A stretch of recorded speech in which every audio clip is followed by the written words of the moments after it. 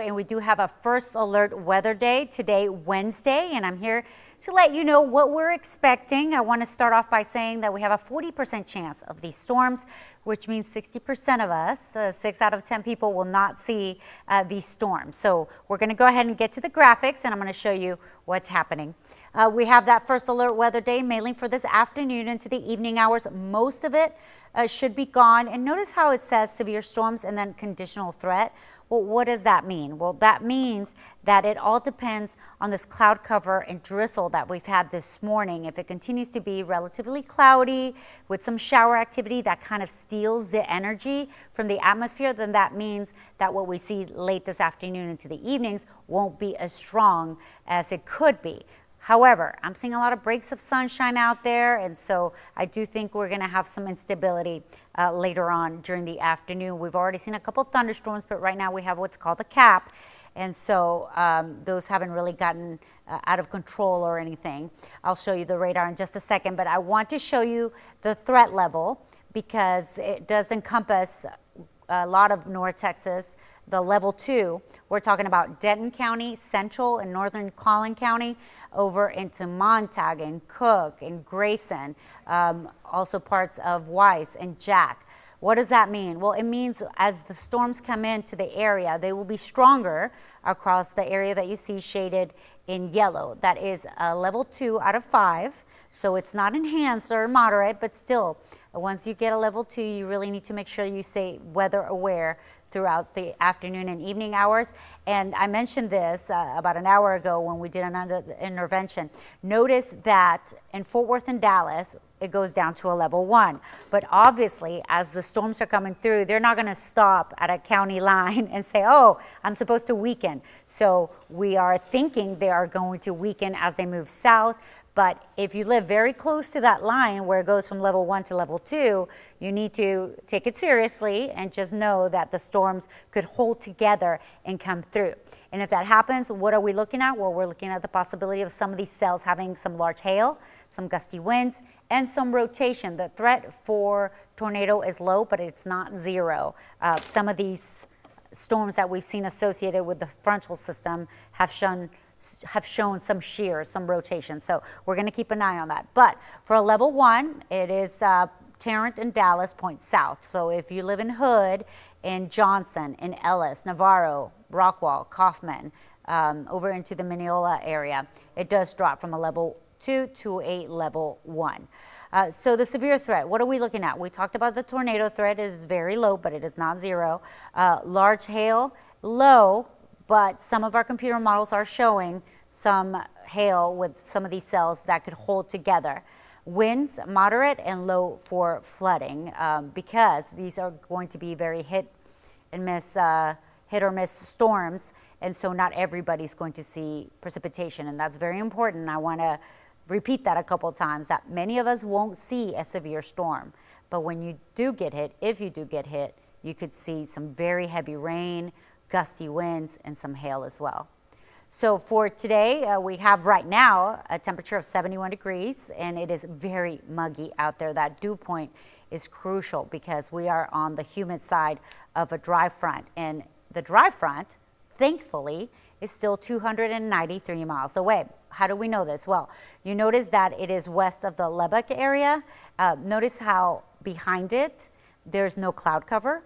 That's because there's zero humidity. Well, not zero, but very low humidity. The dew points really drop. And then ahead of it, we have a lot of humidity and cloud cover. So you notice the dew points. The dew points are the way that we measure the humidity in the air. Albuquerque is at 25, very dry. Dalhart, 23. And then Lubbock is at 38. That means that the dry line is right over Lubbock because they have a dry dew point. And over towards Austin, it's gone up even more, 72 dew point. That is very tropical, very humid air. 65 is humid also in the Dallas-Fort Worth area. And that matters, once again, because we know exactly where that dry front is. And that line is where we're going to see the activity initiate and then move towards us. If it's 300 miles away, then it has a long way to go. Once it gets closer to us, it provides more lift in order to break that cap, in order to lift the storms up in the atmosphere. So right now the radar looks relatively quiet, but I can tell you that on my way in, I had the windshield wipers on the whole time and the radar wasn't showing much, but that's why, because there's an elevation with the radar and these clouds are so low that the elevation, the radar goes right on top of them and it doesn't register. But the low clouds are bringing in some mist and a little bit of light rain in some patchy areas. So notice how it is registering some very light rain going through downtown Denton right now. Also a little bit of light rain in Jack County, but we also have a little bit of mist and drizzle in some parts of Dallas County into Collin County as well. We had a couple of thunderstorms, weak thunderstorms, that moved some of our northern counties lately, but they've moved over into Oklahoma and they are not getting out of control or anything right now. Once again, because the lifting mechanism is well far to the west, west of Lubbock. So the wind's coming in from the south, and we know this because we see these little arrows coming in from the south, and we also know it because it's so humid. It's just bringing in all this moisture from the Gulf. We're at 71 right now, and what's different about today regarding the temperatures is that most of us will stay in the 70s. We have 80 for the high for Fort Worth and Dallas, but I do think that most of us will not get out of the 70s today. We've been looking at highs in the low to mid 80s most days, and tomorrow will be at 88. So today will be a little bit cooler, although it will not feel cooler because of the high humidity. It's still going to feel sticky and muggy out there and warm. And tonight will be mild. 68 will be the low, not dropping too much. But any activity that does develop should be out of here the latest by 11. So I don't want you to think, I have a dog that gets scared whenever we have lightning or thunder and keeps me up. And so when there are storms, I don't get a good night's sleep. I don't think it's going to be one of those nights. If you are somebody that gets nervous with the thunder and the lightning, or if you have a pet that gets nervous, I think most of this, the latest, should be gone by 11. So I think we will get a pretty good night's sleep, at least regarding the weather. So for today, that 80, I think it's ambitious, but 80 for the high for Dallas-Fort Worth, and most of us will stay in the 70s. Tomorrow, 88, partly cloudy, dry conditions, and also most of Friday will be dry. But notice that 30% chance during the night. That's a front that's going to be coming through. Finally, a front. And I'll say finally because that's what's going to sweep away the humidity and also the warmth, and we'll get a little bit of a cool down. So we're not just ready to jump into summer heat. We need a little bit of cool air still. So let's go ahead and take it hour by hour. Notice how this particular model is showing that little bit of drizzle that I mentioned. That continues through the noon hour, 1 o'clock, 2 o'clock. So definitely grab that umbrella. Even if you don't see one of the stronger severe storms, we will be dealing with on and off patchy drizzle and a couple of showers throughout the day. Now look at this. This is 4 o'clock, and I don't want you to concentrate exactly where this model is showing the supercells. It's not about the position, it is about the timing and the coverage. And that's what I want you to get out of this graphic, that by 4 o'clock we will start to see some scattered strong to severe storms. So this is by 4 o'clock. And I want to mention, I don't know if you know this, today is when they do a special caravan for recipients of Medal of Honor. They are arriving around 3 o'clock and going all the way to Gainesville. And so that is about 500, I think, service cars that will be going along. And that's going to go through 183, 121, I think parts of 35. And so that's going on between 3 and 5. It won't impact downtown Fort Worth or downtown Dallas or southern Dallas. But that's going to be happening when we start to see some activity pop. Notice by 5 o'clock, and that particular cell in Mineral Wells, once again, doesn't mean it's going to be over Mineral Wells, but I want you to see, notice it has some pink in it. That means that we could see some large hail around that time with some of the cells. It's a 40% chance. We might up that a little bit with the new information coming in, but notice 9 o'clock, we still have activity, isolated strong supercells. We will obviously let you know as we go along throughout the day. We'll have all of our live coverage and streaming. So make sure that you don't miss any of our newscasts because it's going to be an active day for some. By tomorrow, though, we start the day off with plenty of sunshine and then increasing clouds during the afternoon. Hot, once again, 88 degrees. We haven't had a front come through on Thursday and Friday, so it's still going to be muggy. This is a threat level that we talked about. And then on Friday night into Saturday morning, finally, this front comes in, some showers and thunderstorms. This is a long-range model, and they tend to drag out the rain a little bit longer than our high-resolution models. And so still shows some rain around 6 o'clock on Saturday. I don't think that's going to happen. I think it's a quick mover.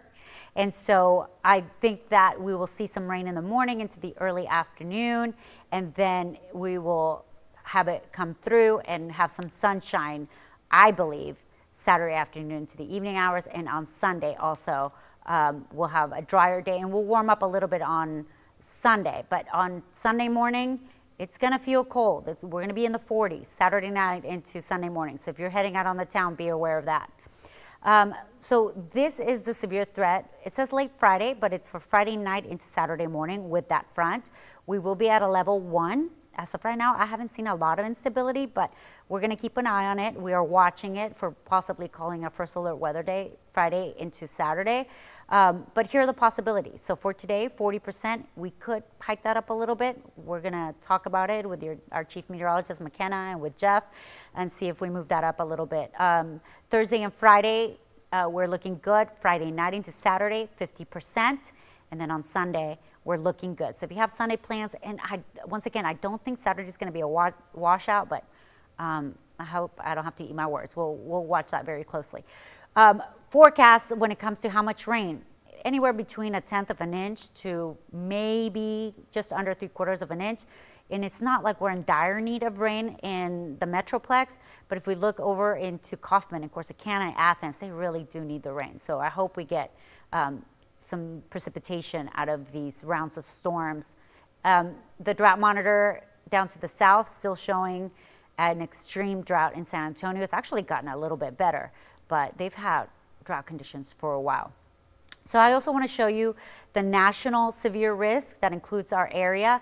We've had a couple of days that have been very difficult for our friends in Kansas and Iowa. Last night it was really rough, also in parts of Wisconsin. And once again today we're keeping an eye on Missouri, Illinois, Indiana, Ohio, all of that area for the possibility of storms that could even have some tornadoes. So let's take a look at our 7-day forecast. 80 for today. Most of us will stay in the 70s most of the day with showers and thunderstorms. The threat for some of those to be severe, especially between, I would say, 3 o'clock to about 10 o'clock. Probably a little, the span will be a little bit shorter, but I just want to give you a wider window to be weather aware. Make sure that you're able to get our alerts and that you watch our 11 o'clock and our 4 o'clock and our 5 o'clock on air. We're going to have the latest information. By tomorrow, we go back up to 88 degrees, muggy, but dry. So if you need to get some things done outdoors, it's going to be hot and muggy, but it will be dry on Thursday and most of Friday. By Friday night, we get, once again, a 30% chance, and then that bumps up to 50 to 60% during the morning hours, showers, a couple thunderstorms. We have a watching tag on that because we are at a level 1 risk, and 72 on Sunday, and then the next better chance of rain will be on Tuesday. So I just wanted to give you an update on what's happening throughout the day. We get new information and we tweak the forecast just a little bit, but it is definitely a day that you need to be weather aware. I don't want you driving along 6:35 and all of a sudden you get some hail on your car or something like that. So stay weather aware, and we'll have the latest information throughout the day today.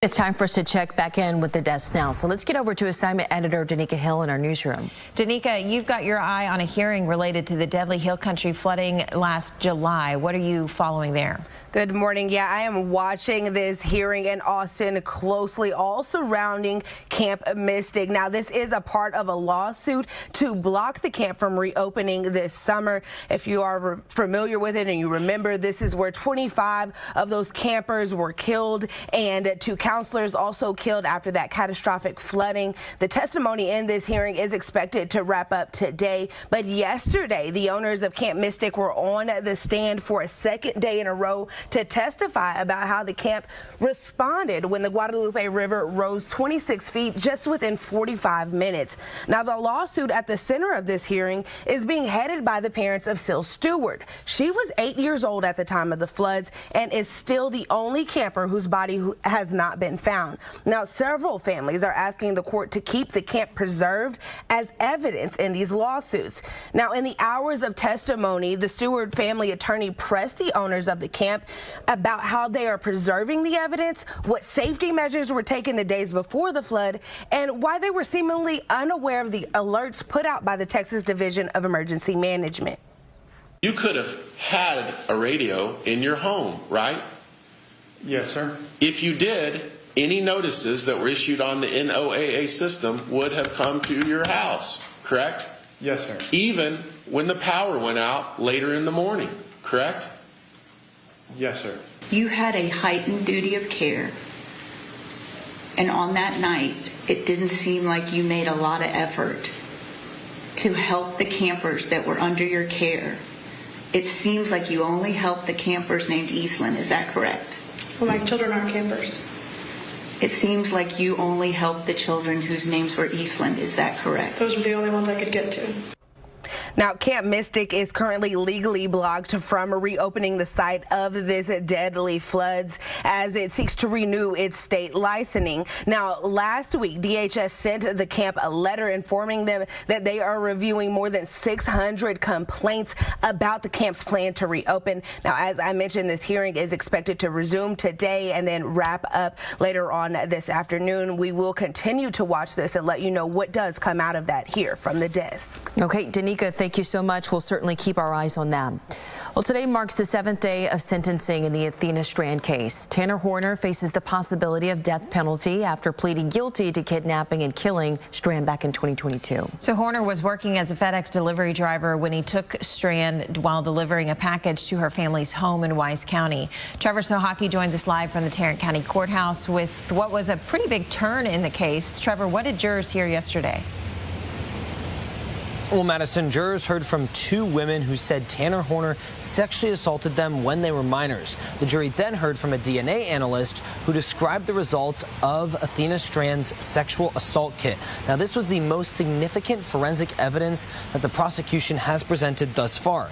The DNA analyst said male DNA was found in Strand's sexual assault kit, but did not yet specify whose DNA it was. She also said Horner's clothes had blood and other biological evidence on them. Before that DNA evidence, the court heard from 2 women who said Horner sexually assaulted them multiple times over a decade ago. One woman told jurors Horner asked her to lie about her age. She was 16 and he was 22 when they met. The defense focused on the credibility of the 2 women and prior statements they had made, given the alleged assaults happened years ago. They emphasized one woman continued to reach out to Horner over the following years, even that Horner helped her move at one point. The testimony from both women was one of the more emotional parts in the trial. I felt guilt for not coming forward. I felt shame for not speaking up sooner, legally speaking. I felt a lot of pain reliving those memories over and over and over again. Prosecutors say Tanner Horner abducted and killed Athena Strand after making a delivery at her Wise County home back in 2022. Horner told investigators he hit Strand with his truck in the driveway. She wasn't seriously injured, but he panicked, took her, and later killed her. And we are expecting more DNA evidence to be revealed and unveiled at trial later today. And then tomorrow, we're expecting Athena Strand's parents to take the stand. Live in Fort Worth, Trevor Sohaki, CBS News, Texas. Trevor, thank you so much. So we are streaming every single moment of this trial live for you and daily on the CBS Texas stream. So you can find it in the free CBS News app under the Texas section, or stream us live using YouTube or Pluto TV. Well, this morning in a new interview, President Donald Trump says that the war with Iran is almost at an end. On Tuesday, the president told the New York Post a second round of talks with Iran could be happening over the next 2 days.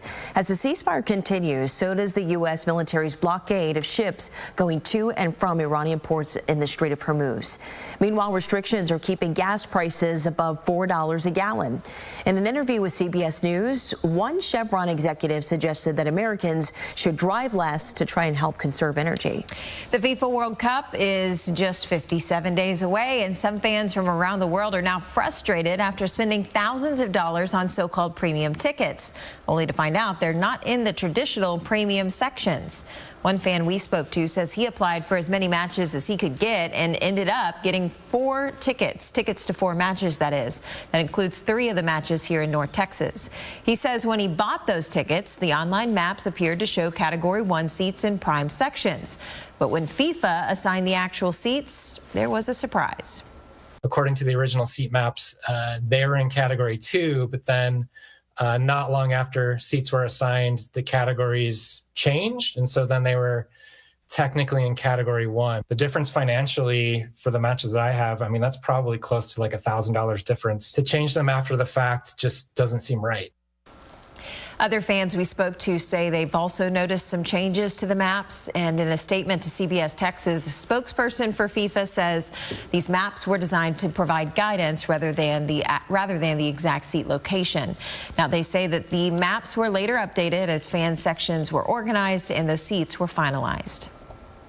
Well, today marks a major milestone for Fort Worth-based American Airlines, and they want passengers to join in on the big celebration. So the airline is celebrating its 100th anniversary today, and there's going to be a special celebration at 7 a.m. for flight AA 3180. It's the 100th flight out of that gate, so if you're going to the airport this morning, you could see a big red carpet, a live DJ, some American Airlines leaders there, and enjoy signature mocktails crafted just specifically for this event.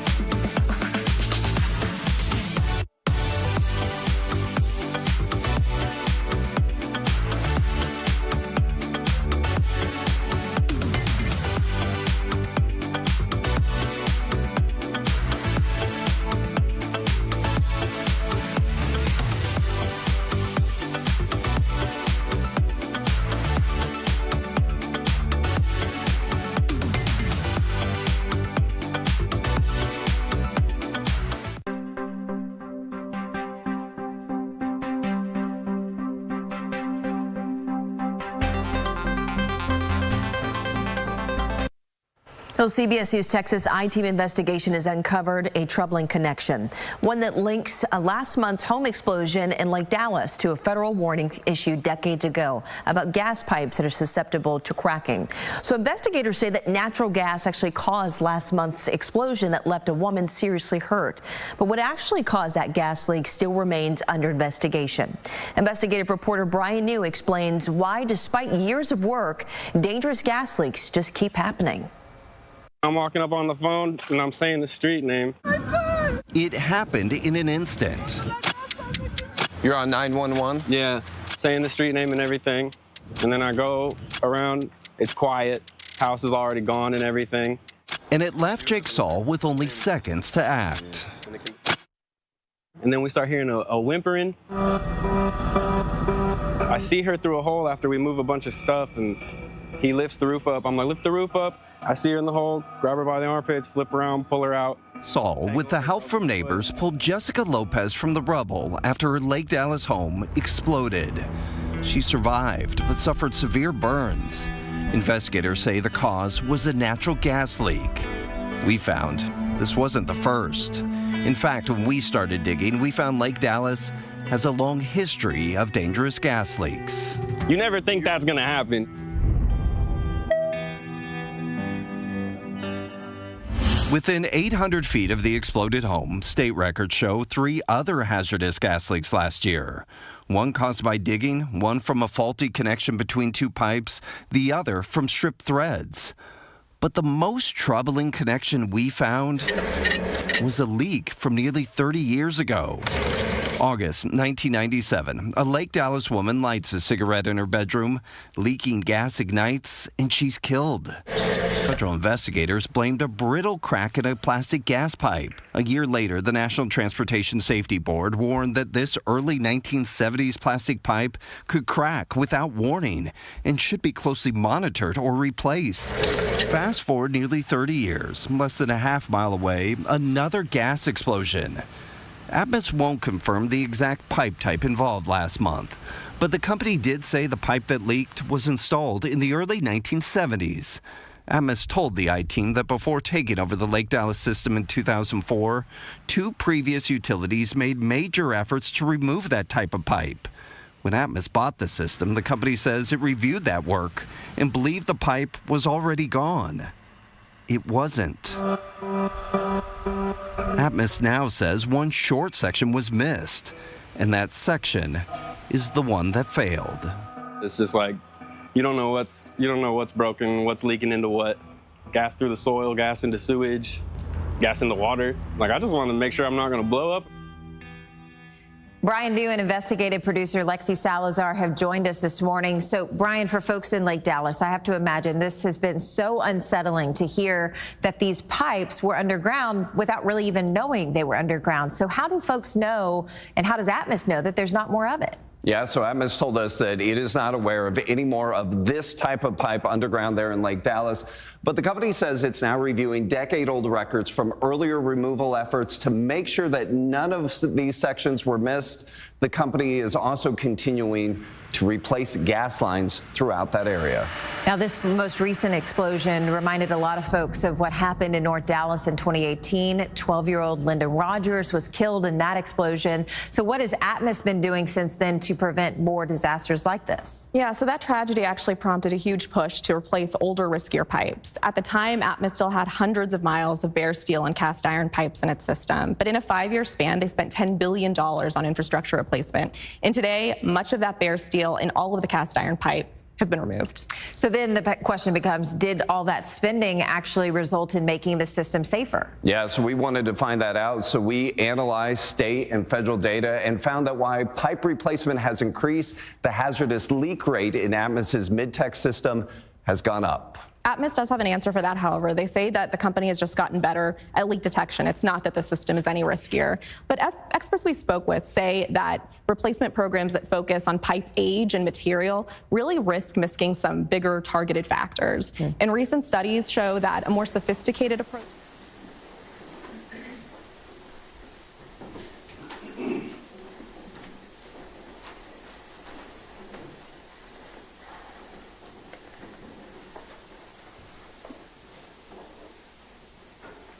may be seated. I think we're still waiting on one juror.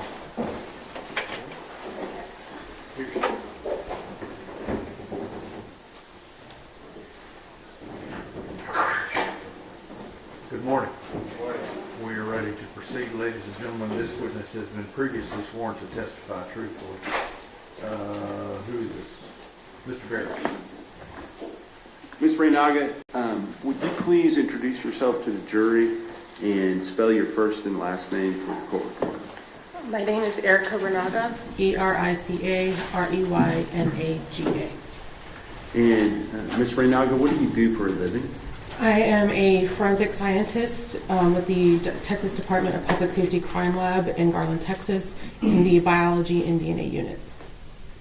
And how long have you worked there at the Texas Department of Public Safety Crime Lab in Garland, Texas? It will be 8 years in June.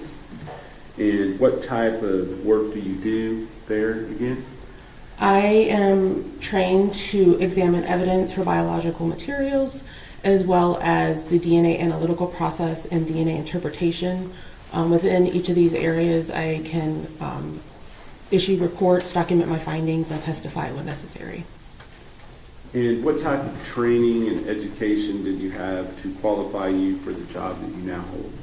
I have a Bachelor's of Science with a major in biology and a minor in chemistry from Bowling Green State University, and a Master's in Forensic Science from the University of Central Oklahoma.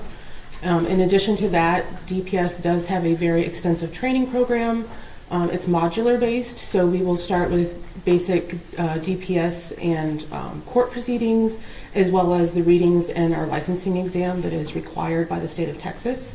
From there, we will move into our specific training field. I started with screening, and then we, as the years moved on, I added on to that with the analytical and interpretation processes. With regard to your ability to do your job on an ongoing basis, do you have regular proficiency testing as well? Yes, we are required to proficiency test twice a year. Now, the lab itself, is that lab accredited by some organization? Yes, we are accredited by the American National Standards Institute National Accreditation Board to international and FBI standards. And are they also recognized, accredited lab with the Texas Forensic Science Commission? Yes. Now, with regard to when a case comes into your lab, is that case given a specific number assigned to it to help track the evidence through the laboratory procedures? Yes. Can you explain how that takes place? Once the agency brings in the evidence to our evidence receiving section, they will enter they will open a case within our laboratory information management system, and it gets its own unique case number. So for our lab, the first three are letters, so GAR for Garland, because that is where the case originated within the DPS system. And then it will be the year and month, a 4-digit series, and then followed by that is the case for that year, just chronologically, how many cases we've gotten in the year. May I approach the witness, Your Honor? Yes, sir.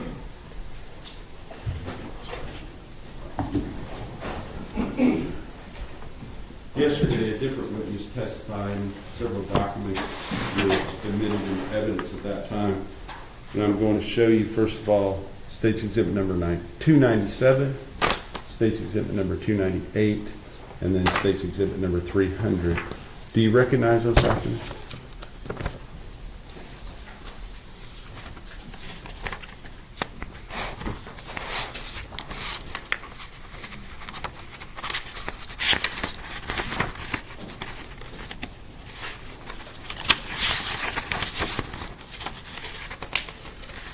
You don't have to look through every page, but just as far as looking at the outer document, does it appear to be associated with the same case that you're to testify on today?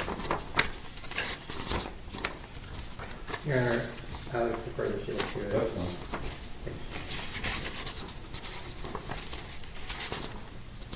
fine. Yes, these would be the submission forms that was submitted with the evidence, as well as the DNA mail screening and biology laboratory reports that were issued by Jacqueline Ferrer. Okay. And does it indicate on the date in which the case was submitted to the lab there?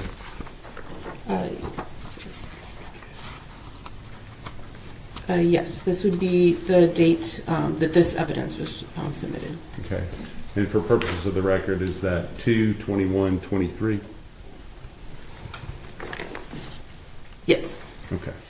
And the number that you were talking about being assigned to the particular case, is this number start with the letters GAR? Yes. And would you read that for the record, please? The case number is GAR-2302-02863. And would that number be associated with any lab reports or any work that is done on this case throughout the entire process? Yes. How do you make sure that that takes place when you work on a specific piece of evidence? So when an analyst gets the evidence to analyze it initially, they will look at the evidence and make sure that the case number, as well as any identifiers that are agency related, match what we have in our system with the submission form. As they work their case, they will also add our case number as well as their initials and date for when they worked the case.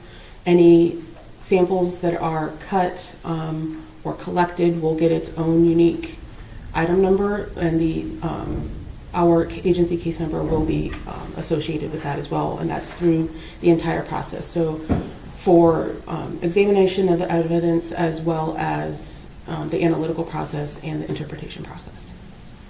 And so for tracking purposes, if a certain item is given a certain number and then a sample is taken from that item and then sent further in the process, and maybe that is further divided, how is that documented through the process? So we have an outer item of packaging, say it's 01. Any samples or items within that packaging will be 0101, 0102, so on and so forth. If we collect, say we swab an item from 0101, it will then be 0101 AA, and it will kind of go further and further. So swabbing will be one, the cutting that we took for the DNA extraction or analytical process will also be a further number. Okay.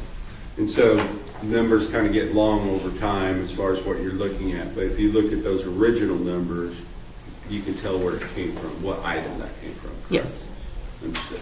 All right, so as far as you personally, have you ever testified as in the area of DNA comparison and the analytics that go with it? Yes. Here in courts in the state of Texas? Yes. And about approximately how many times have you testified? About 25 times. And specifically in this case, are you familiar with this case, the GAR 2302-02863 that we just showed the jury? Yes. And can you tell us specifically, is that a case that involves a victim by the name of Athena Presley Monroe Strand? Yes. And a suspect by the name of Tanner Lynn Horner? Yes. And can you tell us, just describe for us what part of the testing process that you took part in?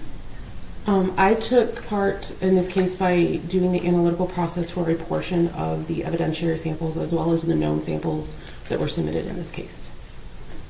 And which, okay, so you talked about samples and known samples, kind of boil that down for us a little bit more so the jury kind of understands the difference between the two things. Yeah, so evidentiary will be any samples that we collected from the evidence that we received. Known samples are samples that came from an individual. We know exactly who it came from, so we can say that it's definitely their DNA on whatever that sample is. So it can be either a blood card or cheek swabs, which we call buccal swabs. All right. And did you have both of those things in this case? I mean, were both of those things submitted, I should say? Yes, we did have knowns from both individuals. And that would be from which individuals again? From Tanner Horner and Athena Strand. Okay. And just kind of walk through the analytical process that you handled, and describe which items that you handled and what you did with those items. To start, the analytical process is a 4-step process. It starts with extraction, and that's where we're going to add chemicals and heat to our samples to get any DNA off of those samples, break open the cells to release the DNA into solution. We're going to do several washes to purify it, so at the end we just have a purified liquid sample that is our DNA, and that goes through the rest of the process. In cases where there's, through our analysis, the screening portion, that first step, there's an indication that sebum may be present, we will do what's called a differential extraction, and that's where we will separate that one sample into 2 parts, one part that would contain sperm cells and one part that would contain any other cellular types, so skin cells or blood. So that's the first step. The second step is quantification, and that's where we're going to see how much DNA is within that sample, and if possible, or not if possible, but if present, we can also detect if male DNA is within that sample. The third step is amplification, and that's where we're going to make millions of copies to better visualize our DNA profile on the last step. And then our fourth and final step is separation, and we're going to put the sample through an instrument that can separate out the DNA strand based on size, and it can give us a graphical representation of the profile. That profile is what is used for our interpretation process. Within this case specifically, I mentioned I did do the knowns for each individual. Okay, hold on for a second. So you said the knowns, you're talking Yes. about the buccal swabs and the blood counts, is that correct at this point?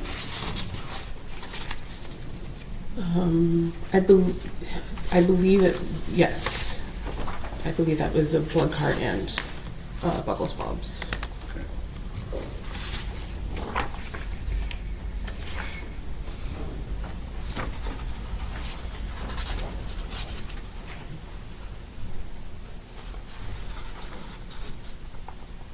I'm not for sure on the blood card, but it was definitely buccal swabs from Tanner Horner. Okay. On the buccal swab from Tanner Horner, what did you do on that? It would have been that DNA, that 4-step analytical process. Okay. So if it would already have been put into some type of state for you to be able to do what you did, correct? Yes, it would have been cut by the analyst who did the first report. And who was that? That would have been Jacqueline Ferrer. Okay. And then once that tip of the swab is cut off, how much is cut? For buccal swabs, we will cut a half of a swab. Okay. And but if there were 4 taken originally, only one of the swabs was used to go forward. Is that correct? Yes, there would be 3.5 swabs left. All right. So any further testing needed to be done, those would be available. Yes. So with regard to your part on the buccal swab, kind of walk us. You did the. Tell us kind of. I know that you described the 4-step process, but physically, what did you do? You know. So Jacqueline would have cut the sample and placed it into a labeled tube. When it was my turn to, before I would get it, our tubes are verified by another analyst, making sure we have all of the correct samples and that they're in the correct order based on our paperwork before we even start the process. And then once I get it, I will also verify that I have all of my samples, and then I will add for that first step, add the chemicals to start the extraction process. But along the way, I am making sure that all of my samples are in the correct order to match all of the paperwork. Some of our instruments do require a second check by another analyst to make sure that the layout of our instruments are correct. After my entire process, another analyst will review the paperwork that I generated within my batch and do the net data analysis step as well, just to make sure they agree with all of my findings. And what is the goal with regard to these known swabs? What are we trying to accomplish I don't want to put the words in your mouth, but what are we trying to develop out of the known swabs, the buccal swab, the blood card? I mean, there's no real difference between the evidentiary and the knowns as far as the goal. We are just processing them to see if there's DNA present, and if there is, to generate a profile from those samples. And that's what I was getting at. So based upon the known swabs, are you able to then generate a specific profile that goes one with the suspect, Tanner Horner, based upon the buccal swab, and then one with the victim, Athena Strand, based upon the blood card? Yes, the samples, the profiles generated from those, we would know came from those individuals. And then are those profiles used to compare with profiles that are developed off of evidentiary items? Yes, that is our interpretation process. Okay, gotcha. So what other than the buccal swabs, what items other than the buccal swabs did you participate in this analytical process for? The evidentiary samples that I processed in this case were the sperm cell and epithelial cell fraction from the vaginal swabs. Okay. And that would have been something that was submitted and initially looked at by Jacqueline Ferrara, is that correct? Yes. And what would she have done prior to you looking at that? She would have done our male screening process, so taking a small cutting, doing a quick extraction to see if there's any male DNA present. If there is, then we will take half a cutting from each swab, if there's only two, to go through the traditional DNA process. And so was that done with regard to the swab? You did that particular thing with regard to just one of the sets of swabs from Yes. the sexual assault kit, correct? Yes, she would have cut just the vaginal swabs from the kit. And what did you do with that? You said you processed it like you did the buccal swabs?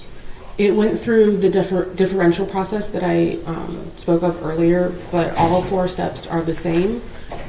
We just do them separately from, all the evidentiary samples get done separately from all of our known samples. And if I were to show you, Yes.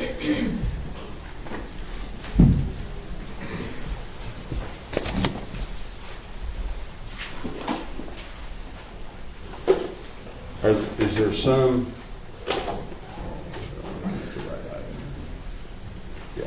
is there some markings on what has been admitted as State's Exhibit number 270, the same kit? Are there some markings to show that was processed at your lab under the same number that we're talking about today? Yes, it has our case number as well as Jacqueline's analyst identifiers. Okay. And she would have been the one to take it.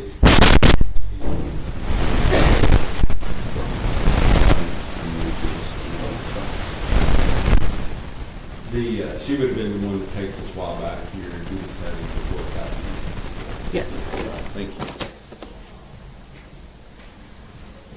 What other items besides the buccals, the known samples, and then the vaginal swab did you participate in? Those were the only items within this case that I did anything with. Okay. And with regard to the work that you did on this case, are there specific procedures and processes that you are familiar with that have to be followed during the work that you do? Yes, we do have a standard operating procedure for everything that we do. And did you follow those specific procedures and processes in this case for the items that you analyzed? Yes. Okay. And do you have any other work that you did on this case that you feel is relevant to the analytical processes on any of the other findings in this case? No. That's the witness. Cross-examination. Good morning, Mr. Allen. Good morning. I think I've learned how to talk before. I think I just had maybe one question for you. And you talking about you processed the vaginal swabs Did you process the rest of the sexual assault kit? Only the vaginal swabs went forward for DNA during the batch that I did. And you did not do any microscopic analysis for the presence of sperm? Correct. And that is required to confirm the presence of sperm? It is, yes, it's required to confirm it. It is not a requirement for our processes. Right, now, yeah. For you to go ahead and process the DNA, but just to confirm that is contains sperm and not epithelial cells or something else, you would have to look microscopically for the spermatozoa. Correct. Absolutely.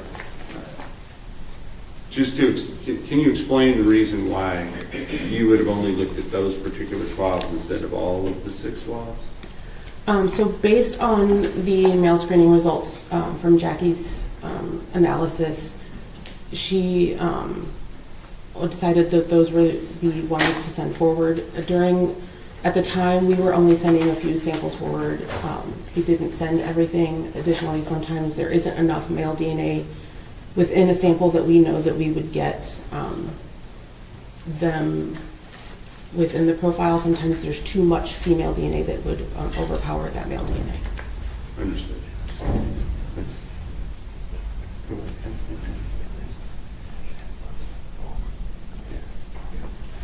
And are there, initially, you send some stuff forward, is it able to then make the decision to go ahead and send everything forward that can be tested?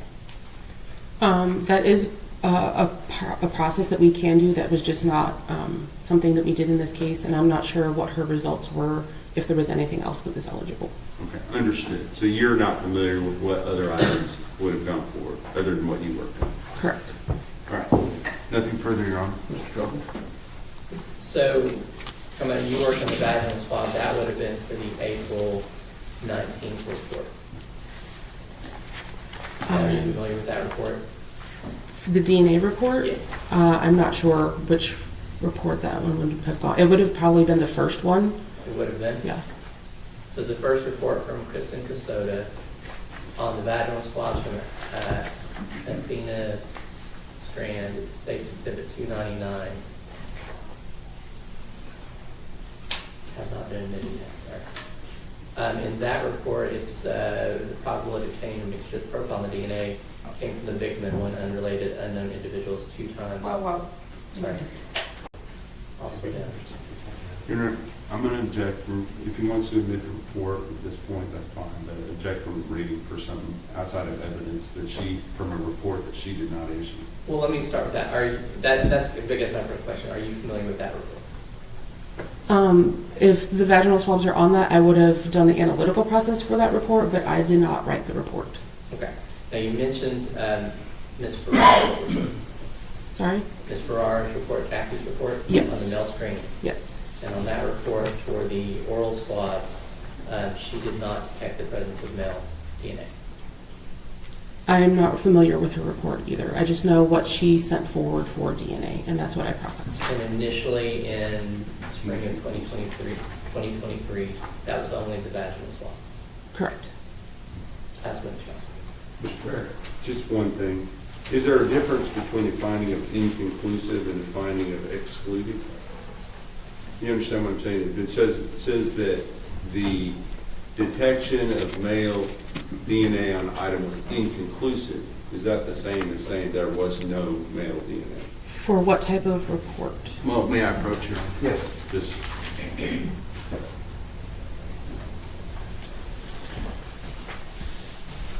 I'm going to show you what's already been admitted into evidence of State's Exhibit number 298. Now, this does not pertain to the vaginal swabs. It pertains to the oral swabs. But with regard to the finding on there, it was classified as what? This is for the DNA male screening laboratory report. The oral swabs, the detection of male DNA on this item was inconclusive, utilizing the Plexer HY quantification kit due to the low male quantification value. So for this report, we are not doing any type of comparisons. So we are not making an inclusion or exclusionary statement. This is based strictly on the quantification results from that male screening process. So this indicates that male DNA was detected, but based on that quantification value, it was not eligible to send forward for our traditional DNA process. Thank you. No further questions, Your Honor. Mr. Douglas?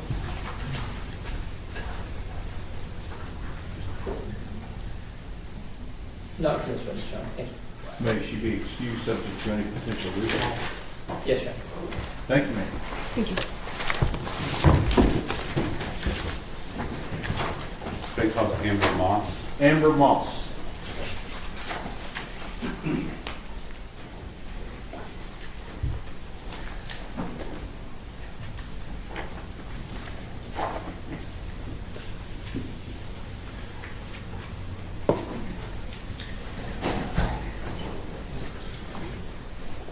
Please, ma'am. Ladies and gentlemen, this witness has been previously sworn to testify truthfully. Mr. Barrett? Thank you, Your Honor. Ms. Moss, would you please introduce yourself to the jury and spell your first and last name for the court? Hi, my name is Amber Moss. It's AMBERMOSS. And Ms. Moss, what do you do for a living? I am a DNA Section Supervisor 1 at the Texas Department of Public Safety Crime Lab in Garland. And so you're a section supervisor. What does that mean? So what that means is that I manage a team of analysts, and I triage cases that are assigned to my team. I'm also still qualified as an analyst, so those duties include examining evidence for the presence of biological fluids, cutting samples and preparing them for the DNA testing, then actually performing the DNA testing itself for either our autosomal testing or our YSTR testing, performing the DNA interpretation, the YSTR interpretation, and then also performing technical and administrative reviews, and then testifying in court if necessary. With regard to your participation in the case that we're here today on, are you familiar with the Garland lab number 2302-02863? Yes. And is that the case where the suspect is Tanner Lynn Horner and the victim is Athena Presley Monroe Strand? Yes. Now, as far as your personal background, what type of education did you have? I have a Bachelor of Science degree from Texas A&M University at Commerce, and I also have taken postgraduate classes in population statistics and molecular biology from the University of Texas at Dallas. And how long have you been working as a forensic analyst? I've been qualified as an analyst since January 2000. So approximately 26 years. Yes. Correct? So with regard to the process or your involvement in this case, was it actually as an analyst, or kind of describe what your part was in this particular case? So for this case, I did not, I was not an analyst involved in the case, but as the DNA section supervisor, my team handles capital murder cases. And so what that means is that when the cases are received, I will contact the agency to clear up any questions that we might have, determine whether it's going to be a death penalty case or not. And then I communicate with them to determine if we have any questions about what items to test and moving forward with our testing. And are there specific guidelines from the Texas Forensic Science Commission related to death penalty cases that you're required to make sure get followed?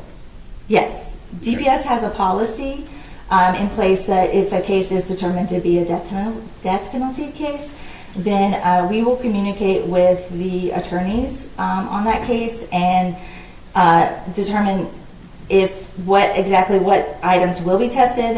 If items will be depleted, we will let them know that. And then sometimes in some of those cases, those depleted items are processed a little bit differently. And that's kind of where I was going with that. Let's talk about you. You have some type of special licensing or to do your job, or is it just through the lab that you're accredited? No, as an analyst, I'm licensed by the Texas Forensic Science Commission. Okay. And is the lab also accredited by that same organization? The lab is accredited by the commission, but we're also accredited by an American National Standards Institute National Accreditation Board. And is that sometimes referred to as ANAB? Yes. Okay. Or ANAB? Yes. With regard to that, those specific rules for death penalty cases, if it becomes apparent that there is an item that would be depleted, well, first, let's talk about what depleted means. Would you explain the concept of something being depleted? So for us, when we say that an item will be depleted, it means that either the swab that was used to collect cells, or a blood stain, or a stain on an item of clothing, for instance, we would need to use that entire thing, that entire item, either the swab or the stain itself, in order to perform the DNA testing in hopes that we get a complete DNA profile. And if it becomes apparent to you along the process that certain items would be depleted, you said that you contact somebody about that, is that right? Yes, we do. For capital murder cases, we do. And who would that be? So it depends on each case, honestly. So a lot of times the submitting agency, so like the local police department, is our agency contact, and they are relaying the information to the attorneys. But for a lot of the cases, the attorneys are involved early on in the process, since it is a capital murder case usually. And so a lot of times we're relaying that information to them as well. And I'm going to just ask you, you talk pretty fast. Sorry. The judge reminded somebody we were not in Dallas, so the other day. So just kind of slow yourself down slightly. With regard to that process, you communicate the fact that something's going to be depleted. Is there some requirements for further testing if it is determined that something is going to be depleted? So our policy, we're required to let the agency know or the attorneys know, and then at that point they can discuss and determine whether they give us permission to actually deplete that sample, and we perform the testing on that, or if we end up not testing it at all, or sometimes if those samples would go to a different lab to be tested. And in this particular case, you're familiar with Jacqueline Ferrara, or formerly Jacqueline Winston. Yes. And she did some of the initial screening in this particular case, is that right? Yes, she did. And then we just heard from Erica Reynaga, and she did some follow-up analytical work related to that initial screening. Yes. But after that point was done, had there been a number of items that were identified that would potentially be depleted by further testing? Yes. Since Jacqueline was the biology analyst, she was the one who examined the evidence itself and was the one who determined these certain set of samples would need to be depleted going forward for DNA testing. So at that point, she made a list of those samples, and we relayed that information to our contact information, or to our contact for the case, and I believe the district attorney's office at the same time, and I'm not sure if the defense was notified at that same time or not. Was a decision made that before we went further and did any further testing on anything, that we needed to get some type of court approval to move forward with the depletion items to determine what lab that should take place at, whether it was your lab or a different lab? Right, so actually part of the DPS policy for death penalty cases is that we will examine the items of evidence for the presence of biological fluids, collect those samples, but we will not move forward with any DNA testing until we have a court order, whether that is in regards to the depletion samples or samples that will not be depleted. So a court order is required for us to move forward for DNA testing, and then in that court order they need to specify how the depletion samples will be handled. Now, was it clear for some period of time, can you tell us whether or not it was clear to you as to whether you should move forward at your lab with those items, or whether it was going to be ordered to be done in a different lab? There was conversation in this case about, and there was some time where it was being decided where those depletion samples would be tested, whether it initially it was offered like we would test all the samples at the DPS lab, but there were certain conversations that then it was going to be that set of samples, the depletion samples would be tested at a different lab. And then it was some time where it was being determined which lab that would be. And ultimately, was a decision made to go to a different lab for the depletion items? Yes. And was that ordered by the court? Yes. And was, when did that transfer of items to that lab take place? So once we got a court order indicating that the depletion samples would be going to a different lab, in April of 2025, I gathered those depletion samples, put them into a separate container so that they could be shipped out to that other lab. And then there was still some discussion about exactly when we should send those samples. So they had been separated but not sent yet, and then they were sent in May of 2025 to the other lab. So already in evidence, we have State's Exhibit number 298, which is the DNA male screening laboratory report. And we have State's Exhibit number 300, which is the biology laboratory report. Those were done in March and April of 2023, correct? The biology report was June of 2023. Okay, I apologize. You're right, I looked at the wrong report when I was saying the date. So March for the DNA male screening report, March 16, 2023? Yes. And then June 14, 2023 for the biology laboratory report? Yes. No further reports were issued until after this transfer of evidence was able to be accomplished to the other lab for the depletion items, correct? Correct. Right, so over 2 years to get that accomplished, is that right? Oh, I'm wrong. Wait. So we do have a DNA report, but it's from 2023, but it doesn't pertain to the depletion samples. Yeah. And then after that, correct, there were no more reports issued until the issue of what samples would go forward for DNA testing and the depletion samples was resolved. So ultimately, where was the depletion samples, where were they ordered to go? Where were they ordered to go? Yes, where were they ordered to go? Ultimately, they were ordered to go to a private forensic laboratory called Bodie. It's in Lorton, Virginia.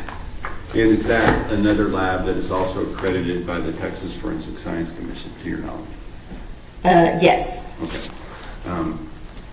Because there are some specific rules related to death penalty cases as to what type of labs can test those.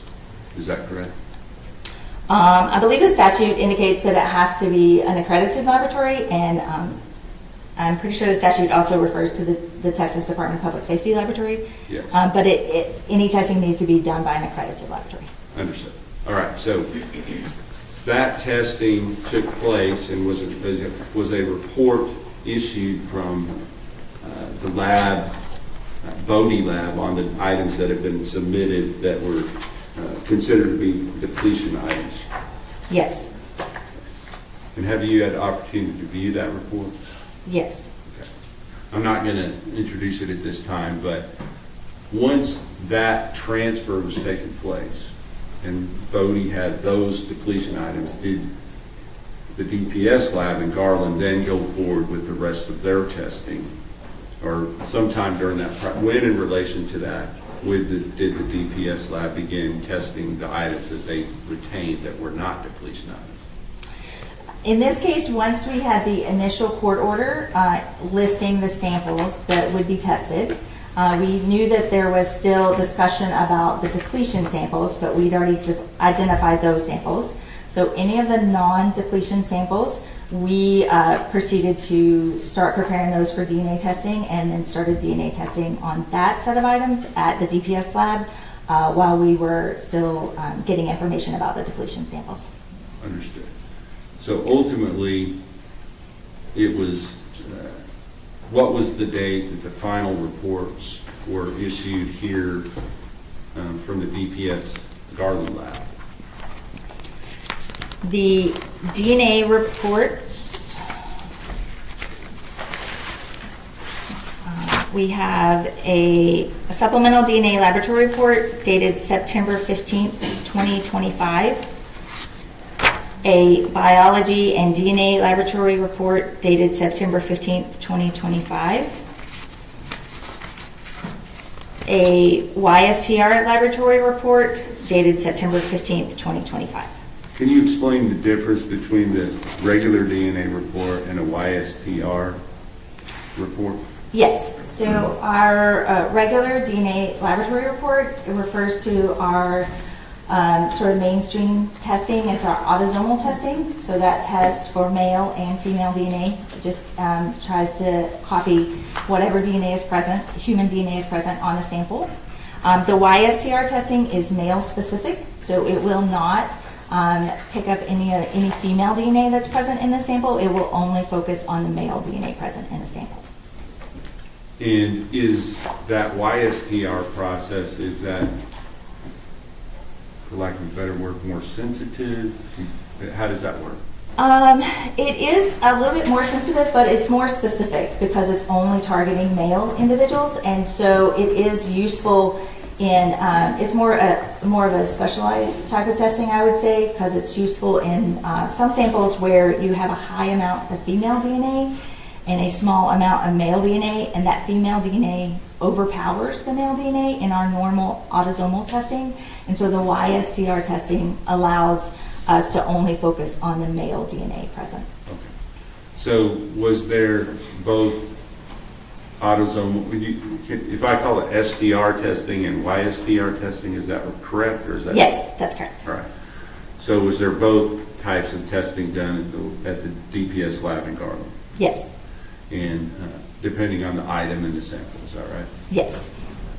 And was there also, to your understanding, both types of testing done at the Bode lab? Yes, there was. Depending on the sample? Yes.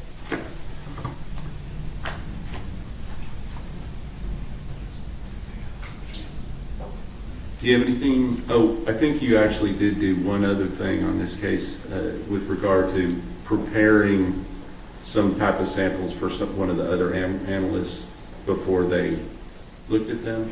Something related, I believe it was to Elizabeth Seastrom. Is that right? Yeah, I could be mistaken about that. Jacqueline was had already left the DPS laboratory when once we were able to get a list of samples that needed to be cut and the court order listing those samples. So Elizabeth Seastrom is a different analyst who actually cut the non-depletion samples to be processed at the DPS lab. I didn't know, as far as, I think it was just separating out which samples she was supposed to be dealing with going forward. No, I just gave her a list, like Jacqueline's list, and they were the ones that needed to be depleted were marked, and so she did not cut those samples. All right. And you made sure that everything was clearly delineated as to what went to Bode and what stayed at DPS Garland? Yes. Okay. Anything else on this case you feel is relevant as far as the ultimate conclusions in the reports that were issued in September of 2025? No, I mean, I was involved in the review of some of those reports, but no. Based upon your involvement in the review of those reports, do you feel like the processes and procedures that are set out in your own internal guidelines as well as the Texas Forensic Science Commission were followed in this case? Yes. Pass the witness, Your Honor. Cross-examination. No question. May this witness be excused subject to any particular requirement? Yes, Your Honor. Yes, Your Honor. Thank you. Okay, thank you.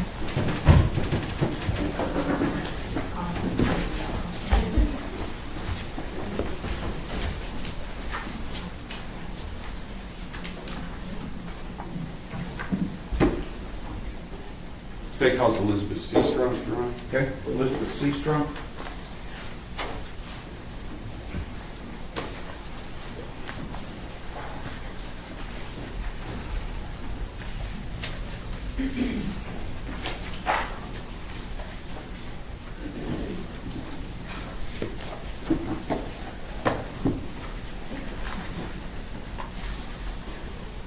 Come in, please, ma'am.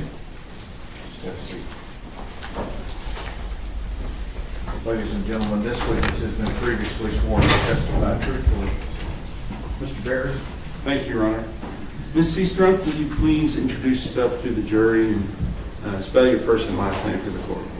My name is Elizabeth Seastrunk. That is spelled Elizabeth. Last name Seastrunk. Hold that microphone a little bit closer to you. Thank With, can you just kind of tell us what you do for a living, first of all? I'm a forensic scientist at the Texas Department of Public Safety's Crime Laboratory in Garland, Texas. And did you have to, what kind of education did you have to qualify you for that job? I have a Bachelor's of Science in Biochemistry, Molecular, and Cellular Biology from the University of New Hampshire, as well as a Master's of Science in Forensic Science with a concentration in Forensic Biology and DNA from Oklahoma State University Center of Health Sciences. And as far as your duties, well, let me ask you, how long have you been working there at the DPS Garland Lab? I've been working at the Garland Lab for about 3 years, but moved into the DNA section about 2.5 years ago.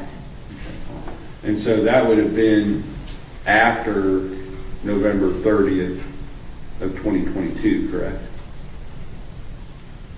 That you moved into the DNA section?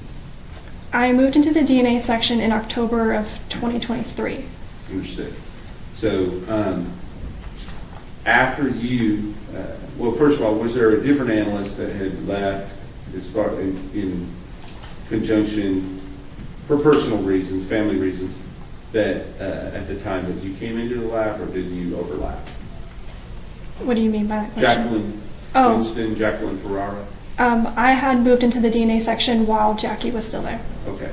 And so, but after she left, were you asked to do some work on the case where the suspect is Tanner Lynn Horner, the victim is Athena Presley Monroe Strand, and that has a specific Garland case number GAR 2302-02863. May I refer to my notes? Yes, ma'am.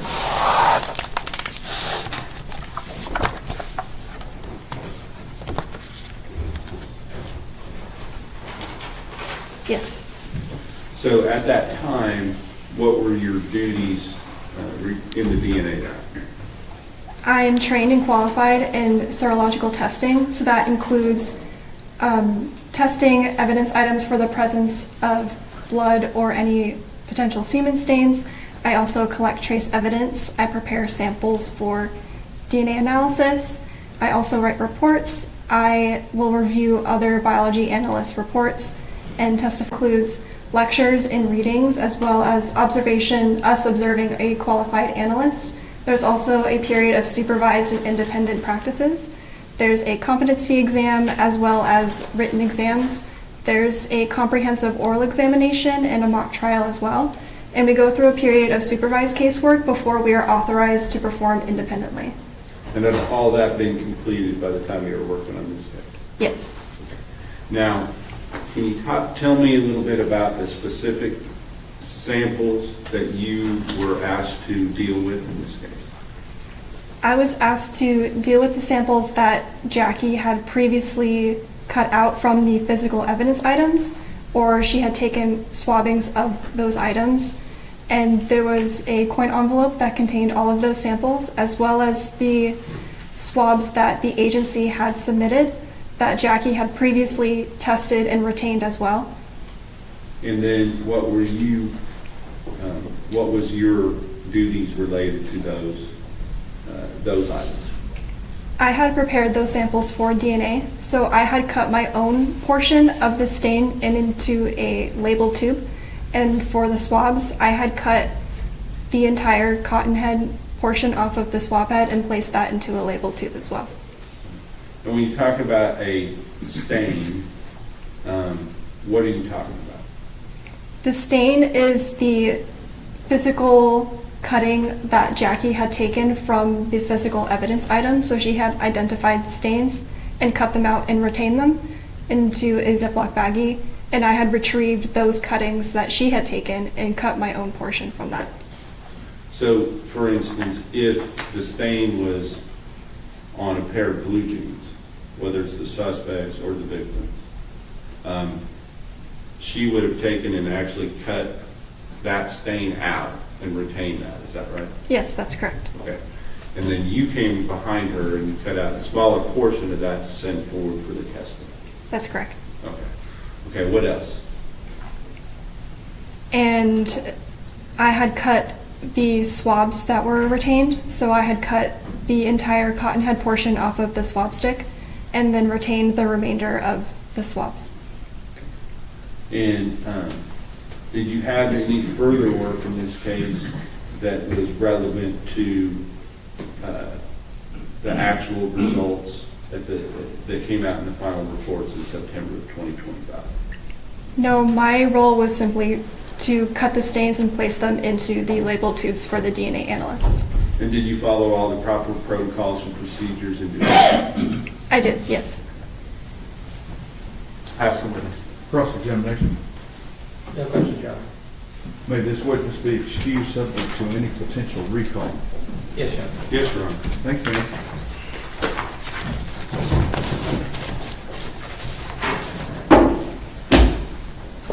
State calls Ruby Kelly, Your Honor. Ruby Kelly.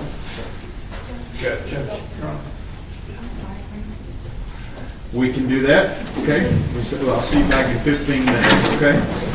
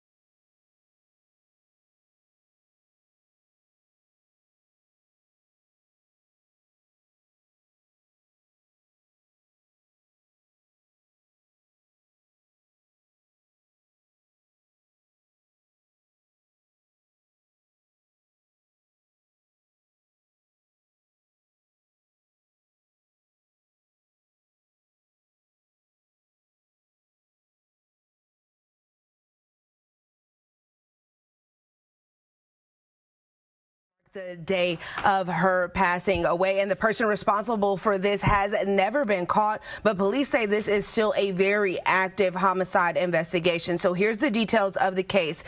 Beavers was preparing to teach a fitness class inside of a Midlothian church on the morning of April 18th of 2016 when security cameras recorded her killer walking around in police tactical gear as a disguise, and you can see that here. Now, they say the killer has an unusual walk, and detectives previously had said that they couldn't determine whether the suspect was a man or a woman. Now, police say that person didn't take anything, not even Beaver's wedding ring.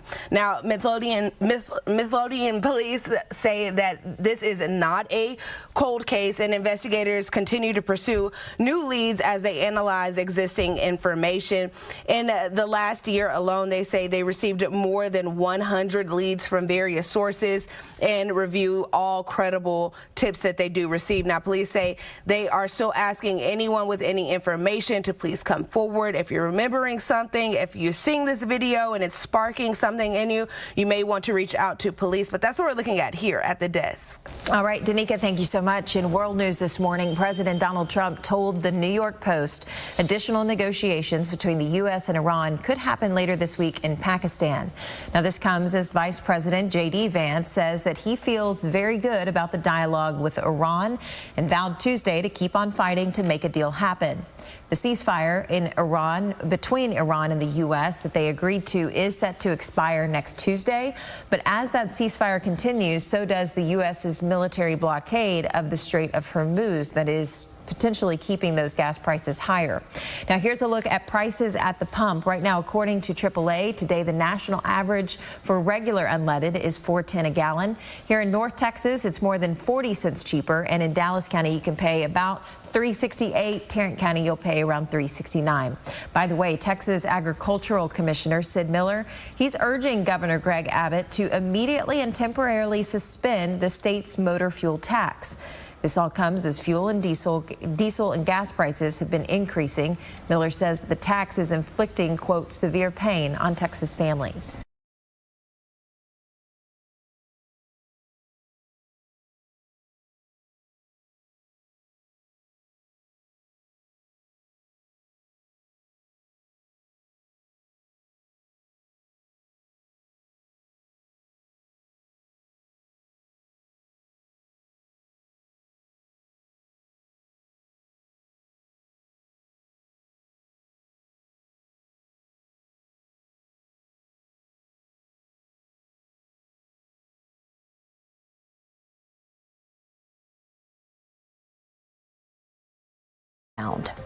Agents with the U.S. Secret Service have wrapped up a two-day federal operation here in North Texas. 10 teams of Secret Service agents inspected card readers at more than 1,500 cash registers pumps on Monday and Tuesday. It's all part of an enforcement effort dubbed the Orion Initiative.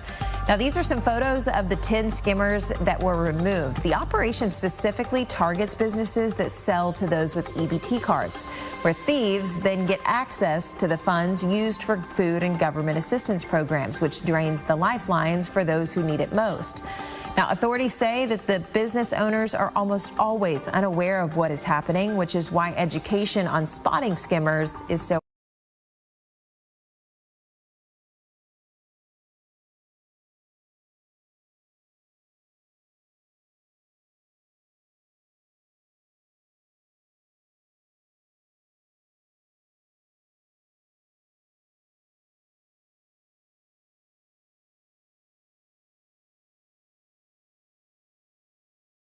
that the agency estimates costs taxpayers and financial institutions more than $1 billion each year.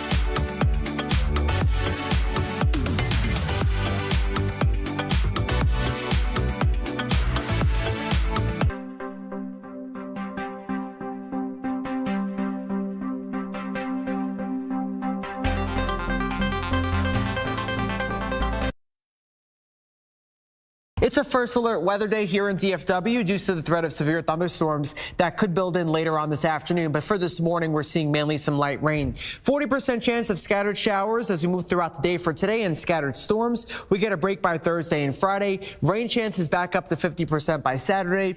Then you can see as we move ahead into next week, our shower and thunderstorm chances return as we move ahead into next Tuesday and then by next Thursday and next Friday as well. As we take a look outside this morning in East Fort Worth, you can see the raindrops onto the webcam. We're seeing mainly light rain and some areas of drizzle, but still, you'll probably still need to use your windshield wipers this morning, and you most likely will see some wet roadways during your morning commute. Let's talk about the severe weather threat for today. Level 2 risk, and this does include Denton and Collin counties. Level 1 risk for Dallas, Fort Worth, and areas out to the south. What you need to take away from this map, this area that's shaded in yellow has the best chance to see strong to severe storms later today, lesser of a chance for areas out to the south. It's similar to what we've been seeing. We have an upper level low into the Midwest, and we have this dry line set up out to the west. You see the dry line, you may be thinking, what is this? Well, out to the west, you have drier air. Out to the east, you'll get that warm, moist, humid air building in, and right along that dry line, you get the lift, and you get the chance for strong to severe storms develop. Now, we see a lot of cloud cover throughout the day for today, so we need to see some sunshine to destabilize things and break the cap and get things going. So that'll be a conditional threat for later on today. Our Futurecast, our high-resolution model, already doing a good job at picking up the shower activity for this morning. Expect to see some light rain during your morning commute. Might want to grab the umbrella on your way out the door. By the second half of the day for today, watch what happens after about 3, 4, 5 o'clock. With that peak daytime heating, we're seeing these isolated to scattered thunderstorms develop. These are the ones that could certainly pack a punch and be on the severe side, even southeast of DFW. Those will continue into this evening. Then we'll lose that daytime heating. We lose that fuel, and we will start to dry out overnight. Looking ahead to late Friday into Saturday, we'll have our next chance for rain to build in, all part of a cold front. As that pushes in from the north, we could see a few strong to severe storms develop, although most of our area under a very isolated chance of that. That cold front builds in by Saturday morning, bringing us scattered showers, a gloomy day as we move to start the weekend. Saturday will be your day if you want to sit inside and stay inside, maybe sleep in a little bit because it'll be a wet start to the day. Second half of Saturday, things start to dry out. Here's Sunday morning at 7 o'clock. We're waking up to a lot of clouds. And as we move throughout the day on Sunday, we will be in and out of clouds. But Sunday will certainly be a drier day. It'll be the day to get outside, but it will be a cool start in the morning. We're not expecting a whole ton of rain over the next 7 days, especially with that cold front. It'll be a quick moving cold front, so it's not going to have the opportunity to drop a lot of rain, but a quarter of an inch to as much as an inch will be expected area wide.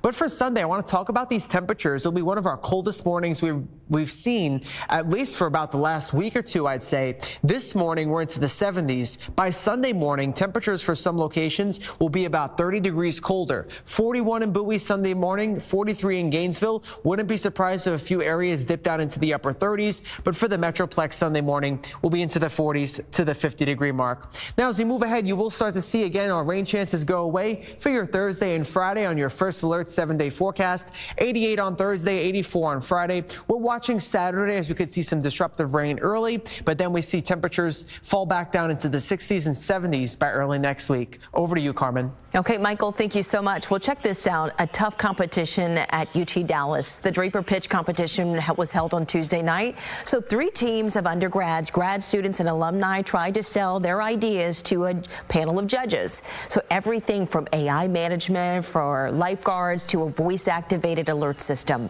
But not everyone could walk away with a big top prize.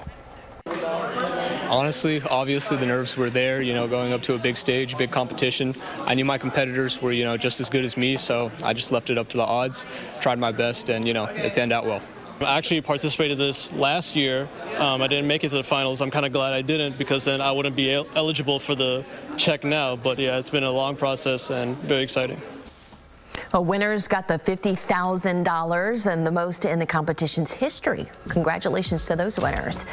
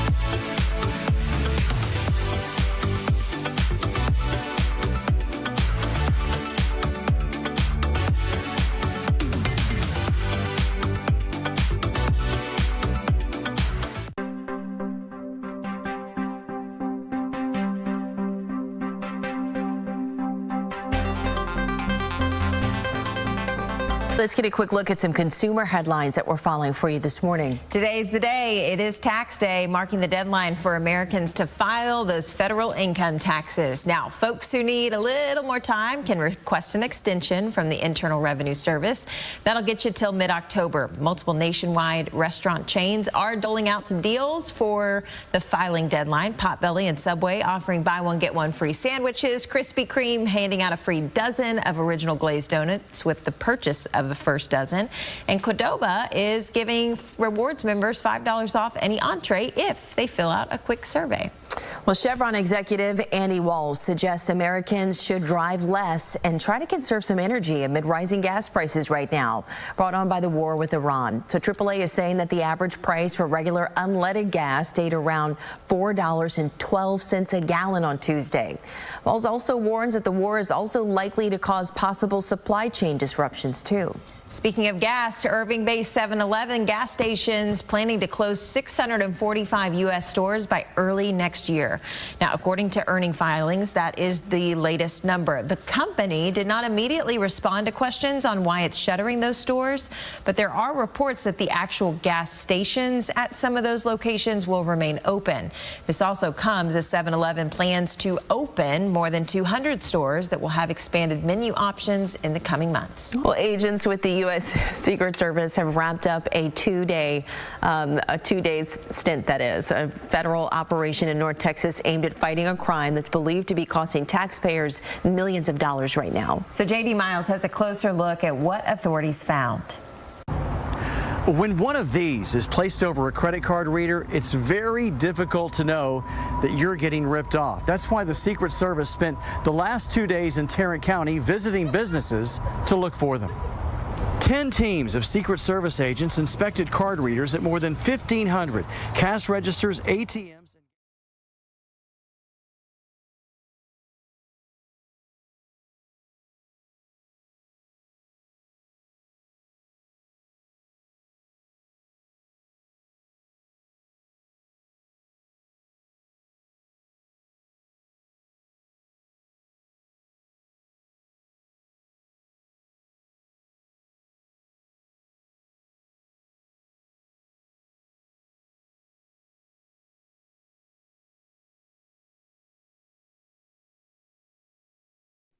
Everyone may be seated. Ladies and gentlemen, this witness has been previously sworn to testify truthfully. Mr. Berry. Thank you, Your Honor. Good morning, Ms. Kelly. Good morning. Would you please state your name for the jury?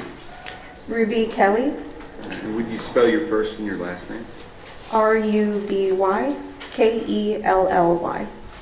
And what do you do for a living, Ms. Kelly? I am a forensic scientist in the DNA section. And where specifically? At the Texas Department of Public Safety Crime Lab in Garland. And how long have you been doing that? About 6.5 years. And what type of background and education did you have to, first of all, be hired to do that job? I have a Bachelor of Science with a major in biology and a minor in chemistry from the University of North Texas, and a Master of Science in Pharmaceutical Sciences with a concentration in DNA analysis and serology from the University of Florida. And I also have a license through the Texas Forensic Science Commission.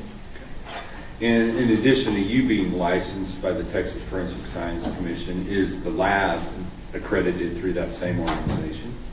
It is, yes. As well as ANAB? Correct. Okay.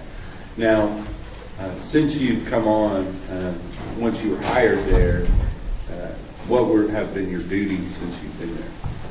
My job duties include screening evidence for the presence of biological fluids like blood or semen, performing laboratory procedures for DNA analysis, making interpretations and comparisons of known evidentiary profiles to known reference samples, preparing reports of my findings, and testifying in court. May I approach your Honor? Yes, sir.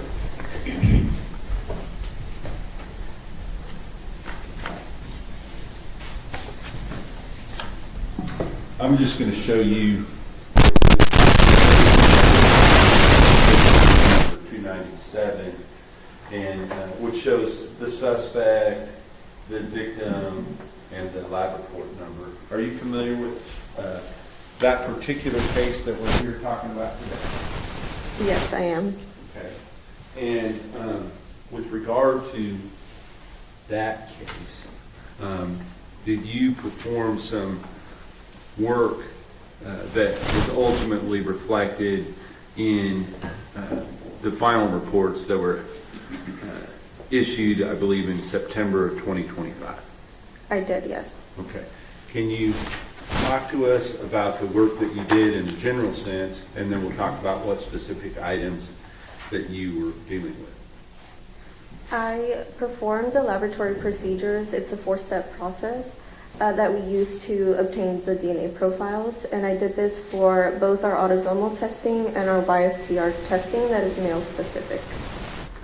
And autosomal, is that sometimes also referred to as STR testing? Yes, autosomal STR. Okay. So there's YSTR and autosomal STR. Is that right? Correct. All right. So you did work on items for both of those. Let's talk about those two categories. Is the work that you did different for those two categories or the same? They will differ at the 3rd step, the amplification step, where we use a different set of chemicals to target specific regions on the Y chromosome for the YSTR testing. Okay. And is that part of the work that you did in this case? It is, yes. Okay. So let's talk about the different items that you dealt with in this case.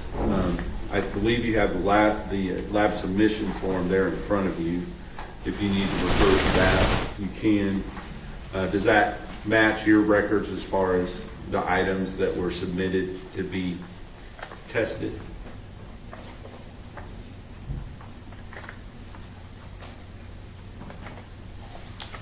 Yes, it does. So using that maybe as a reference, can you tell us what items that you worked on? Would it be easier to talk about them in the two categories, the autosomal and then the YSTR? Yes. Okay, so let's talk about, first of all, the items that you did the analytical work for the autosomal STR. What items were you involved in that process for?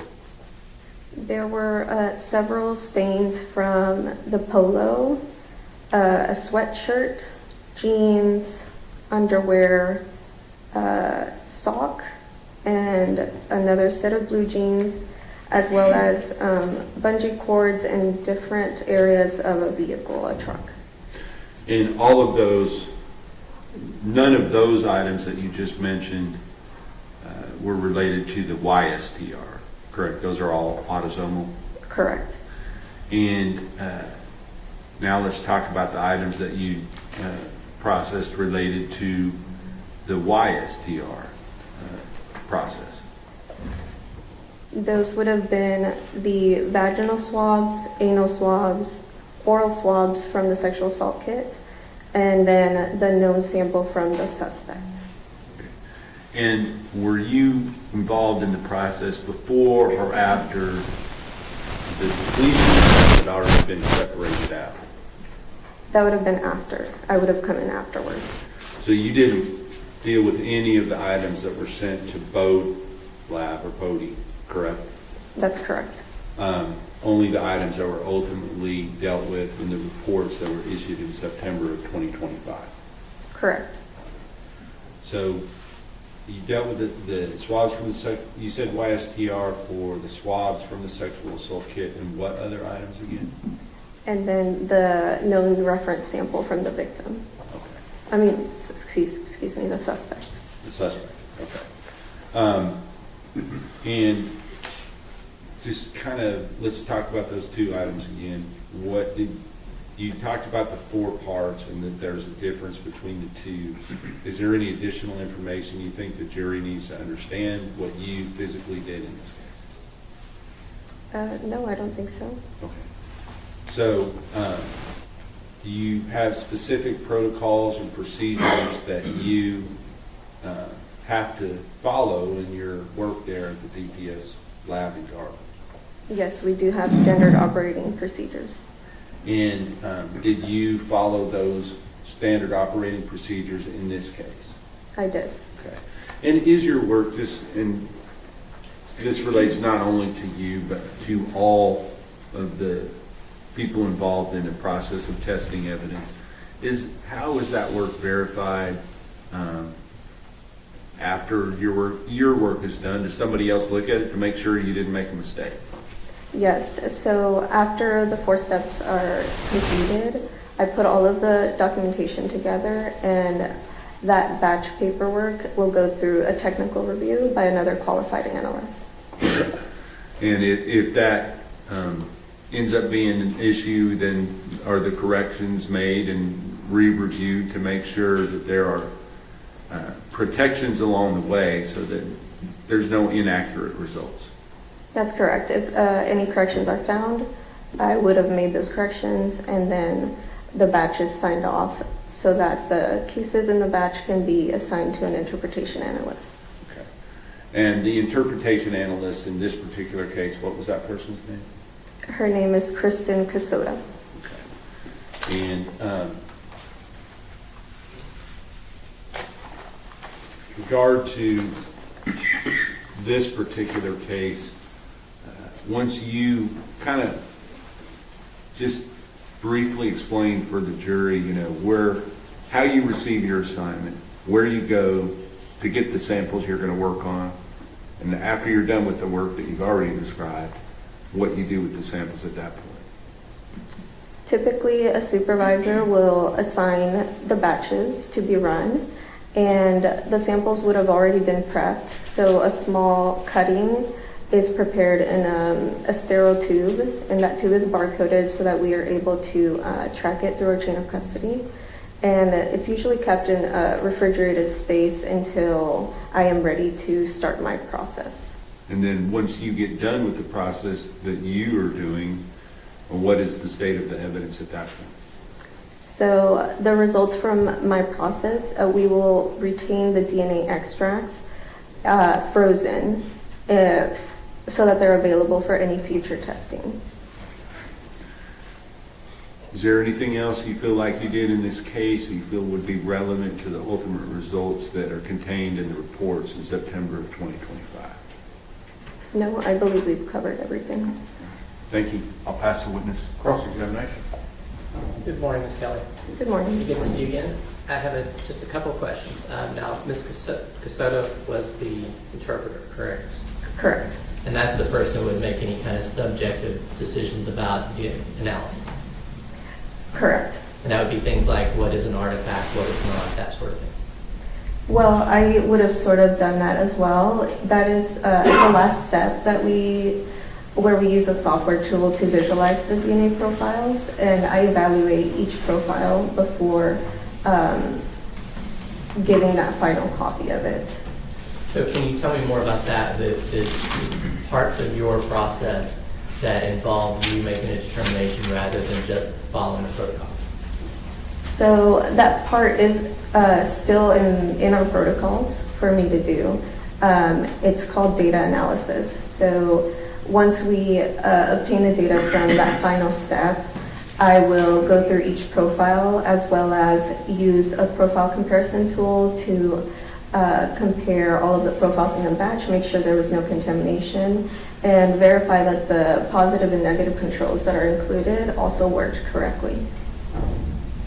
So does that include, and I know most people aren't familiar with this, and I'm not super familiar with it, but how you have the printout that shows where the alleles are, and it's really like a gray fuzzy line, right?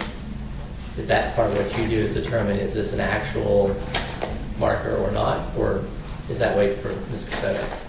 Right, so the DNA profile, it looks like sort of like a graph with peaks, and sometimes there could be peaks that might be at the baseline level and could just be noise.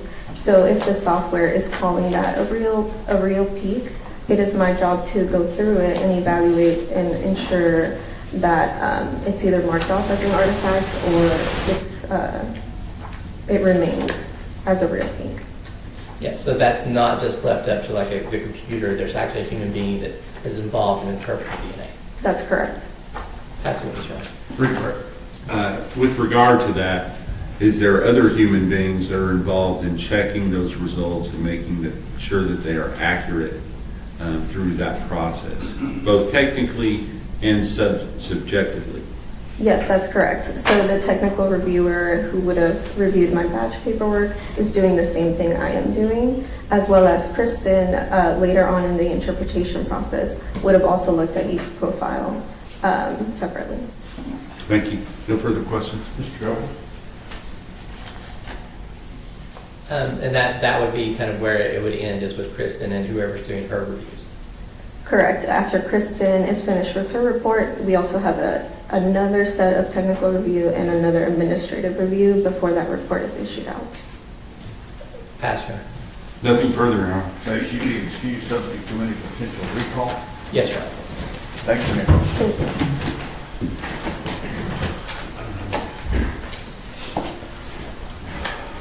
Our next witness is en route. So, gonna have to make a signature, and as soon as he gets here, we'll bring you right back in. I don't know how long it'll be, so bear with me, okay?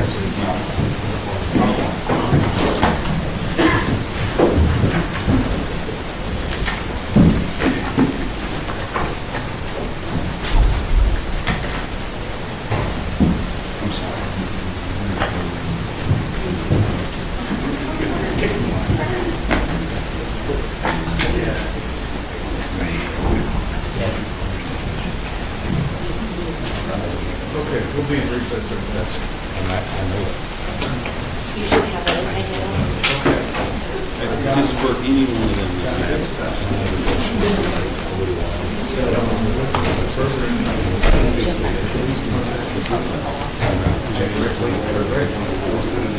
Yes.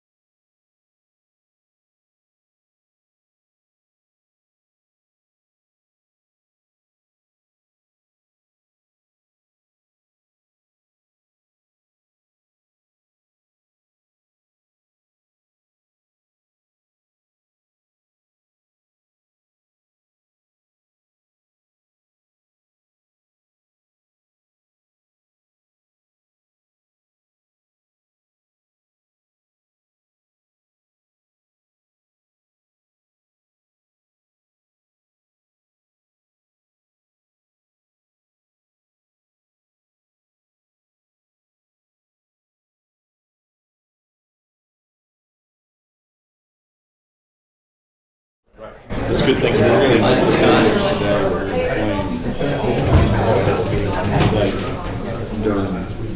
he's going to testify.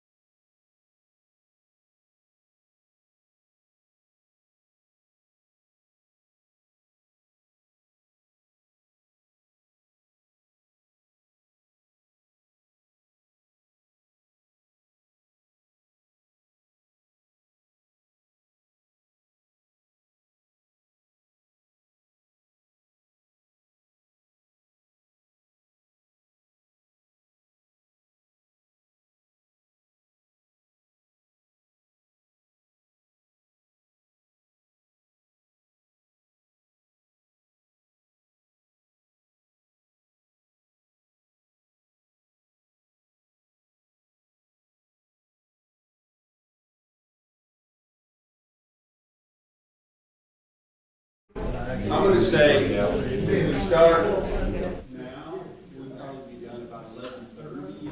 Okay. Okay. Okay, well, let's kind of wrap.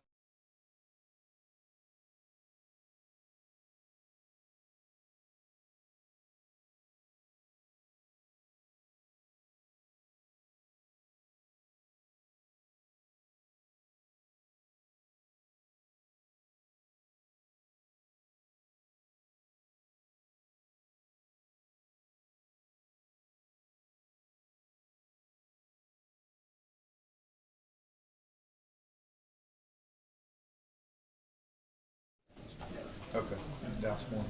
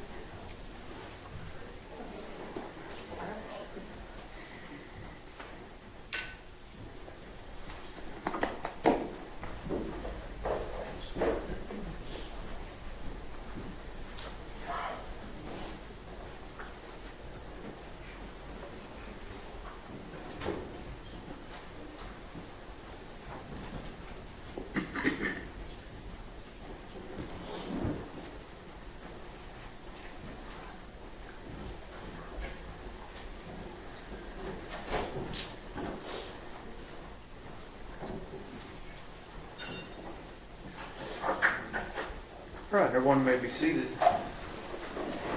This witness has been previously sworn to testify truthfully. Mr. Becker. Thank you, Your Honor. Mr. Becker, would you please introduce yourself to the jury by telling them your name? Yes. My name is James Becker. And feel free to talk to them. You know, I'm going to ask you the questions, but they're the ones that need to hear your answers. So, can you just spell for the court reporter your first and last name, please? Yes, James, James, Becker, Becker. And if somebody would refer to Jim Becker, would that be you as well? Yes. Okay. So, tell us a little bit about yourself. How are you employed? So I work for Veloster Solutions. I'm their vice president of product. Can you spell that? Spell your Velocity. Veloster, yes. Veloster, Velocitor. Solutions, Solutions. And when we're here in court, it's difficult for me and everybody else, especially witnesses, to kind of make themselves slow down a little bit and talk, because the court reporter's taking down everything that you say, and we can't talk over each other. So if we just kind of focus a little bit on doing that as we go through this process. Is that all right? Yes, sir. All right, thank you, sir. Now, with regard to Velocitor Solutions, what do you do for that company? So I am the vice president of product. So I guide our product strategy, including our software, which would be mobile applications and our web platform, and then hardware integrations to go alongside that. All right. And tell us, how long have you been working for this particular company? I've been with Veloster Solutions for 15 years. And were you there at the beginning of this company, or were you hired by this company after it was already? I was hired by the company after. Okay. And so since you've been employed there, has the company grown both in scope and also the different things that they do? Yes, sir. Yes, we've grown in scope from our products to the hardware we work with to the employees we have and customer base. And talk a little bit about that. Talk about the company itself, kind of what are the different things you do and how many people work for you, that sort of thing. Yes, sir. So Veloster Solutions is a mobile software company. We develop mobile applications for customers with a mobile workforce. The company's been in business for 26 years. We have our main product is VTrack, which is our fleet management driver safety platform. We also have another product, Field Services, which is our mobile field software for, could be delivery, sales, or service in the field. And then we have some other minor product lines to go along with that. And as part of the software that you offer to these fleets for mobile tracking, do you also, is part of what you offer to them, cameras that go along and utilize the software that you're talking about? Yes, sir. In addition to just being a standard type camera, are these something, what do you call the camera, the actual device that you use in the vehicle? So it can be referred to as a dash camera. In this program for FedEx, it's a VEDR, Video Event Data Recorder. Okay. So if I call it a dash cam or a VEDR, it's the same thing in your mind? So, yes, sir. Does that do more than just record video? So the device is designed to start recording, turn on when the vehicle is turned on. It will record forward-facing video and driver-facing video. The onboard device will have a storage card. In this case, the device has a storage card that was capable of storing 40 hours of video, and then it will overwrite sequentially.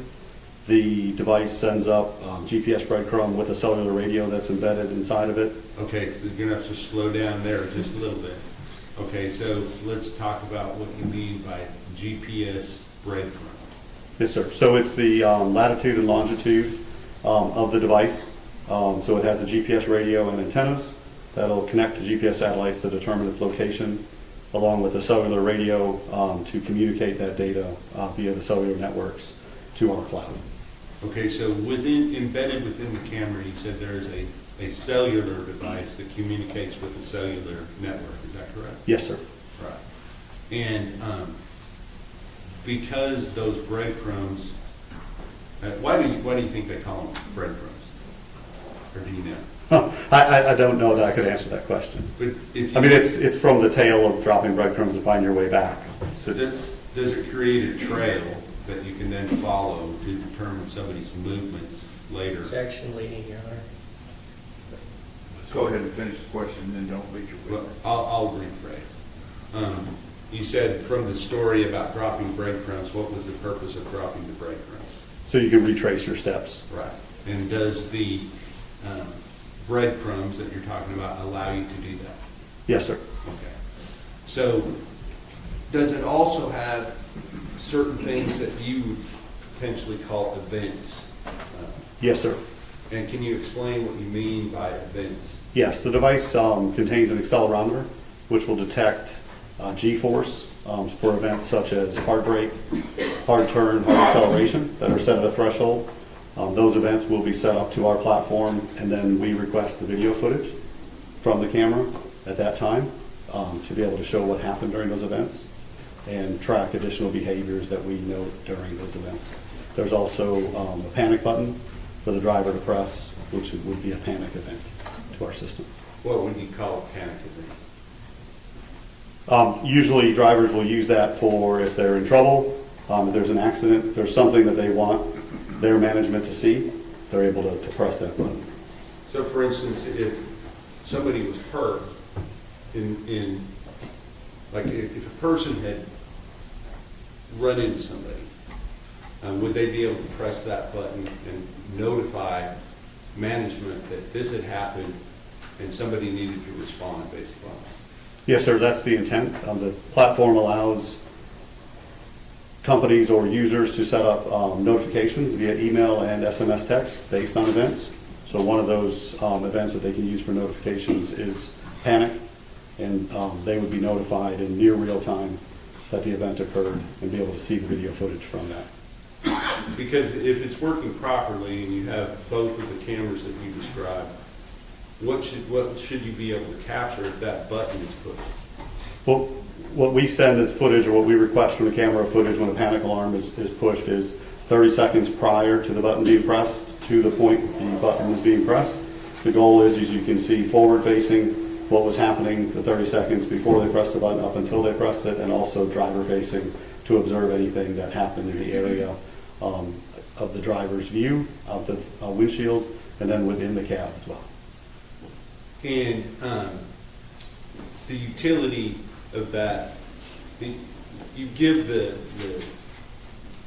all those possibilities of what can be used from your software. Do all potential users of that software and camera equipment, do they take advantage of all those opportunities? No, sir. Okay.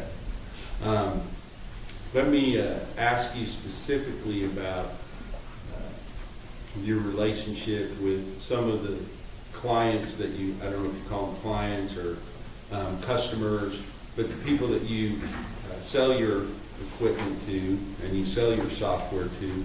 What kind of companies are those generally? They are typically a customer with a fleet. A fleet would be defined as a number of vehicles. At the time, it would have been 100 vehicles or more. So a business that has a fleet of vehicles that they want to track and help with their driver safety program. Today, we do much smaller fleets, down to as low as 5 vehicles, to provide the same sort of utilities as well. So really, it's a business with a fleet of vehicles. Understood. So do you have you're a vendor, or I don't know if you're a vendor, I keep using that word, but you, are the company that produces the camera equipment and the software. Are there other companies that do that same thing? Yes, sir. Okay. Not maybe exactly the same way, but same type of thing. Similar to industry, yes. Yeah, okay. And so within your customer base, do you have some larger companies such as FedEx? Yes, sir. Okay. And do you do all of the cameras for all of FedEx across the United States, or just certain areas, or what? So We work with FedEx Corporation, which has several entities within them. FedEx Ground has independent service providers that they contract with to deliver packages and pick up packages. As part of this program, we are one of several vendors chosen that comply with the program that FedEx has aligned with on what events we would send and what data we would provide to FedEx along with that. And FedEx Express, we also provide cameras to, but again, not the sole provider. So within the FedEx company, you said they have a different name for what we would call the dash cam, and that was VEDR, is that right? Yes, sir. VEDR.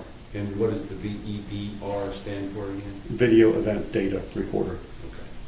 Okay. So within the FedEx company, have they established some protocols that their subcontractors would have to have these type of equipment within their vehicle in order to be a subcontractor for FedEx? Yes, sir. Okay. And are you familiar with a company by the name of Big Topspin? Yes, sir. And also Southern Star? Yes, sir. Okay. And what were those companies in relation to FedEx Ground? They were independent service providers. Okay. And you call them within your industry ISPs, correct? Yes, sir. That's not internet related, it's independent service providers. Yes, sir. Gotcha. So both FedEx and Southern Star were ISPs, is that right? No, sir. No, okay. Not FedEx, but thank you for correcting me. Both Big Topspin and Southern Star were ISPs related to FedEx Ground. Is that Yes, correct? sir. All right. Did you have these video event data recorders in the different vehicles for both of those two ISPs? Yes, sir. Okay. And the specific location of the FedEx Ground facility that you were working with in this particular case, and not address-wise, but general area, do you know where that is located at? I don't. Okay. But in the area, was it here in Texas? Yes, sir. Versus where you're from? Yes, sir. And where are you from? By the way? Charlotte, North Carolina. And is that where your company is based? Yes, that is our headquarters. Now, with regard to these ISPs, once those routes are assigned to whatever ISP that they have through FedEx, are they essentially independent from FedEx as far as who oversees their drivers and their vehicles? Objection, Your Honor. I'm not sure this is within the scope of his knowledge. I wanted to mention, if you know. I would say it's my understanding that the management of those routes is the independent service provider, whether it's the owner or a business manager under their staff. Now, under your contractual relationships with these ISPs, who owns the camera? The ISP. Okay. And as far as the data that is downloaded onto that camera, same is true, is that right?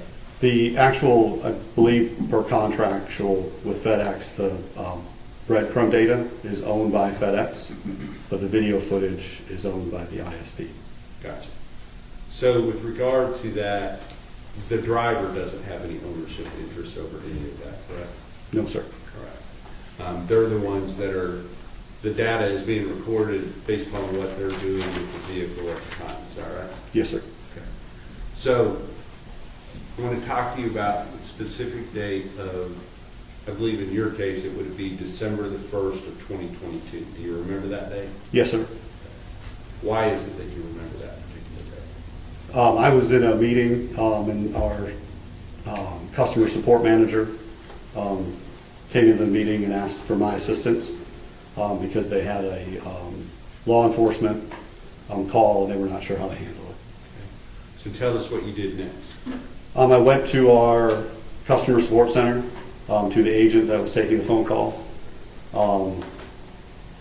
They briefed me on what was happening, that there had been an abduction, and that there was video footage, and that they had, I believe it was an FBI agent on the line. Okay. Now, before we go in any further down through what happened next, I want to ask you, are you familiar with the product, the V-Track product, and how it works? Yes, sir. Okay. And let's talk about that for a moment. What kind of information, just from the video itself, if you're watching a video off of one of these recorders, what kind of information would be available to you other than just what you're seeing on what's being videoed? What kind of things are you going to be able to see? So the video includes an overlay that contains the serial number of the camera. It will include a timestamp in UTC or GMT time. It will include the speed of the vehicle and then the GPS coordinates as they're updated through that video footage. And so, as you're watching the video, will you see the speed change based upon what the driver is doing? Yes, sir. What else would be changing as it's going on? The time will change as it goes on, and also the GPS coordinates. Okay. And with regard to the time, is that time in a specific time zone? It is in UTC or GMT. They're the same. All right. So, just for purposes of the record, is UTC universal? Coordinated universal time. Coordinated universal time. Yes, sir. All right. And then GMT, what is GMT? Greenwich Mean Time. Okay. And are those the same? Yes, sir. Okay. And with regard to that time of year, specifically, late November, early December of 2022, what would be the difference in time between UTC time and the time here in Texas, in Central Standard Time? So here will be 6 hours prior to UTC time. Okay. And the way that that's noted often is like UTC -6, is that right? Yes, sir. Okay. So if UTC time showed 23 or 11 p.m., you would have to back that up. You subtract 6 hours from that, and that would be 17, which yes, would be what time? 5 p.m., sir. 5 p.m. Okay. So just so that it's understood that what you're watching, the time's not going to be exactly the same as it is here, but the reason is because of what? The reason UTC time is used is it doesn't change. We don't have the daylight savings time. You don't have time zones that a vehicle could cross. So that way it's a coordinated time that can be seen through footage. And based upon your knowledge of the software, if you're able to examine specific camera, specific downloaded storage device from that camera, are you able to tell whether or not you believe that it's operating correctly and capturing the time correctly based upon the event data and everything else that goes into the video event data recorder other than just the video itself? We would use additional items on our platform where we have the owner's time zone, which helps us determine that offset from UTC time. And were you asked to, let me ask you, how are you able to get video off of the video event data recorder? There's 3 ways to obtain video footage from a better camera. The first is through a cellular connection to download a video clip from the platform. At the time, our platform offered 30-second video clips. So you do a manual download, you find the time that you're downloading, and you choose to download and you wait for that video to be downloaded through the internet. Another option is to remove the storage cards and use a proprietary tool to play that footage, and you can export that footage. The third option is you can attach a USB drive to the camera itself and connect to the camera with the manufacturer's application and download that footage as well. Now, what type of storage device is maintained within this video event data recorder? It was a standard SD card for that model. And when you say a standard SD card, a lot of people know what that is, but some people don't. So can you describe it, please? I say standard meaning the size. I don't know how to describe a SD card, but today there's micro SD cards and there was mini SD cards, but this was a standard SD card, approximately 3 inches wide by 1 inch and maybe a 1/16 of an inch thick. And were you asked to access remotely some footage from a particular vehicle? Yes, sir. Okay. And did that particular vehicle relate to a particular driver? Yes, sir, it was a driver. Okay. And so what kind of information, you were at the point where you'd been called out of the meeting and now you're going to talk to your people about what's going on. So pick it up from there and tell us how it went from that point. I'll be honest, this wasn't something that had occurred in the past. So I think the first thing I tried to do was establish that the people on the phone were the FBI. I remember asking them if they could send an email so that I could verify their email address to determine that. The next piece is technically the footage is owned by the independent service provider. So I was able to, I think through that phone call, reach out or speak to that owner to verify I could release the footage, which he agreed.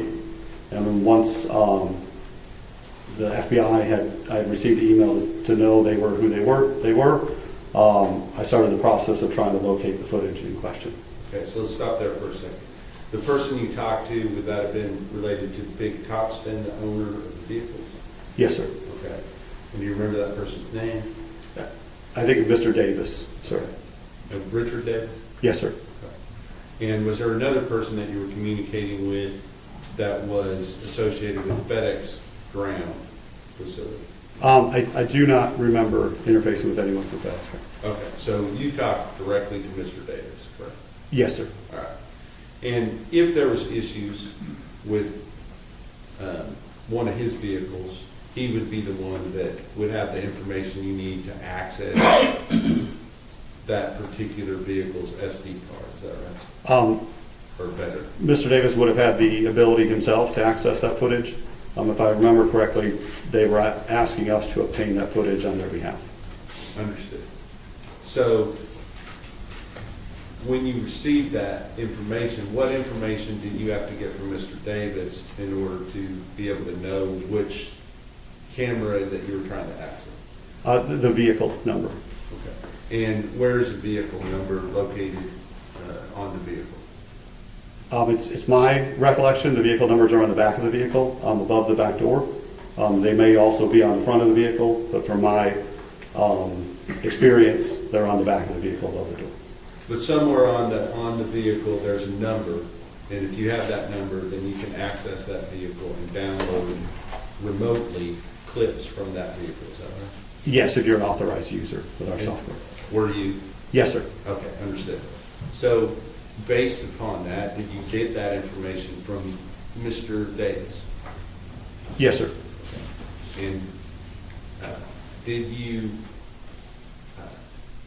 then download clips or several clips or a clip off of that vehicle's video related to a certain time frame? Yes, sir. We were able to view footage from a time frame, from the description of what the FBI had described. We thought that was the footage. We downloaded video footage, but unfortunately, the downloaded footage was an hour off because I was in East Coast and the owner was in Central Time. And because of the urgency of it, I took a screen recording of the video and sent it to the FBI agent with my phone. Sorry, I took a video of the screen with my cell phone. All right, so you're looking at something on a computer, and you said you took a video of what you were looking at with what? With my iPhone. Okay, and then what did you do with that video that you took? I sent it to the FBI agent, I believe, via text message. It may have been over email. I don't recall. And once you had done, I guess, let me ask you this. I want you to describe, you go into the room, you begin to try to download the video. You were given a time frame to look at. What did you see when you pulled up the video for that particular time frame? I believe it was a driver with... Your Honor, hearsay. I don't think that video's been admitted yet. I'll let him answer your objections overruled. It was a driver of a FedEx delivery truck, and there was a small child in the truck as well. May I approach, Your Honor? Yes, sir.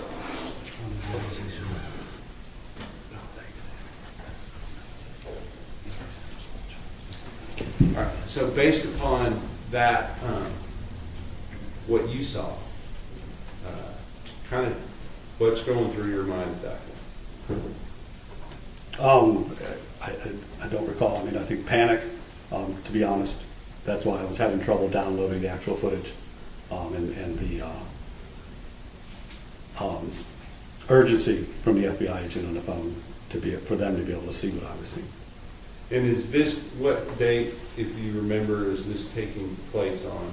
I believe this happened on December 1st. Okay, so this will be Thursday, December 1st, one day after Wednesday, November 30th, 2022. Is that right? Yes, sir. Okay. So once you send that video, did you stop there with what you were doing? On that day, yes, sir. Okay. So did you do anything else with regard to doing any research related to this particular situation? So on the following day, I had seen on the news that they were still looking for Athena, and I thought, well, there's more that I have access to. So I took it upon myself to pull that vehicle back up in our VTrack platform. I was downloading footage, now knowing the time zone difference, and I started looking into the breadcrumb trail of that vehicle on that day, and I found several locations where the vehicle had stopped in the time frame that the FBI agents were speaking to me about. And so I took screenshots of that and provided that to the FBI agents as well, because I thought it might help in their investigation. And can you describe these specific locations where you determined the vehicle had stopped? I believe one location was at a gas station. One was at a bridge. To me, it looked like there was a boat ramp where it was stopped, and then I think one was just on the side of the road. And did you communicate those, other than just a screenshot, did you communicate those specific locations GPS-wise to FBI agents? Yes, sir.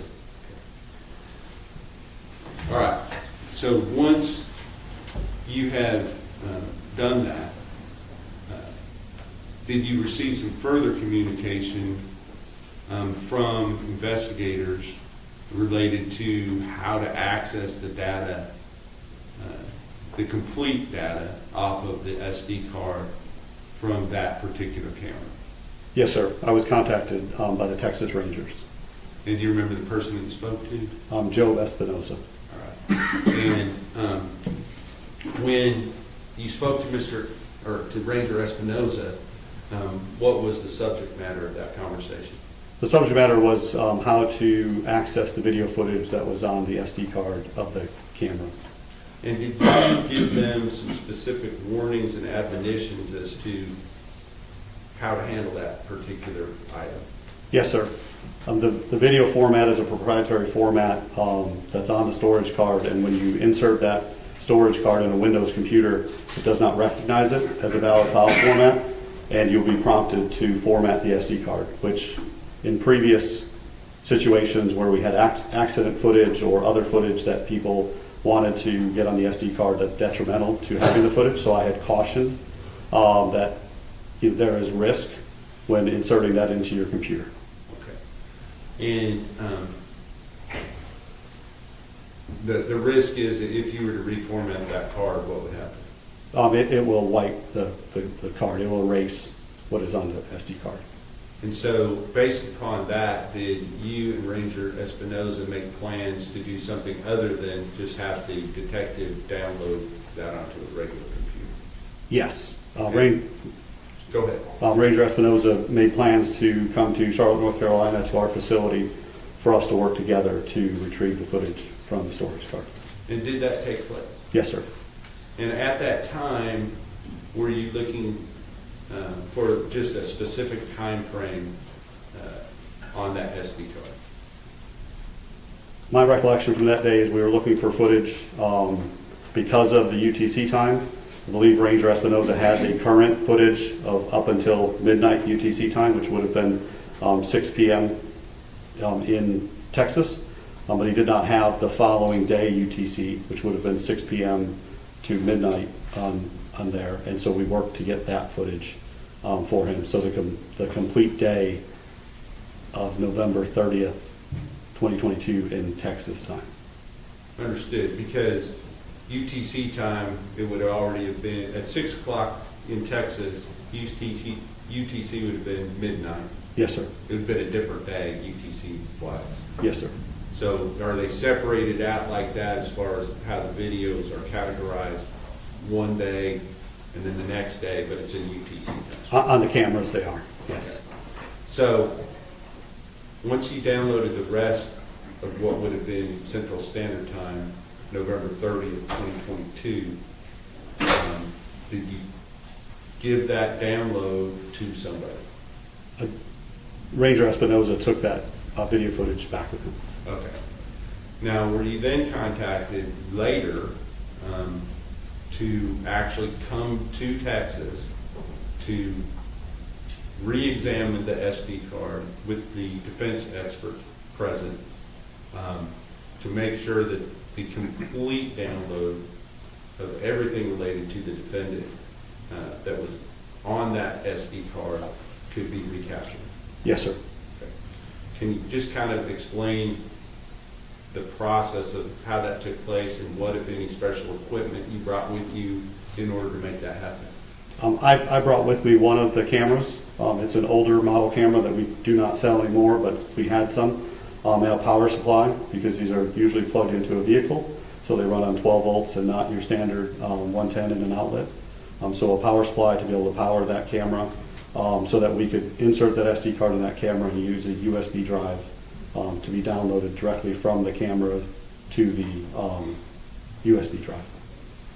I'm focusing on the day of November 30, 2022, Central Standard Time, so that would include part of both days, UTC time.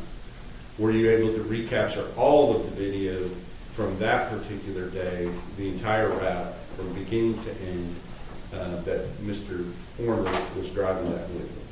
We were able to recover all of the video that was on the SD card from that day or days from the camera. I do not recall if there were any breaks where the camera may have turned off. Okay, understood. And let's talk about that before we ask anything else. Are there parameters as to when the camera will turn off in relation to when the vehicle is powered down?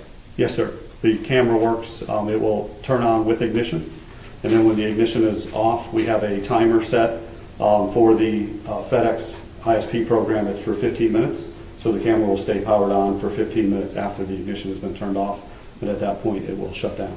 Okay. So, in addition to the date of November the 30th, at that time, were you able to recover additional days on which Mr. Horner was driving that particular vehicle? Yes, sir. And if you remember the dates, do you remember the dates? I believe there were a few days prior, but there were some breaks in that from a calendar perspective, and I believe the following day also had video footage. And is it possible that it was both the following day and the day after that as well? Yes. Okay, I apologize. The following day, on December the 2nd's videos, was there actually a different vehicle that was owned by Southern Star, I believe, or a different company, ISP, that was, the video was downloaded off of that? There was a second card that was introduced to look for footage. Okay, and were you able to access footage from that SD card as well, on which the defendant could be seen driving the vehicle? Yes, sir. Okay. In order to do that, you had to get the SD cards from somewhere. Where did that come from? Someone from the Wise County Sheriff's Department or law enforcement brought evidence in packages. They pointed out that it was sealed, I think more for the other people in the room, not maybe me, and opened those and had some sort of log to record that. Okay. May I approach you? Yes, sir.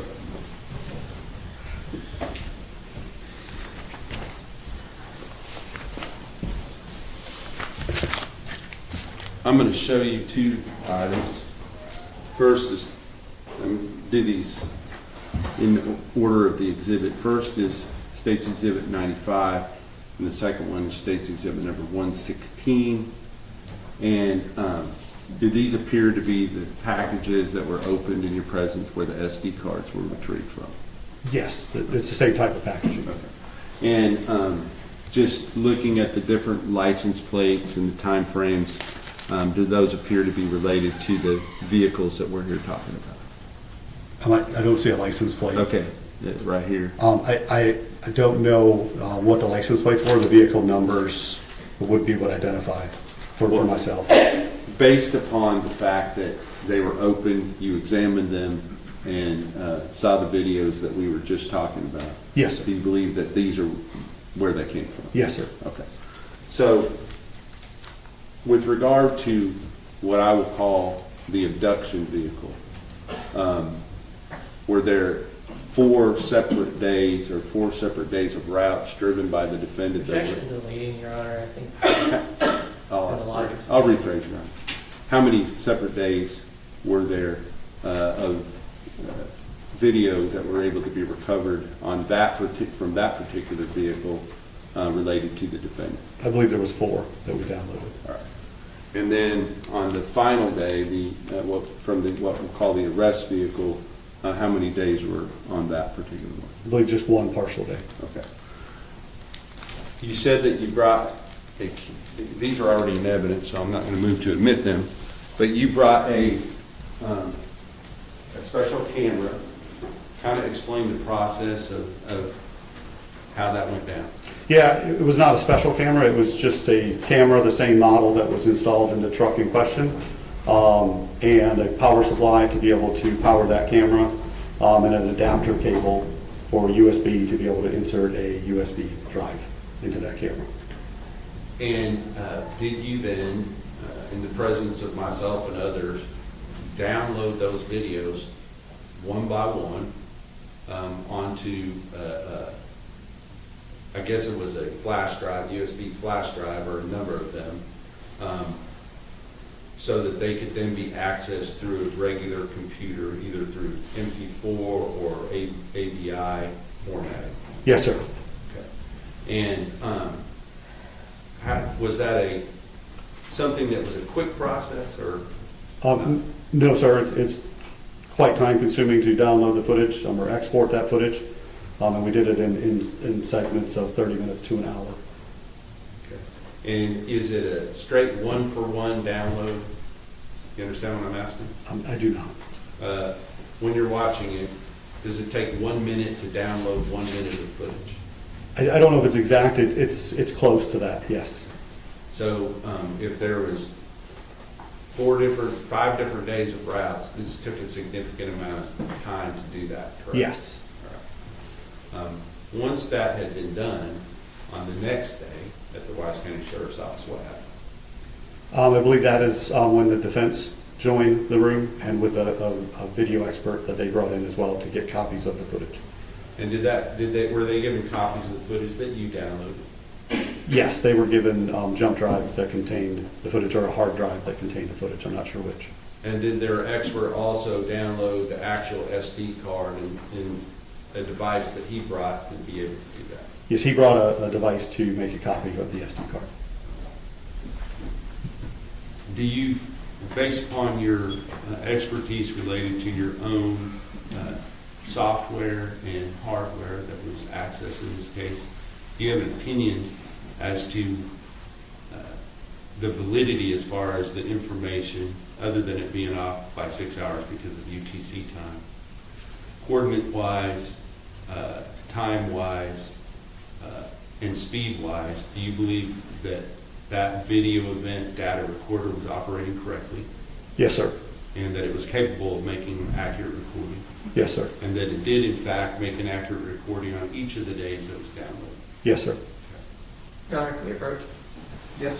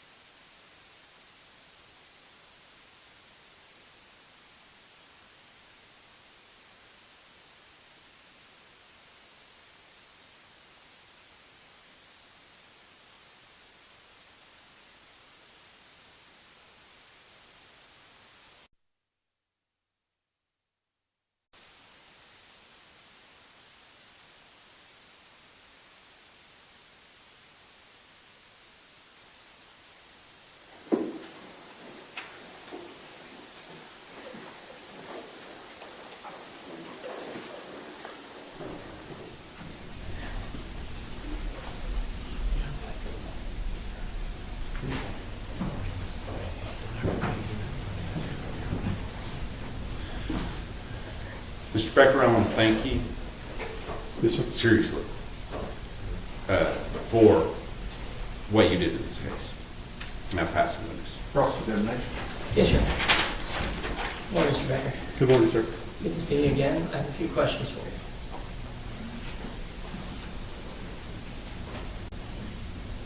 Okay, I know this was 2022, correct? Yes, sir. Do you know if Mr. Horner's vehicles that we're talking about actually had that panic button back then? The panic button was supplied. I do not know if it was installed, sir. Okay. I just didn't remember us talking about that in your prior testimony. So you don't know that his vehicles had a panic button? I do not know. Another thing, earlier I think you testified in response to Mr. Berry's question about Southern Star being an ISP for FedEx. I don't think that's correct. Do you think maybe they were an ISP for Amazon? I'm not sure, sir. What about a company called Polaris? Does that ring a bell? Does not, sir. VTRAC is the name of your fleet management system. I think you described it as a fleet management driver safety program. Yes, sir.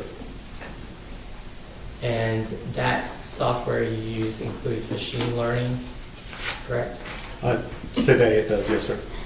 Okay, I believe you had earlier testified that it included machine learning to alert the driver if they're not driving safely, such as using their phone, following too closely, not wearing their seatbelt, things like that. Our current generation of cameras do have machine learning for events like you just described. The generation of camera that was in place at the time did not have those capabilities.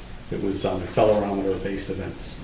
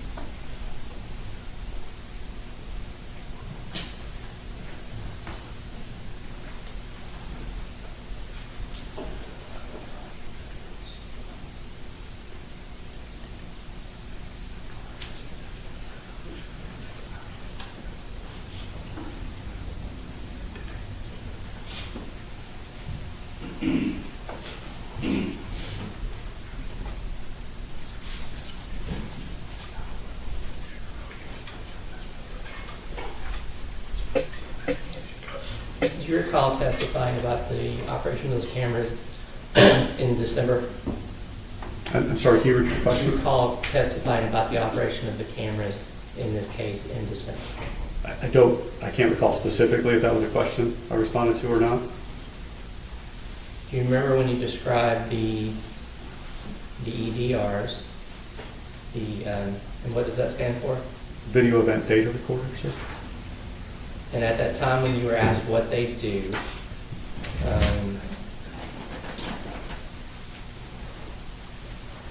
you talked about them recording events. So now it's your testimony that they don't, the cameras at that time that we're talking about don't record events. No, sir. The cameras do record when the vehicle is turned on. The camera turns on and starts recording to its internal storage. It then will stay on until 15 minutes in this case after the vehicle is turned off. It will send, that camera in particular, sent events such as hard brake, hard turn. That camera had the functions to be able to send events for hard brake, hard turn, hard acceleration. It just wasn't the expanded set of events that we have in products today.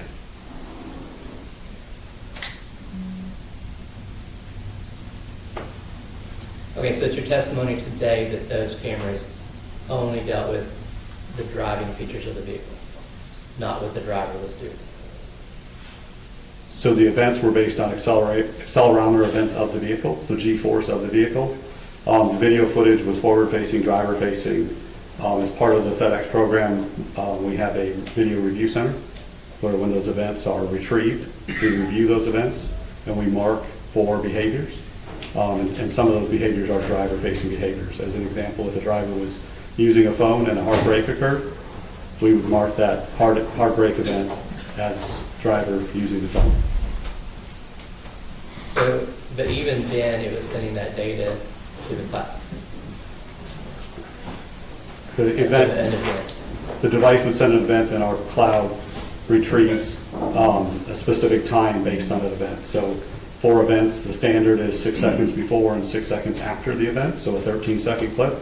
But as an example of a difference would be a panic event, we do 30 seconds before up until the event. Okay, and the purpose of that, making that 13-second clip, is so that the ISP or whoever your client is can review those clips. Yes, the clients can see what was happening before the event was triggered and after a short period of time. And I believe you testified for so that they could do any kind of rating or any kind of coaching they did for the driver. I'm sorry, can you repeat that? They could do ratings or coaching of the driver based on that event? That is correct, sir. And FedEx is a client of yours? Yes, sir. And you provide FedEx with these visual event data recorders? So FedEx does utilize our video event data recorders in some of their vehicles, yes. But FedEx requires their contractors, their ISPs, to use these VDERs? Yes, sir.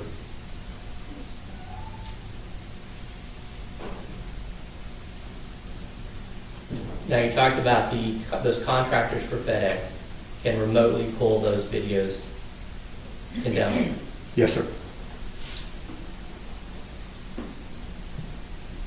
So now that would mean that if the driver had their phone out or anything like that, those would get recorded as an event. But you're saying for these cameras, it would only be the hard turns, the hard brakes, the speeding, things like that? Yes, sir.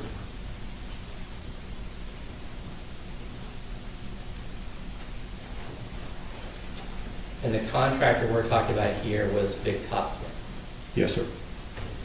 And all of their cameras were equipped with all their vehicles were equipped with Veloster cameras based on the FedEx requirement?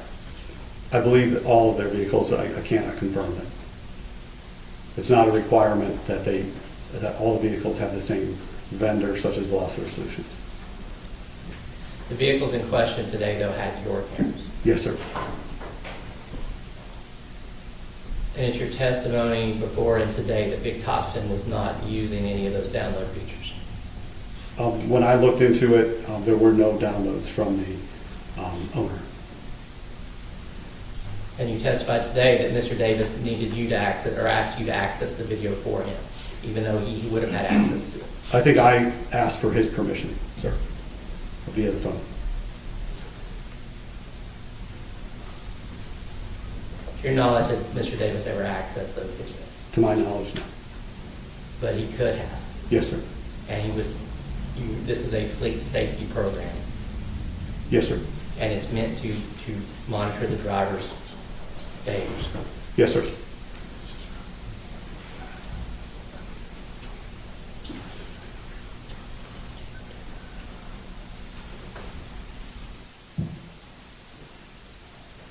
You also testified previously that these video cameras can be viewed in real time. Does the video, would that include the video cameras from that day?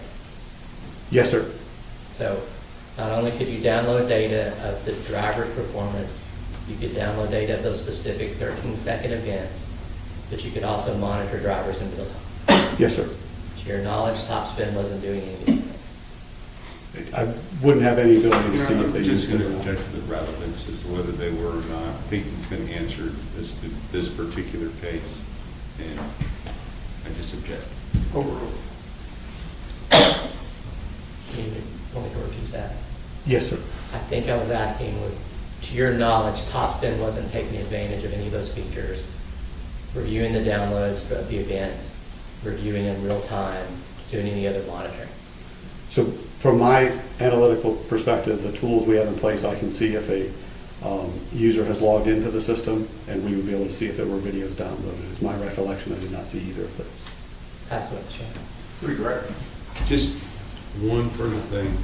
When you downloaded that original video that you described before, did you download other clips as well for the FBI? I believe so. I don't know in particular. I'd have to look at, I had a log that I sent. Understood. What we had. Okay. All right. Thank you. No further questions. Mr. Joe, Nothing further. may Mr. Becker be excused finally? Can we approach before we do that?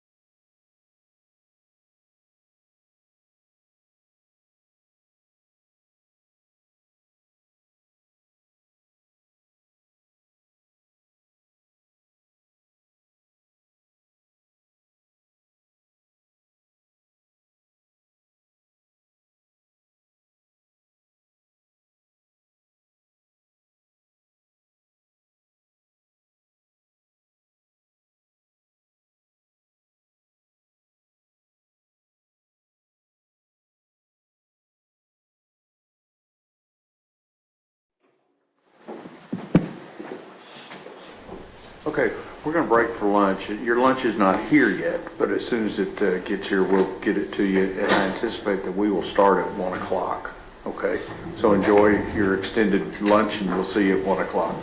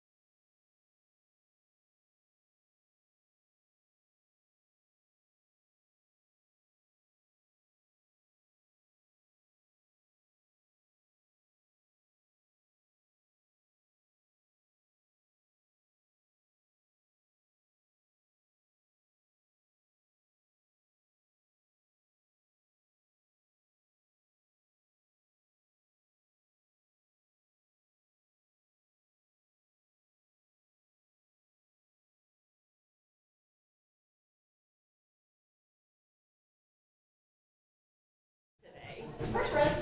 It's not first bread, I have first muffin.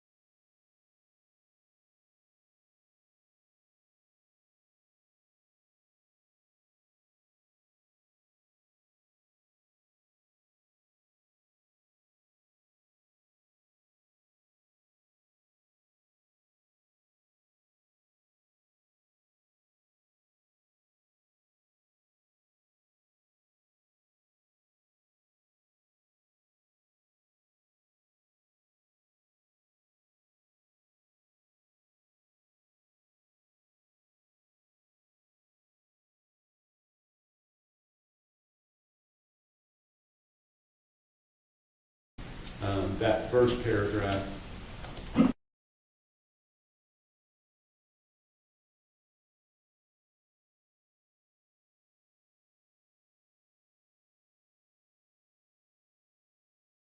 Interpreted as originating from a single individual. Tanner Horner cannot be excluded as a contributor of the male DNA profile.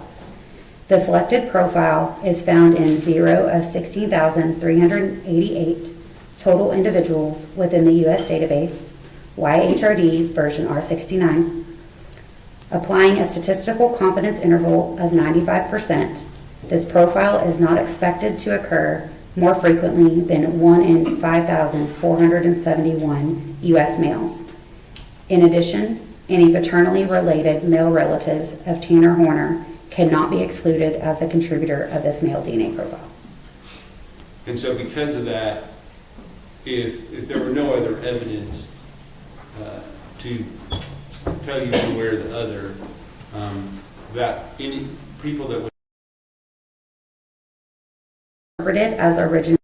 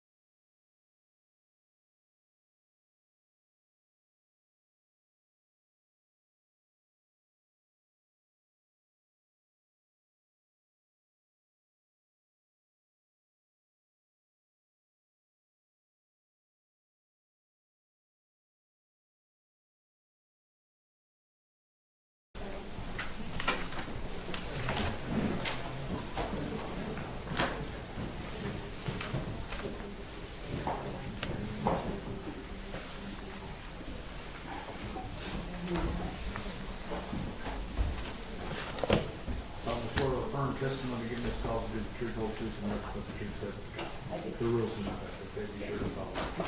Both sides ready for the jury? Yes, Your Honor. Okay, let's go.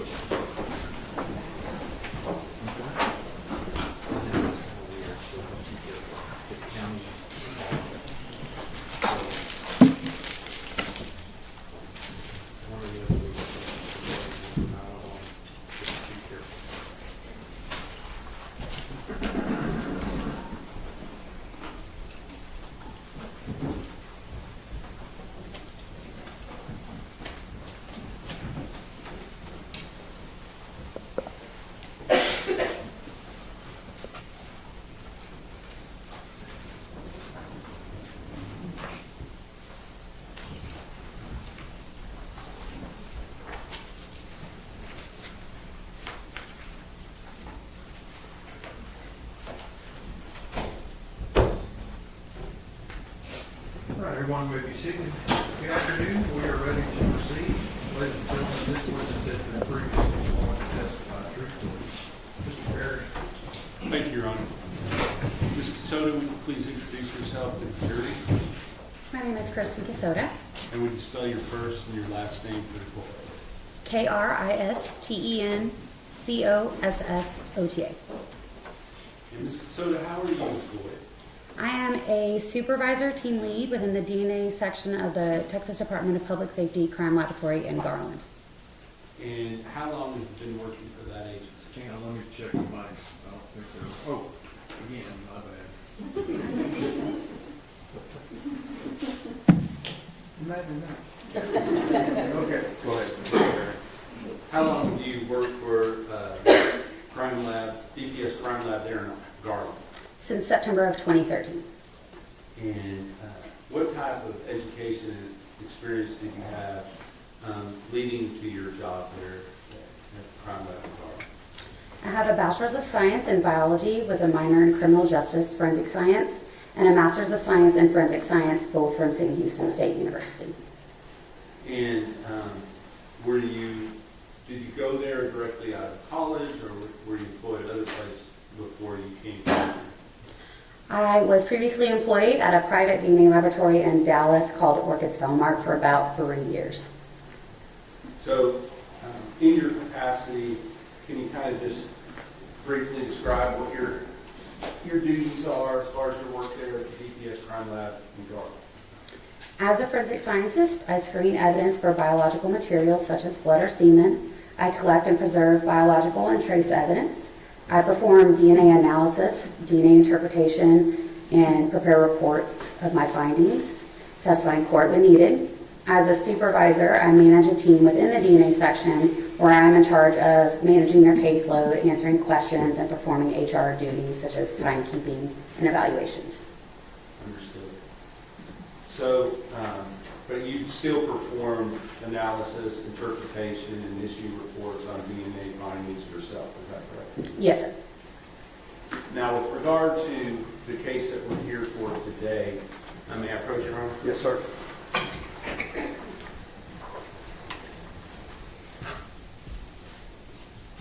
I'm going to hand you 3 documents that have already been admitted into evidence. State's Exhibit 297, which is lab submission report. State's Exhibit 298, which is a DNA male screening laboratory report. And State's Exhibit 300, which is the biology laboratory report. Okay. And just if you need to refer to those items, you can. I have copies of them, but thank you. Understood, but what I'm saying is, if we refer to those items, if we could do it by exhibit number so it's clear in the record. Yes, sir.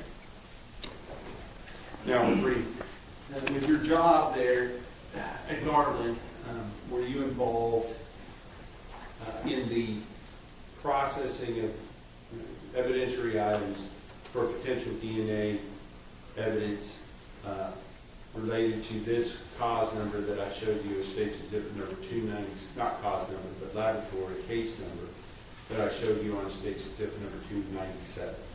I perform the interpretation and comparisons for both the DNA and YSTR in this case. And we've heard it referred to several different ways, but there is 2 different types of DNA testing, correct? That we perform, yes. And one, you just call it the first one just straight DNA testing. Is that what is sometimes referred to as autosomal STR testing? Yes, it's the autosomal STR testing. And with regard to the others, that's YSTR. And we've talked about that with some other witnesses. So I'm not going to have you go into great detail about that. But what would you said that you did what with regard to those 2 different categories? I performed the interpretations of the DNA profiles that were obtained.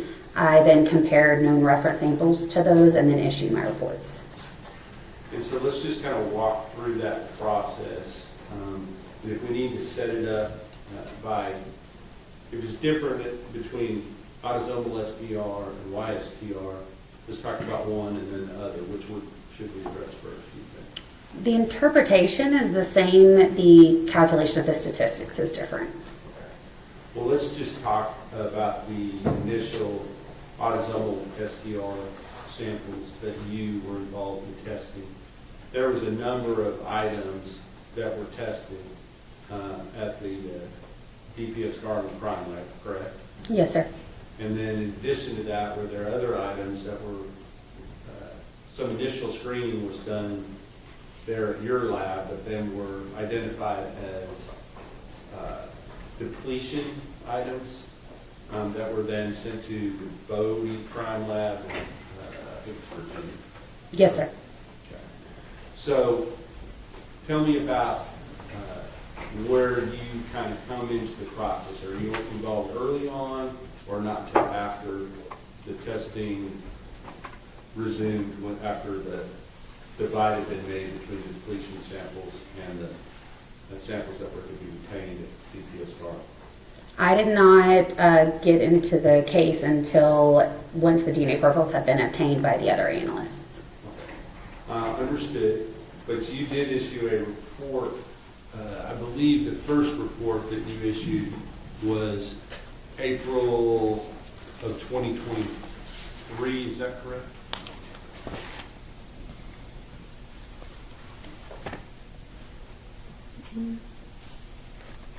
Sorry.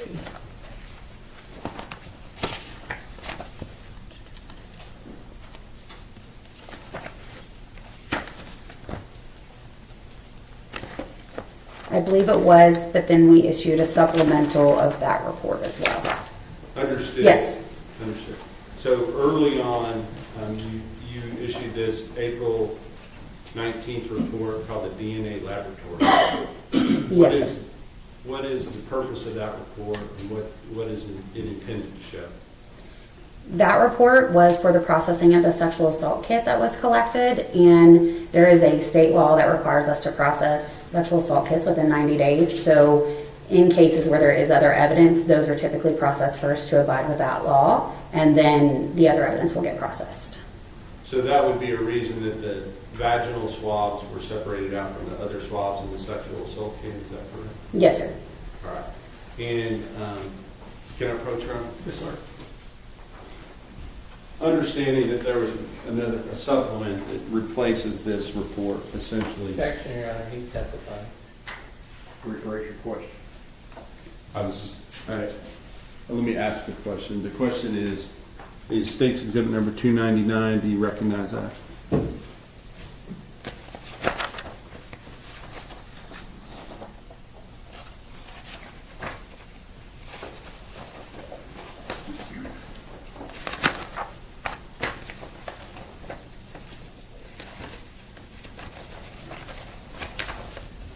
Yes, it's a copy of that report. Okay. And with regard to that report, I'm going to offer States 299 into evidence.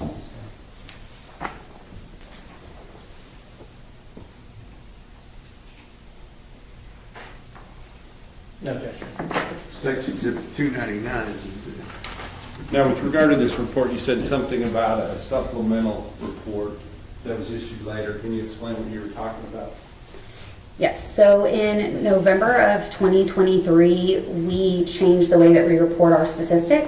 We ended up adding a verbal qualifier to essentially help those reading it understand how much support is actually given to that statistic that's being listed. And so I issued a supplemental that just added that qualifier in so that it would be consistent with the other reports. But did it change the results as far as the actual analysis or anything other than the verbal qualifier? Right, it did not change the statistic. Okay. So on that report, you're only looking at the vaginal swabs, is that correct? Correct. And just go ahead and tell the jury what your finding was with regard to the vaginal swabs on State's Exhibit number 299. The DNA profile from the sperm cell fraction of this item is interpreted as a mixture of two individuals with the victim as an assumed contributor. The probability of obtaining this mixture profile if the DNA came from the victim and one unrelated unknown individual is 2 times greater than the probability of obtaining the profile if the DNA came from the victim and the suspect. And you talk very fast. Go ahead. This likelihood ratio indicates support for the proposition that the suspect is excluded as a possible contributor to the profile. Internal validation has shown that a likelihood ratio of this value may also indicate support for the exclusion of a true donor from the profile. The DNA profile from the epithelial cell fraction of this item is consistent with the DNA profile of the victim. The suspect is excluded as a contributor to this profile. At this point, the suspect was excluded with regard to that particular profile. Now, does that necessarily mean that the suspect is excluded as a contributor altogether? From this analysis, it was a exclusion with, at that point we called it limited, like it was a limited support for exclusion, is what the verbal qualifier was. Given the fact that it's just, the ratio is so close, it's like 2 to 1 rather than big, huge numbers. Honor leading. Let me hear the question. What, if any, significance did you put to that at that time?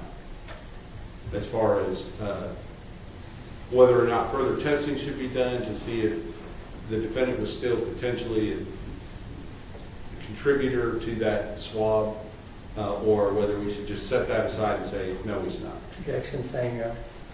No, go ahead. When we process samples from sexual assault kits, especially vaginal swabs, we know during that laboratory process when they're identifying how much, if any, human or male DNA is in the sample, we know that there was male DNA in the sample. When you have a lot of female DNA, the female can kind of overtake it. So in cases or samples where there is a lot of female in the profile, we can try the YSTR analysis, which essentially eliminates the female from the profile and looks at locations only on the Y chromosome from a male.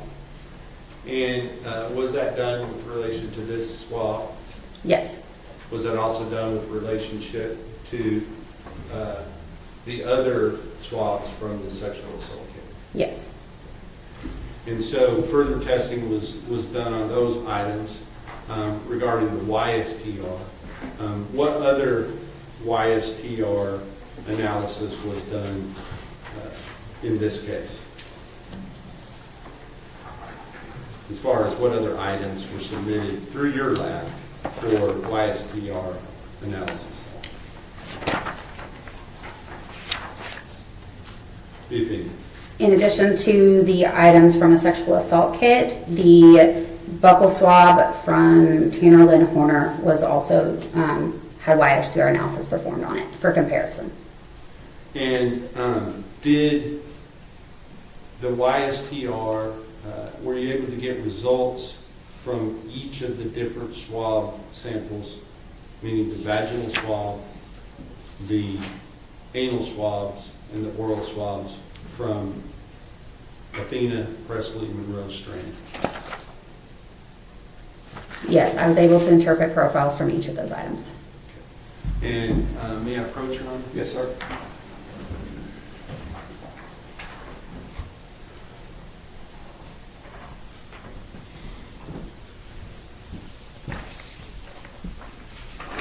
First, I'm going to hand you State's Exhibit number 303. Do you recognize that?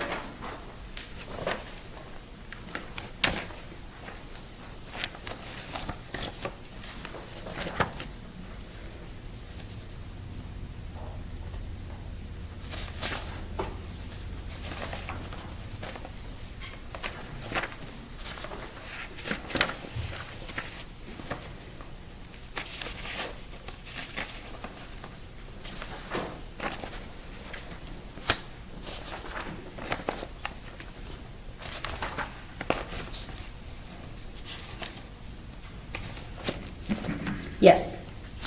And is that, what is that? It's the supplemental report to the April 19th report. And is that, what is the only difference between those two reports? It was the addition of the verbal scale for the statistics. Okay. Now, with regard to State's Exhibit number 302, thank you. You recognize that?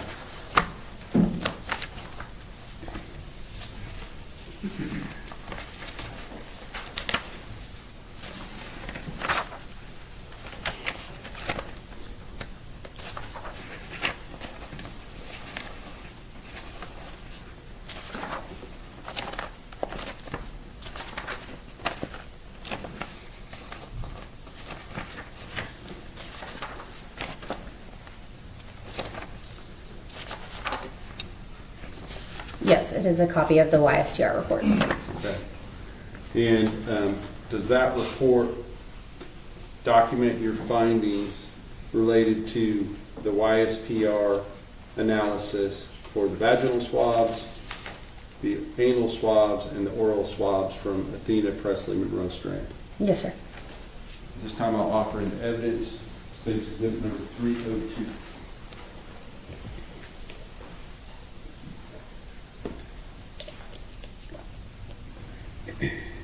Oh, I will also offer 303 as well, which was just referred to. Your Honor, I've reviewed these already. No objection to offenses. States 302 and 303 are admitted.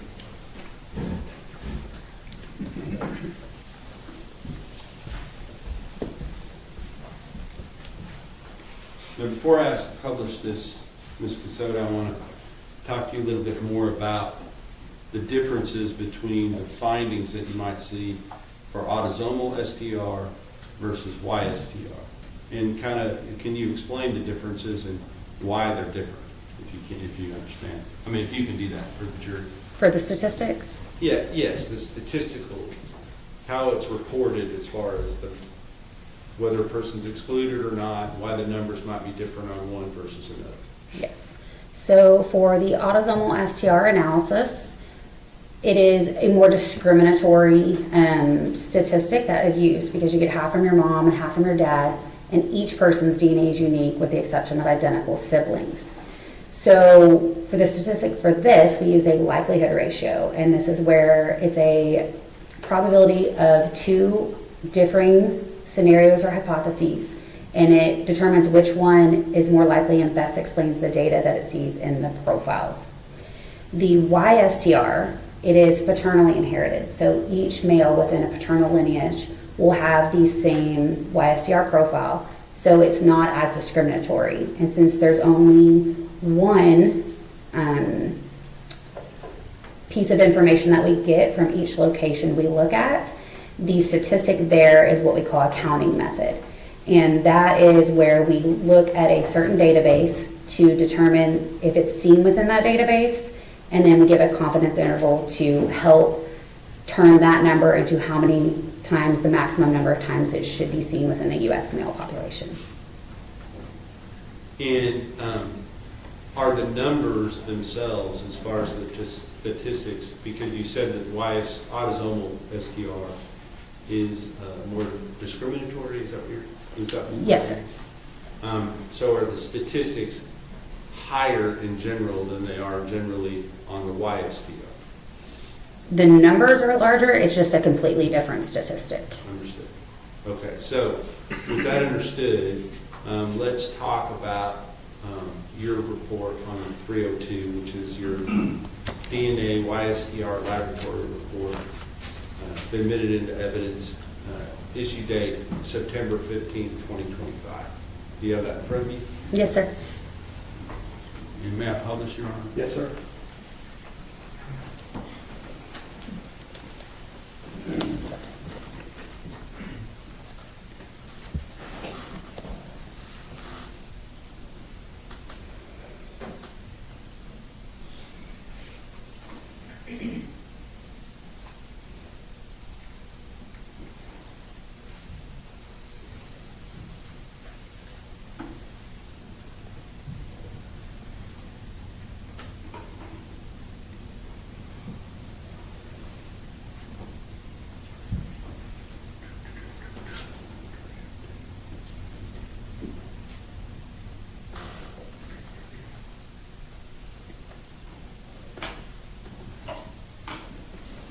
I'm putting that, this is a PDF document, so it displays a little different from the photograph.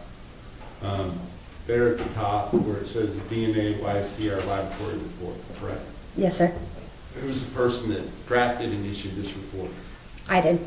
Now, before you issue this report, is there some type of a review process that it goes through to ensure that both your analysis, your statistical numbers, or everything are consistent with the protocols for your lab and for under the Texas Forensic Science Commission as well? Yes, for each report that is released, it is first technically reviewed by another qualified analyst. Then it will also go through an administrative review process before it's released.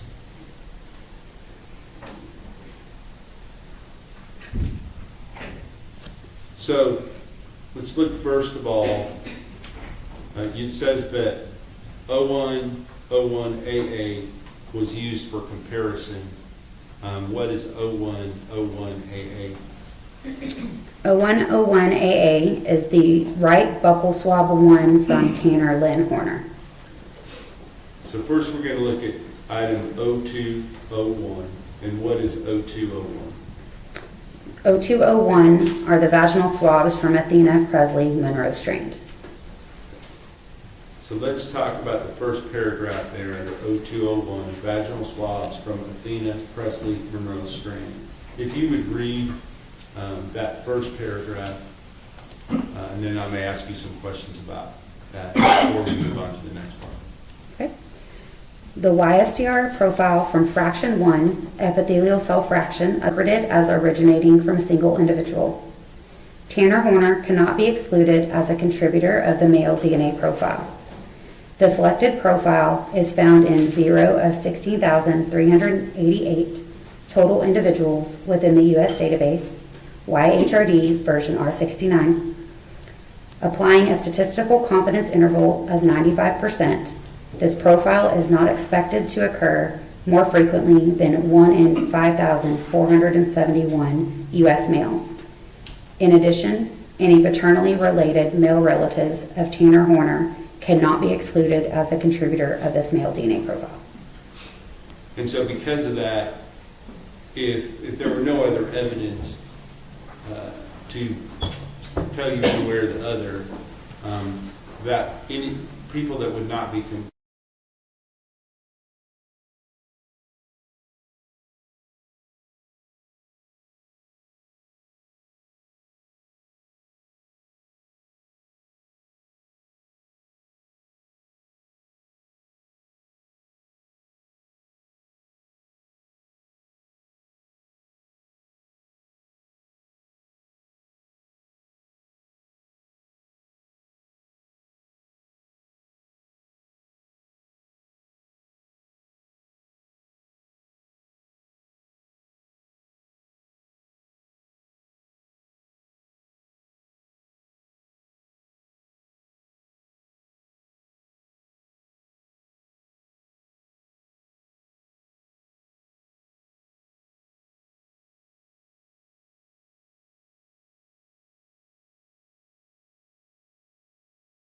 interpreted as originating from a single individual.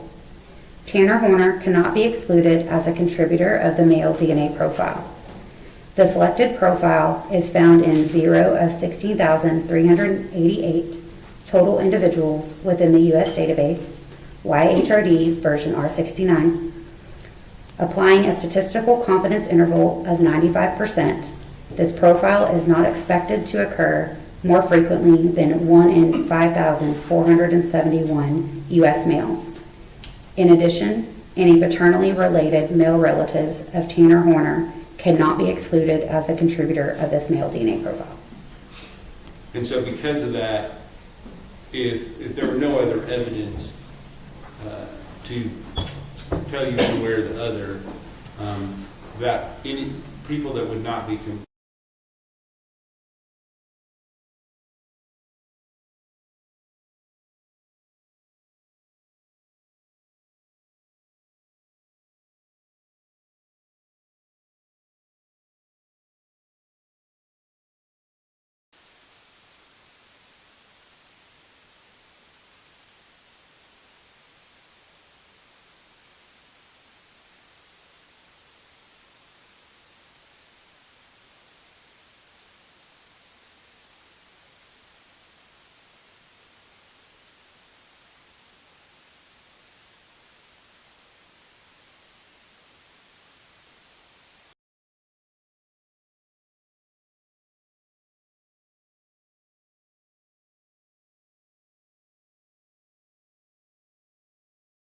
Interpreted as originating from a single individual. Tanner Horner cannot be excluded as a contributor of the male DNA profile. The selected profile is found in 0 of 16,388 total individuals within the U.S. database, YHRD version R69. Applying a statistical confidence interval of 95%, this profile is not expected to occur more frequently than 1 in 5,471 U.S. males. In addition, any paternally related male relatives of Tanner Horner cannot be excluded as a contributor of this male DNA profile.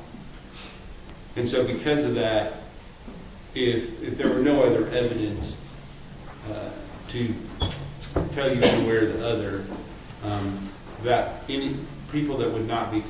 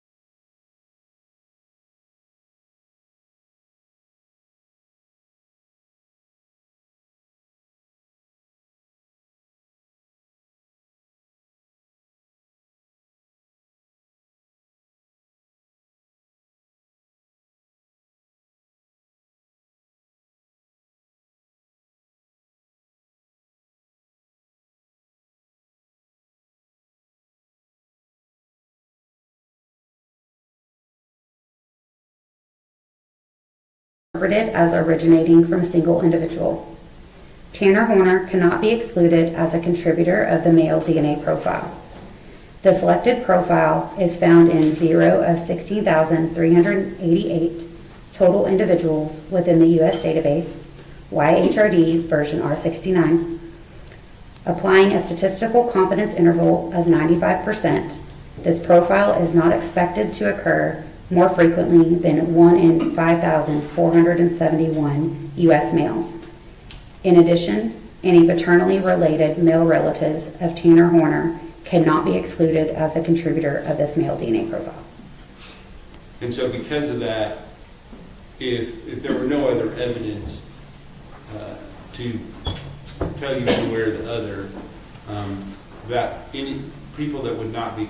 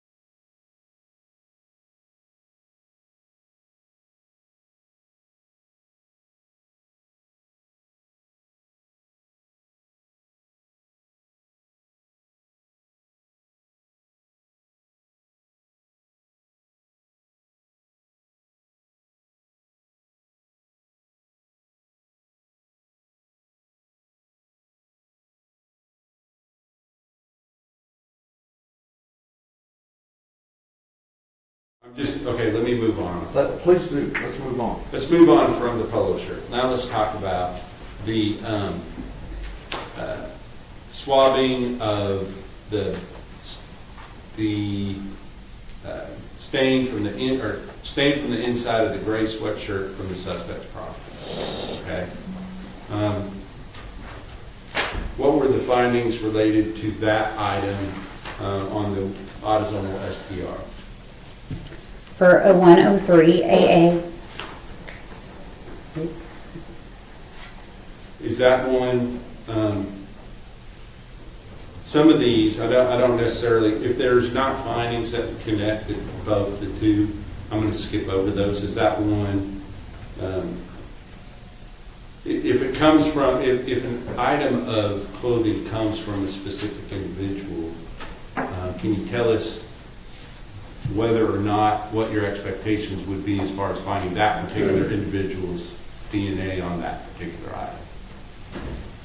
I can't speak to how, if I expect DNA, but when the transfer of DNA from your skin, whether it be on clothing or something you touch, there is a possibility that there is transfer of your DNA, so it is not uncommon to find a person's profile on something that they wear.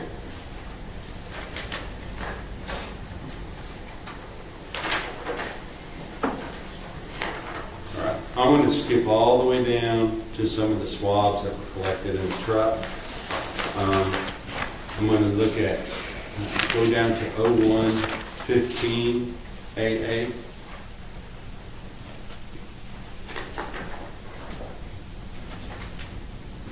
And what was that?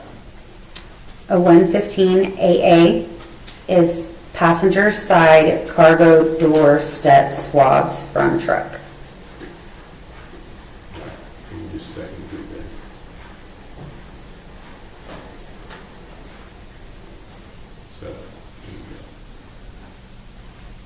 So this would be a swab, is that correct? Correct. And can you give us the findings for that particular swab from the passenger side cargo door step from the truck? The DNA profile from this item is interpreted as a mixture of 3 individuals. The probability of obtaining this mixture profile if the DNA came from Tanner Horner and 2 unrelated unknown individuals is 894 quintillion times greater than the probability of obtaining this profile if the DNA came from 3 unrelated unknown individuals. This likelihood ratio indicates very strong support for the proposition that Tanner Horner is a contributor to the profile. The probability of obtaining this mixture profile if the DNA came from Athena Strand and 2 unrelated unknown individuals is 8,640 times greater than the probability of obtaining this profile if the DNA came from 3 unrelated unknown individuals. This likelihood ratio indicates moderate support for the proposition that Athena Strand is a contributor to the profile. The probability of obtaining this mixture profile if the DNA came from Tanner Horner, Athena Strand, and 1 unrelated unknown individual is 17 octillion times greater than the probability of obtaining this profile if the DNA came from 3 unrelated unknown individuals. This likelihood ratio indicates very strong support for the proposition that Tanner Horner and Athena Strand are both contributors to the profile. Going on down to 0115 AE, the passenger side wheel well. Can you read that as well? The DNA profile from this item is interpreted as a mixture of 3 individuals. The probability of obtaining this mixture profile if the DNA came from Tanner Horner and 2 unrelated unknown individuals is 10.5 million times greater than the probability of obtaining this profile if the DNA came from 3 unrelated unknown individuals. The probability of obtaining this mixture profile if the DNA came from Athena Strand and 2 unrelated unknown individuals is 334 trillion times greater than the probability of obtaining this profile if the DNA came from 3 unrelated, unknown individuals. The probability of obtaining this mixture profile if the DNA came from Tanner Horner, Athena Strand, and 1 unrelated, unknown individual is 2.59 octillion times greater than the probability of obtaining this profile if the DNA came from 3 unrelated, unknown individuals. These likelihood ratios indicate very strong support for the proposition that Tanner Horner and Athena Strand are both possible contributors to the profile. Thank you, Ms. Casoda. At the time that you were working on these items and obtaining the results in your report, had the depletion items also been sent to the Bodie lab in Lorton, Virginia? Yes. Okay.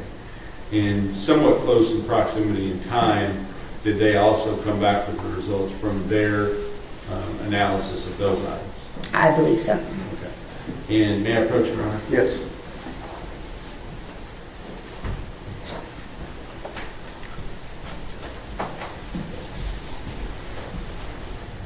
I'm going to show you what has been marked as State's Exhibit number 304. Would you look in that and see if you recognize that or have seen that before?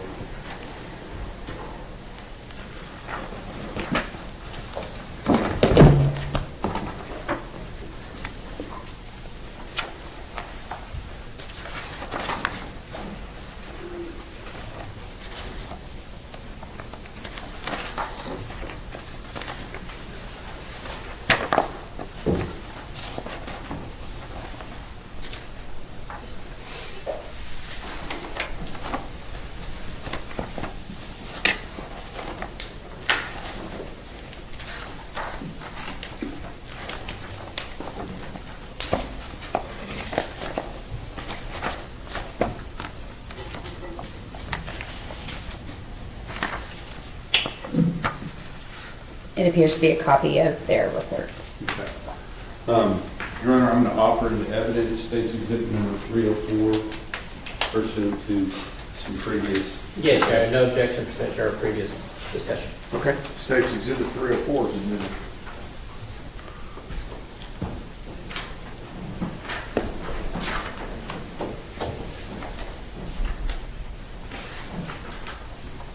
So, on this report, do you have a copy of this?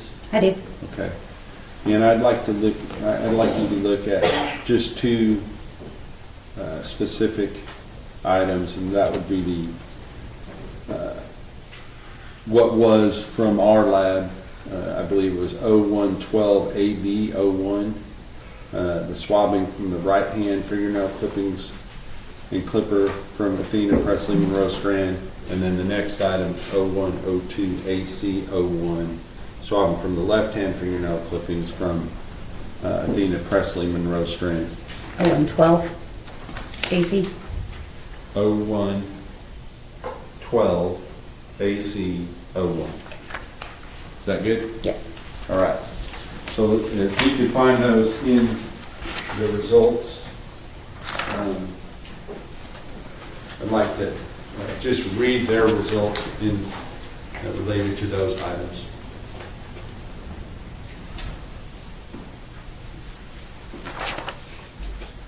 They have a different number, so you've got to go back to the front. Mm-hmm.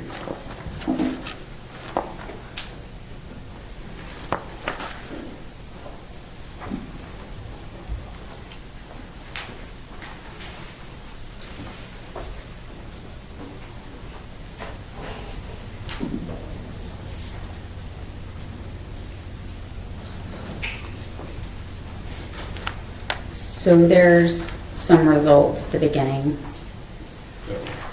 Were those YSTR or were those autosomal STR?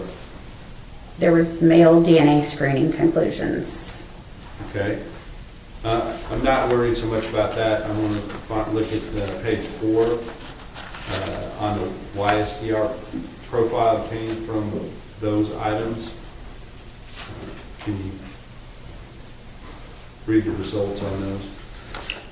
Their report states samples CCX2517-0764-E-05 and CCX2517-0764-E-06 were processed for DNA typing by analysis of short tandem repeat, STR, loci specific to the male Y chromosome, also called YSTRs, using the PowerPlex Y23 kit. All right, so if you go down to part 2, under there, where it says a YSTR profile was obtained from the sample ending in 05, which corresponds, if you look at the first page, what does that correspond with? That corresponds to 0112AB01, which was the swabbing of right hand, fingernails, clippings, and clipper from Athena Presley Monroe Strand. And what was the result, looking back at page 4, with regard to the YSTR profile obtained from that item? The report states a YSTR profile was obtained from sample CCX2517-0764-E-05, male 1 in parentheses. Tanner Horner cannot be excluded as a possible contributor of the YSTR profile obtained from sample CCX2517-0764-E-05. The YSTR profile obtained is at least 1,923 times more likely to be observed if it originated from Tanner Horner than if from an unknown, unrelated male individual from the U.S. population. If you just skip down to page, continue on page 4, but number 3, I don't want you to read the whole thing, but just as far as the numbers, the ratio, is that the same in that item as well as in the previous item you just read? I'm sorry? Is the number of not 1,923 times more likely to be observed if it originated from Tanner Horner, is that the same on that item as it was under item number 2? That number is the same. Yes, okay. The item is different, but the number is the same, is that right? Correct. All right. Are there other results in this report as well from different items that were tested? Yes. Okay. But that report is now in evidence and the jury can see that for themselves. So with that, Your Honor, I believe I am ready to pass the witness. Briefly, Your Honor. Good afternoon, Ms. Casetta. Good afternoon. Good to see you again. Thank you for coming in today. Just want to ask you a couple of follow-up questions, okay? Yes, sir. We've talked about this before. The way your submission form is set up, when you receive the materials, it will identify whether it's from, in this case, Athena Strand or Tanner Horner, correct? Could you repeat that? Yeah, when you materials come in, it'll say that it's sample believed to be from the suspect, or is a sample believed to be from the victim, correct? For both, like known samples or from evidentiary samples? I think for both, because the evidentiary samples, I believe, illustrate like shirt from defendant's locker, right? You're not dealing with, I guess what I'm saying, you have some idea of who it's believed to be from. Correct. Whatever is listed on the submission form by the agency, that is what we label it as in our system.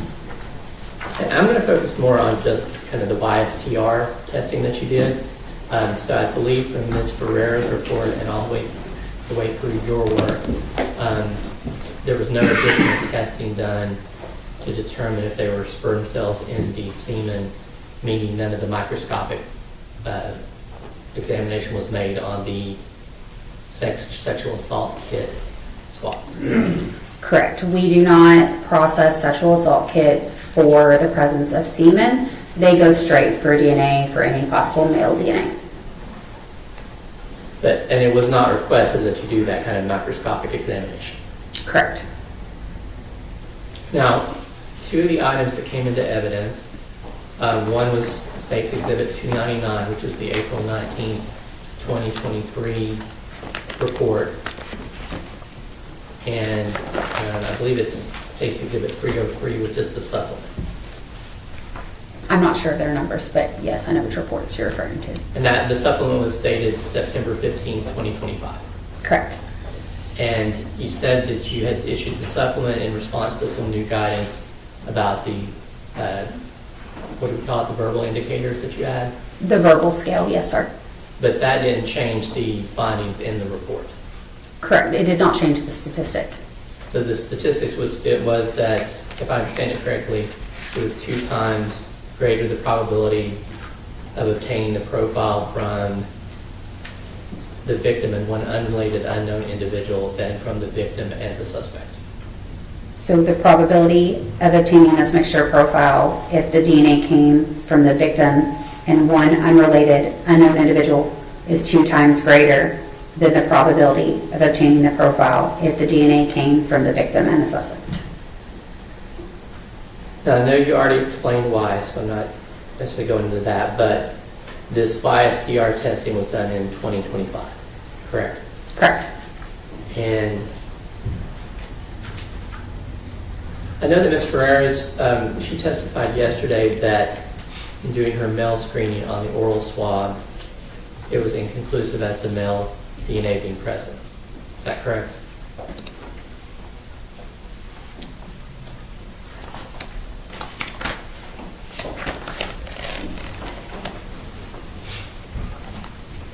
Her report states the detection of male DNA on this item was inconclusive utilizing the Flexer HY quantification kit due to the low male quantification value. The item was collected and retained. That's the same swab that you used in your testing, correct? Correct. Now, earlier when you were testifying about the persons who are not excluded, you talked specifically about male relatives of the defendant. Correct. But that wasn't, the statistics are a little confusing. The 1 in 5,471 U.S. males means that there are other males that would not be excluded as well. That is a possibility. Because there's, I don't know how many males in the U.S., but 150 million plus. Correct. It's used to put the statistic of 0 in 16,388 into the maximum number that it could possibly be seen within the U.S. male population.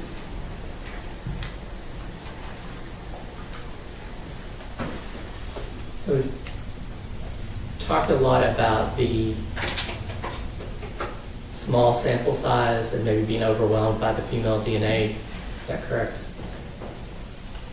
Are you talking about like in a profile where you might have a lot of female that any possible male profile? Yes, it can.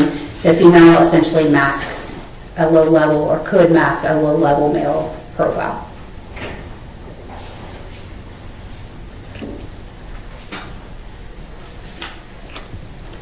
Now, we talked about separating it into fraction 1, the epithelial fraction, fraction 2, the sperm fraction, but you testified today that that doesn't necessarily mean that all of the DNA in the sperm fraction is from semen. Correct. And probably the same with the epithelial side. You don't know you can't know all the sources of DNA, but you're trying to separate it. Correct. Do you know, if I said a single drop of semen contained roughly 1 million sperm cells, 750,000 sperm cells, do you know if that would be roughly accurate? I think that could be dependent on a lot of factors that I probably can't. Some people make more sperm than others. Some could have low sperm counts. That I can't really answer that. Okay. So you wouldn't necessarily know if on average ejaculate would be around 300 million sperm cells. I'm not aware of the number. So on the measurements that you made for the vaginal swab, is the DNA roughly 1 nanogram? For which one? I'm sorry. For the vaginal swab.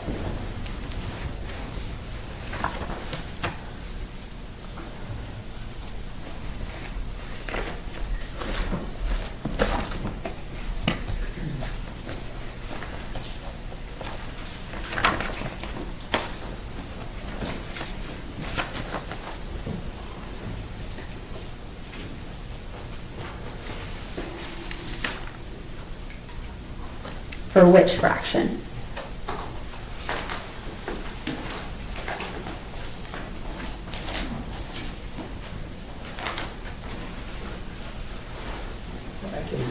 May I approach on? Yes.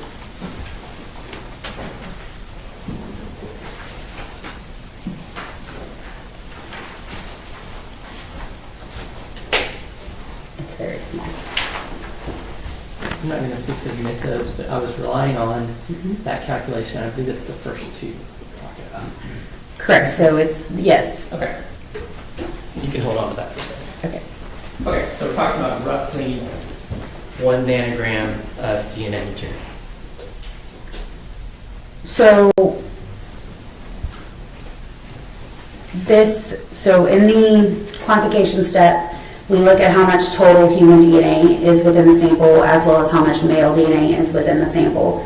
In the sperm cell fraction, or fraction 2 of the vaginal swab, the total autosomal amount of DNA within that sample was 4.46 nanograms per microliter. And then the epithelial cell fraction, or fraction 1, it was 117 nanograms per microliter of total DNA. Okay, so the DNA in a single sperm cell is roughly 0.0035 nanograms. I don't know the exact number. Okay, and so, but we can take your numbers divided by that, and we'd have some idea of how many, if they were actually sperm cells, how many sperm cells would be present. I guess theoretically you can, but I can't say what it's from or that it's sperm at all. No. I'm just saying, if we assumed it was all from sperm cells, we're talking, for 1 nanogram, we'd be talking 285. If it's 4, we're talking 4 times that, 1,000. I would need a calculator. Okay.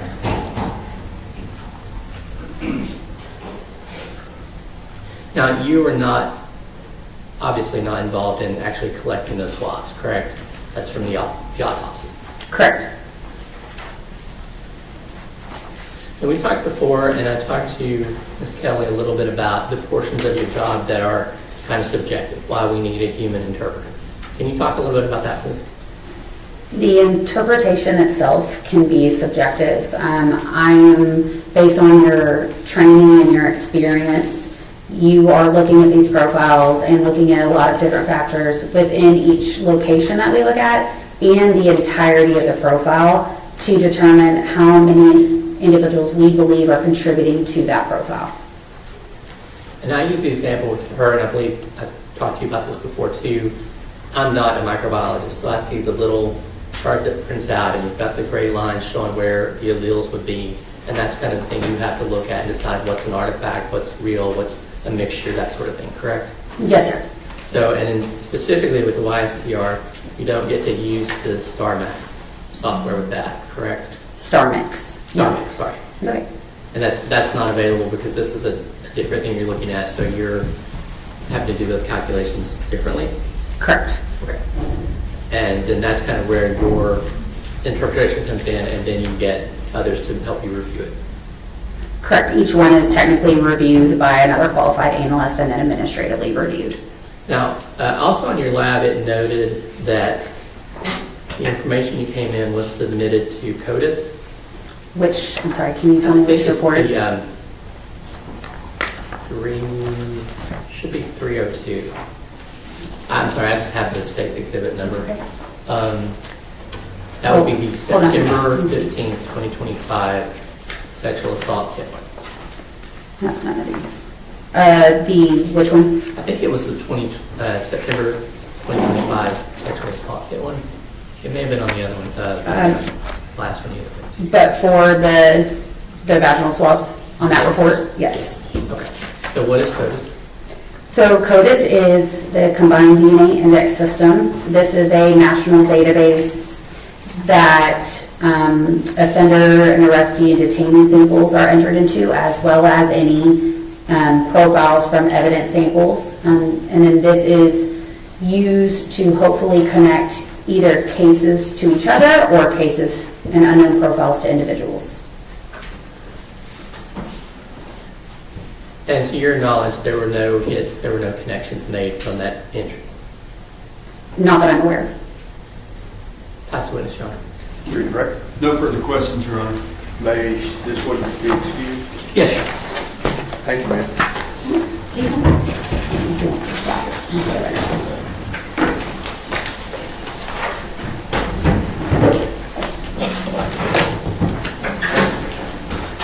Let's take our afternoon break. Okay, call you back in 10 minutes to 3.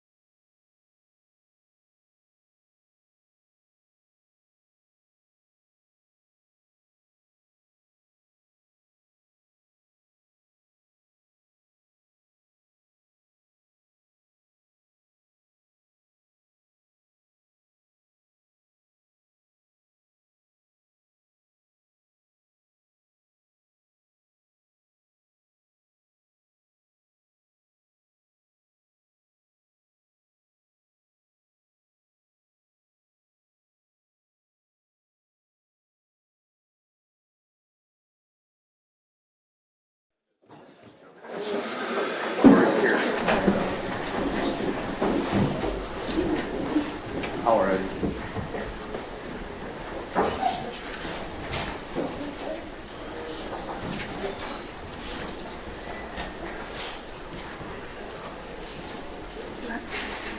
Maitland, M-A-I-T-L-Y-N. And my last name is Gandy, G-A-N-D-Y.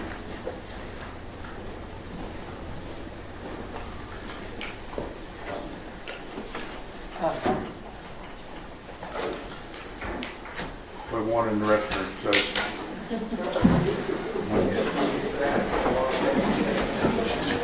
I'm sorry? Ready? Nope.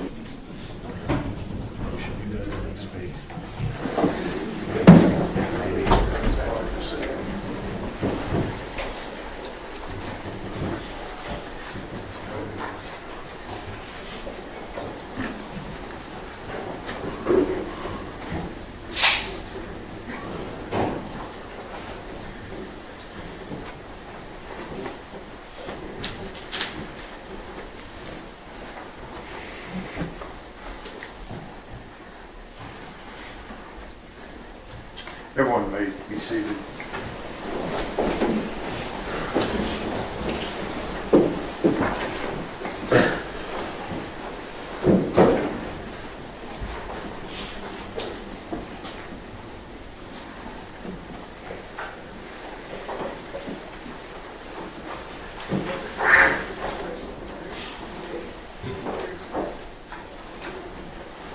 All right, we are ready to proceed, ladies and gentlemen. This witness has been previously sworn to testify truthfully.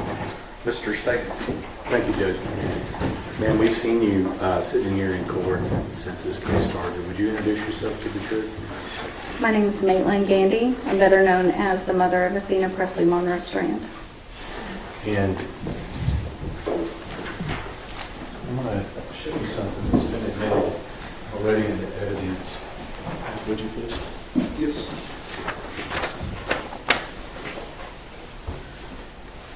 Ms. Thompson talked about this picture here, and I want to ask you, she mentioned that she had a little grin on his face. Do you have a better explanation about why she has a grin on her face? I do. So this was taken about a month before she was murdered, and we were at a Mexican restaurant in our hometown, and I wanted to get a picture of her and her baby sister, my baby sister, all together, and she stole an orange from my drink, and she had it in her mouth to look like it. She looked like a little monkey, and I took the original picture, not noticing the orange in her mouth, and then of course, being the mom that I am, I said Athena Presley, and she immediately closed her lips around that orange so she could hide the orange and take the picture that I wanted. That's the reason for the grin. Yes, sir. You said this picture was taken when? About a month before she was killed. Let me show you another picture that's been admitted to evidence. And I think we've seen this one. When was this picture taken? That was taken on November 26th of 2022. It was a Saturday. It was about 1:30 p.m. And that was in the front seat of my Jeep. And notice she's got a white shirt on here. What's the symbolism of this white shirt? What's she wearing? It says, "We are family 2022," because we always had matching fall pajamas for Halloween and matching Christmas pajamas. It was a part of our holiday traditions. And was it just her, or was there somebody else with her when you did this? No, you can see my baby, Rylan. Is this right here? Yes. And how many days before she was murdered was this picture taken? 4 days. 4 days. And I'm noticing something on her head here. What's on her head? That is her red bow for Christmas, because red was the theme for our family that year. Ma'am, I notice you have something in your hand there. Show that to the jury. This is her red bow. Is that the same red bow that we see in that picture? Yes, sir. Do you leave home without that? Not when I come to this state.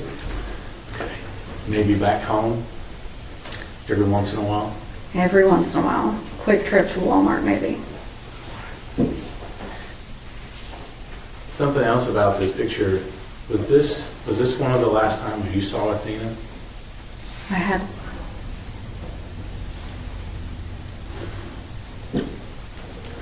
a little bit more than 24 hours left with her. I just didn't know it at the time.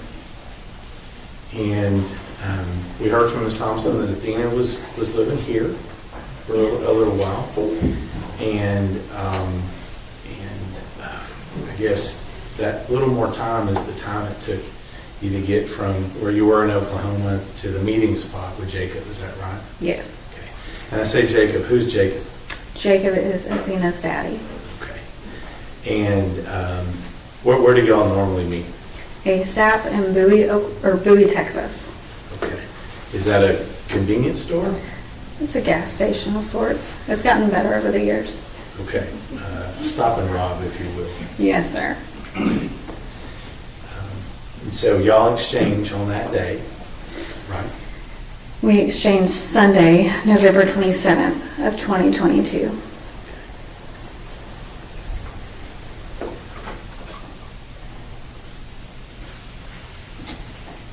You remember the last thing you said to Athena? I told her that I loved her and that I would see her on Friday. We had a quick drop off because her daddy was going to take them to the Christmas lights that night. So it's not the goodbye that I would have wanted. So you and Jacob, when is Athena born with you and Jacob? What's her birthday? She was born Saturday, May 23rd of 2015 at 9:01 p.m. And let me ask you, from the time she was born until the last time you saw her, how would you describe her as a child? She was the perfect mixture of me and Jacob. She loved to wear her pretty princess dresses, but at the same time, she would play in the dirt in those same pretty princess dresses. And she was free, and she was wild, and she was bright, and she was loving. She wanted to be loved and to give love, and that's it. Now, as she got older, did she have some things that were kind of her favorites and the things that she liked to do? That's a broad question to ask. Athena loved everything. She loved life. We liked to watch movies together. It was very common for us to have movie nights, popcorn and candy. It was very common for her to want to ride her horse with her Aunt Kate. It was very common for her to want to do anything outdoors with her father, so long as her father was around. She watched him butcher animals. She watched him clear property. As long as Daddy was around, she was great with being dirty and being outside. So that people are clear, or you and Jacob, would you agree with me, y'all live a country life? Very much so. Okay. And when you say butchering animals, Jacob's a bit of a hunter, right? Yes.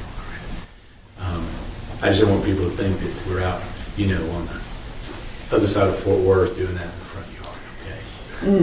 No. So let's talk a little bit about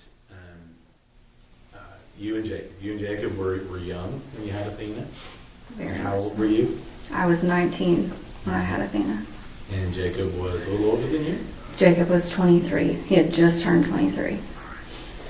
And I think we may have heard this. We heard from Ashley, Jacob's wife at the time. You and Jacob didn't stay together. No, we didn't. Permanently. But let me ask you, how do you feel you and Jacob were as parents for Athena?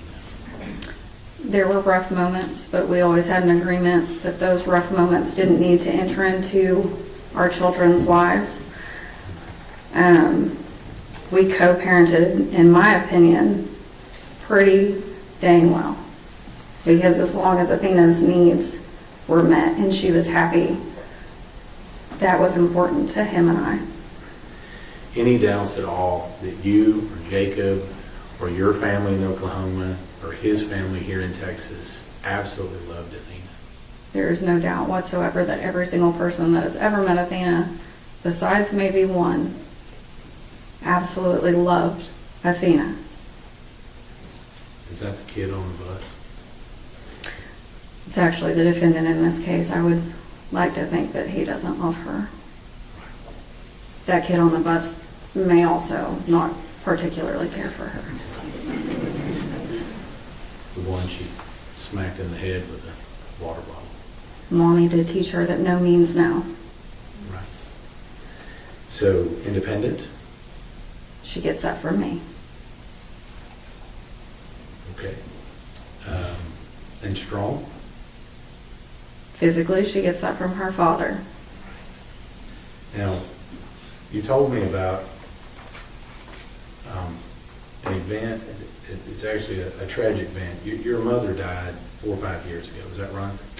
It's been, oh God, it's been almost 8 years. This year will make 8. 8 years ago. And tell me what happened with regard to that. And I don't want to ask you about your mom's death, but I think it involves Athena, and I'd like you to tell the jury about that. Well, it was Friday, December 28th of 2018. I had went to work early that morning, as I did all the time, and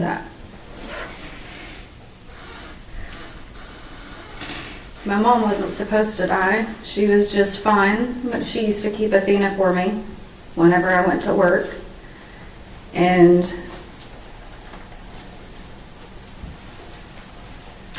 she just died. But Athena, being Athena, I don't know how she knew. I didn't train her. I didn't teach her what death was. She hadn't had death in her life. But she ran out to my Nana's house, which would be her great-grandmother. And it's about an acre away. Each of these houses are on about an acre. And she went and got help. And the only reason we know that is because there's a Ring camera outside of the house. And she just kept telling my Nana, Grammy's dead.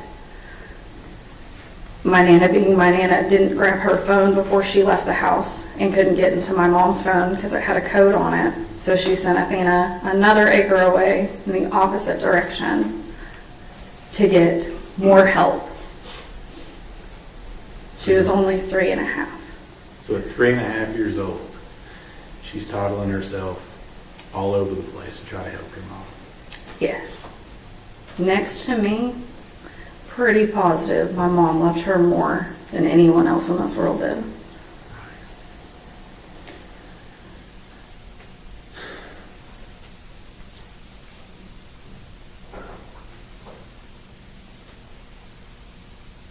Do you remember when you got the call and when you received the information that Athena had gone missing? Do you remember that time? I do. And where were you at that time when you got the information that she had just been missing? I was in my house.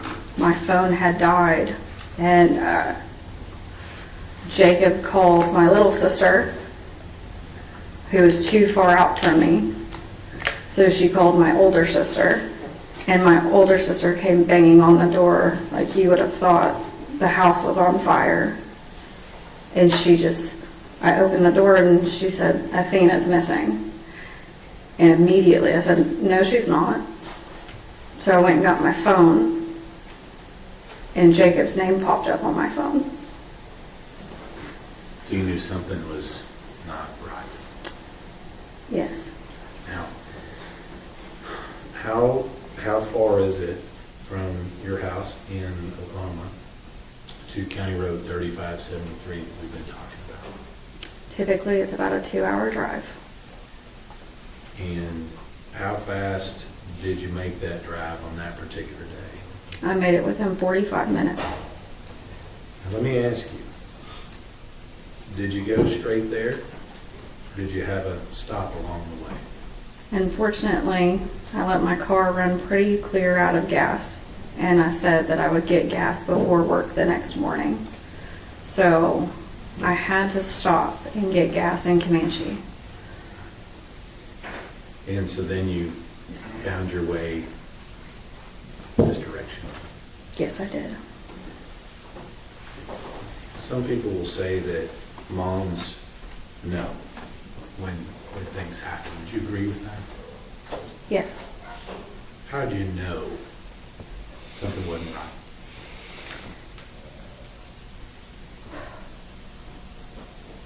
On my way down to Jacob's house, I stayed on the phone with him pretty well most of the way until I got to about Ryan, Oklahoma. And then I just,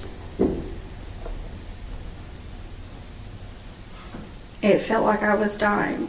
I couldn't breathe, but I knew I had to keep going. I almost tapped the brakes because I thought I was having a heart attack. But I just told myself that if I kept going, it would be okay and I would find her. So long as Mama can get there, it's going to be okay. Yeah. You get there, Athena's still missing. Yeah. What do you do in that time period between when she's missing and when and then we find out what happened? What do you do during that time period? When I got there, an officer asked me who I was. I told him I was Athena's mom. He directed me back inside my Jeep and told me that they were bringing dogs out and that my scent could throw the dogs off, so I had to stay inside my Jeep.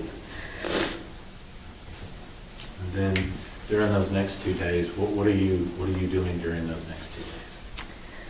At 4 o'clock in the morning on Saturday, December 1st, an officer had told me that they had taken away the dogs and I could get out of the vehicle, and I asked him, can I search myself? He said yes. So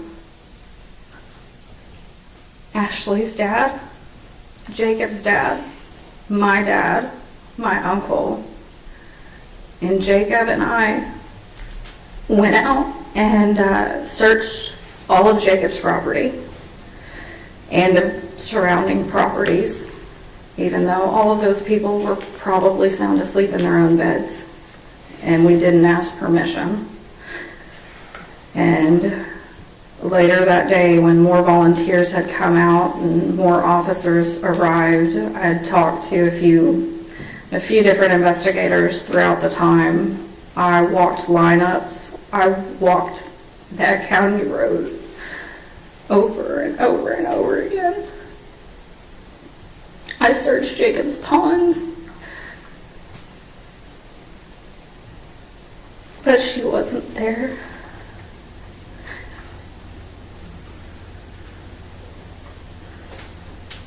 And I'm not from that county, so I didn't know where else to go, and I didn't know where else to look. I just knew she wasn't there.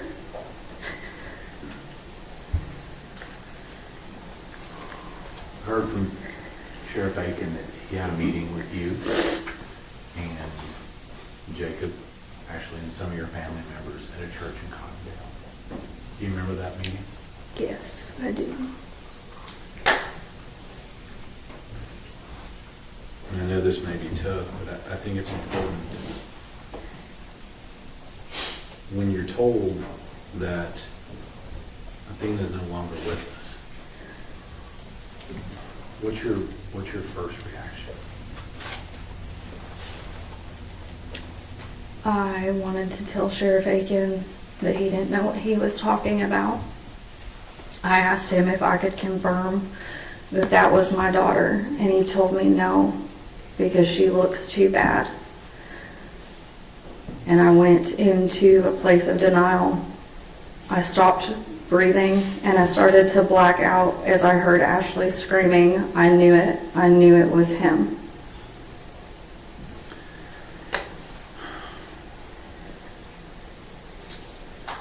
At some point, you got to be a mom again, don't you?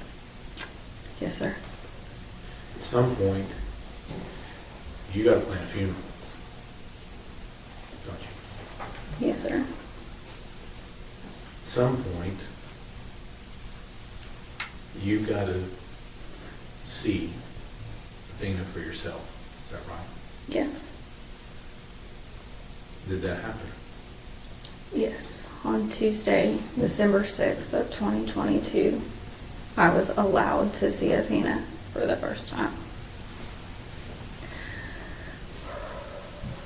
I went in about an hour before I'd actually told Jacob to show up because I didn't know what she would look like, and I didn't know how bad it would be. And I didn't want him to see our daughter like that. So I went in around 8 in the morning with just my dad.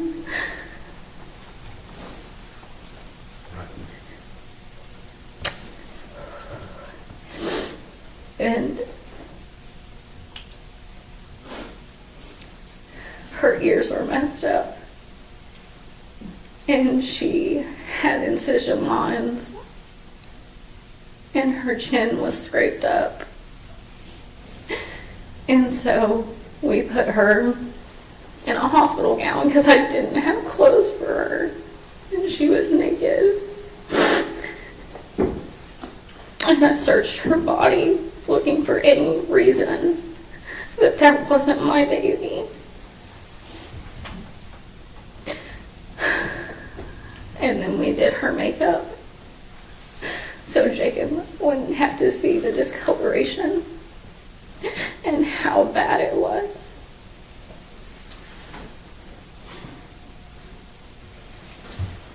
Still gotta be a mom, don't you? Yes, always. Always.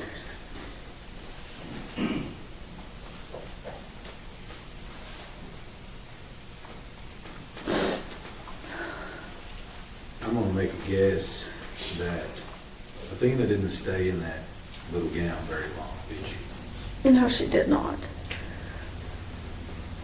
It wasn't pretty enough. Tell me what mom does to go fix that. Well, I wasn't from Wise County. I didn't know where to go or what to do, and I couldn't sleep. So I wandered around Walmart until I found a few dresses to pick from, and I wanted to make sure that she was just, when I got to her, she was so cold, and she didn't like the cold. So I wanted to make sure that she was dressed. So I picked out clothes. I picked out socks and panties and shoes and leggings and dresses. And I wanted to make sure she had one of her bows. So I got her some bows. That's a pretty consistent theme with her with the bow, wasn't it? There's actually a joke that me and my cousin do. We have a child. I did have a child around the same age. But back in 2014, 2015, it was very common to put bows on little girls that were bigger than their head. And Athena just kind of adapted that and never grew out of it. That's why we got this picture here. Yeah. Now,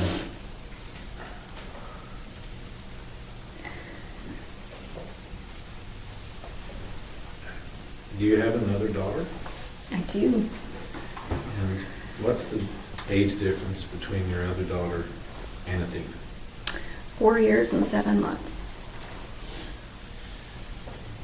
Now, I've asked before of witnesses to describe for me their favorite picture of your younger daughter and Athena.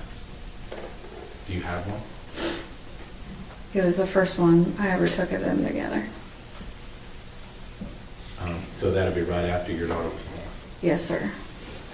And what's Athena doing in this picture?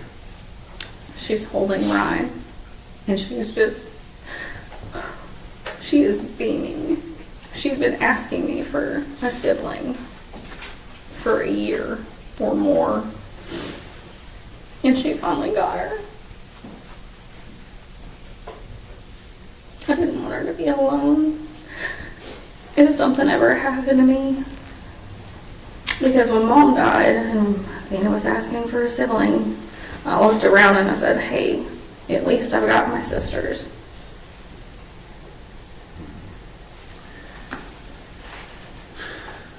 Let me ask you about your daughter. How old was your second daughter? Athena was your first. Yes, she was. She also Jacob's first too? Yes, she was. And how old was your second daughter, Rylan, when Athena was born? When Athena was born, I want to get this exactly. When Ryan was born, Yeah, when I was born, how old was Athena? Athena was 4.5. And then when Athena was killed, how old was Rylan?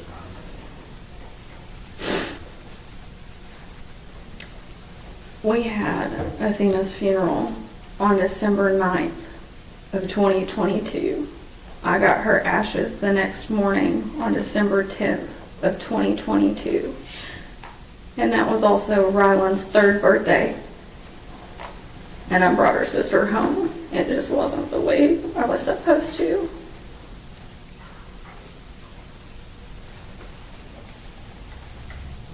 How'd you go about talking to little sister about what happened to her big sister? I didn't know how to tell her, and I didn't think I was strong enough to tell her. So I lied to her for a long time. I would tell her that she was just staying with her daddy for a little bit longer. And when she asked to FaceTime her or to call her, I would tell her that she was at school, or she was sleeping, or she was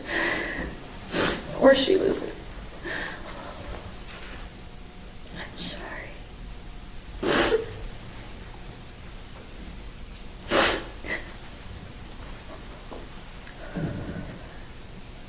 I would lie to her.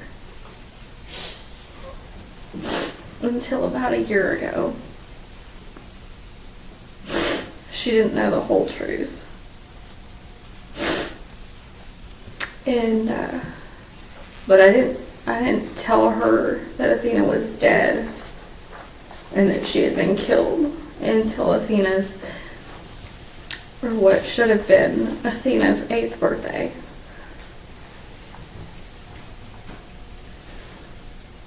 So let me ask you about that. Today, how old would Athena be today? She would be 10. And if I remember correctly, she has a birthday upcoming, isn't that right? Yes, sir. When would she turn 11? May 23rd. 2026. Yes, sir. She'll be a 4th grader. Is that right? She would be a 4th grader. She'd be getting ready to go into her 5th grade year.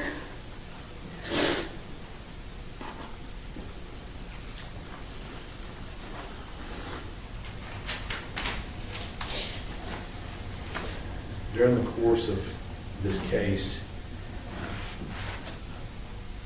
have you ever missed a hearing? One. And why do you make it a point to be at every hearing that we've had in this case?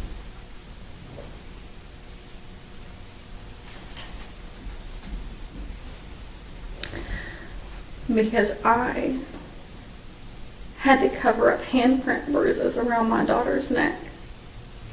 And because she no longer has a voice.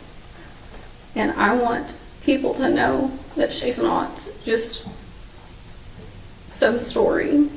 She's not just some number. She's not just some picture you see in a headline. She was loved. She is loved. And she is missed, and she was real, and she had a life, and she wanted to live. And no one can take that from her. Not a single person can take that from her. And I will be her face, and I will be her voice, and I will make sure that every person in this world knows that she was loved and that she wanted to live. and we want her in our lives.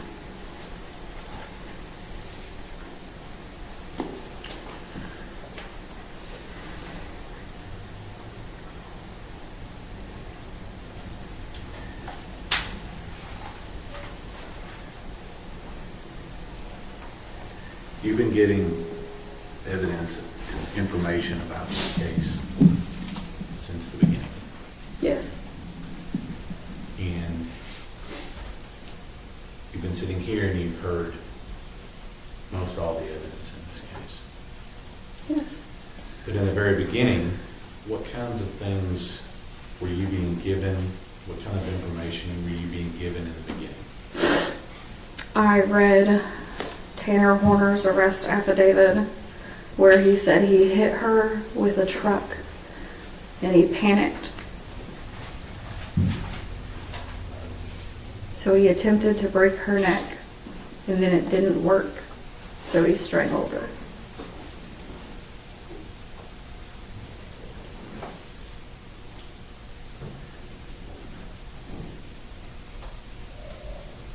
Do you have a chance to look at the autopsy or anything else in this case?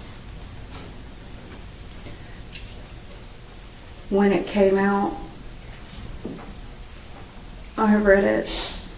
I drove down here the moment that my attorney contacted me and said it was being released. Got pulled over in Bowie for that one because I wanted to read it before the media released it to the public.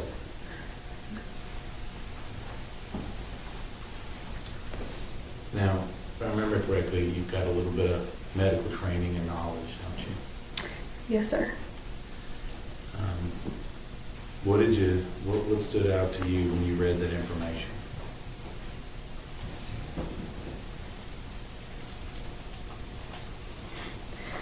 That there were no items of personal belongings listed with her, and that the only thing that was with her was the hands, or the bags around her hands.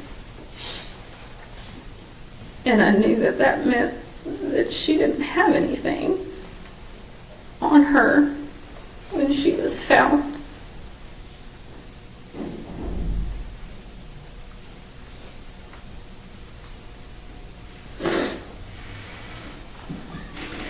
And how far along into this process was that? That was in the summer of 2023.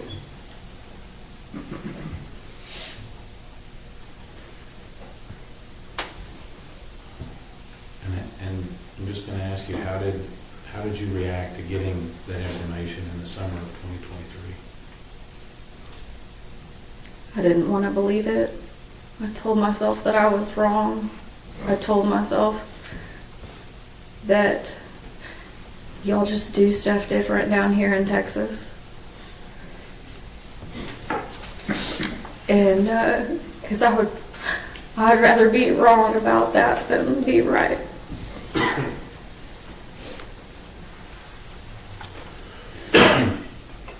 Ranger Espinoza has, we talked a little bit about some videos in this case. Excuse me. Did you have any chance to view or look at any portion of any videos in this case? I did. How much of it were you able to look at?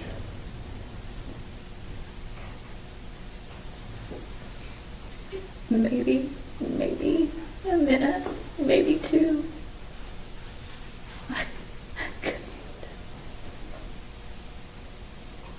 I can't. And I'm very sorry to all of the innocent people that do have to watch that. I am so sorry. I'm sorry to you, and I'm sorry to y'all too. Because none of us, not Athena, not me, not anyone in this room besides Tanner Horner, asked for what's on that video. And Athena definitely didn't. I really am sorry.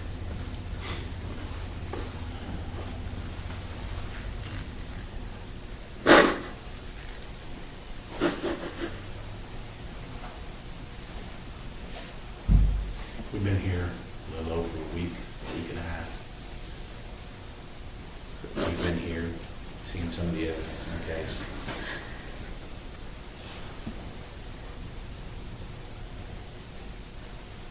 What is it that sticks out to you? What do you want to know? I know it sounds stupid, and I know it sounds selfish. I know he will never tell the truth. But I want to know where my daughter's shirt is. I want to know everything, but he won't tell me that. And I highly doubt that he cared enough to pay attention to when my daughter took her last breath. Because I brought her into this world, James. And I know when she took her first, I was there for that. I was there when she took her first steps and said her first word. But I wasn't there when she took her last. So I want to know where her shirt is. Because maybe he could give me that much grace. I've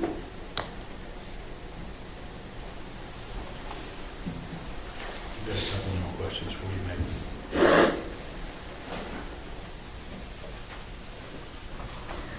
Athena stood in your life, didn't she? Athena is in my life every day. Every day. Every day.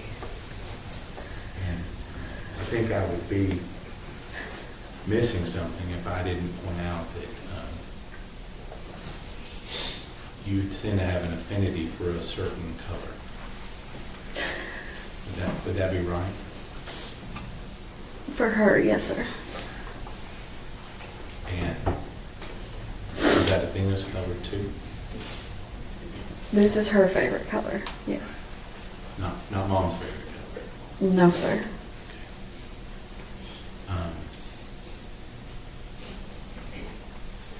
You keep her both? You got your pink?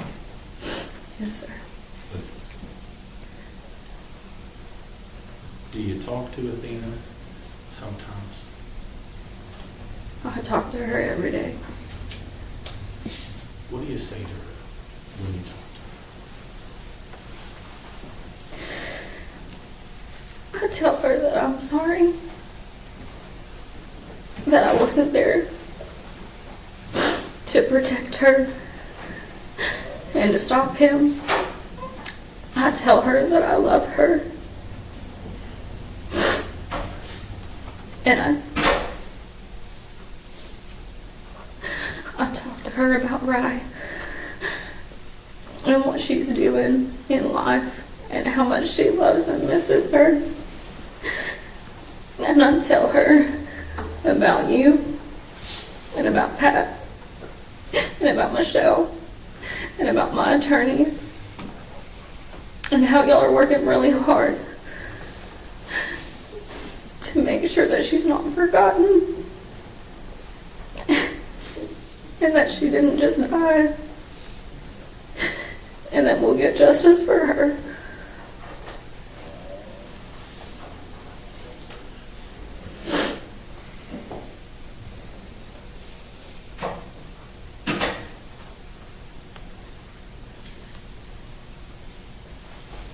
Hear people say that if they just had a few more minutes to talk to somebody that they no longer have. You heard that before? I've thought about it a lot. Let me ask you. If you had those few minutes to talk with Athena right now, today, sitting in this room, what would you tell her? I'd tell her I'm sorry. And I would tell her how much she means to me and her daddy and to her sisters. And how much she is loved. And how much we want her. And just, I'm sorry. I'm sorry I am that I didn't protect her.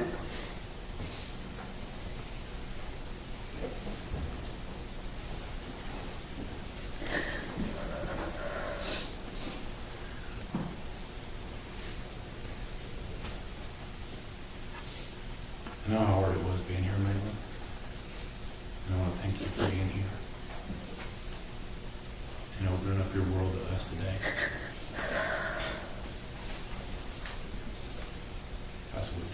Cross-examination. Ms. Gandy, I'm very sorry for your loss. I'm not going to ask any questions today. Thank you very much. May this witness be excused. Thank you, Mayor.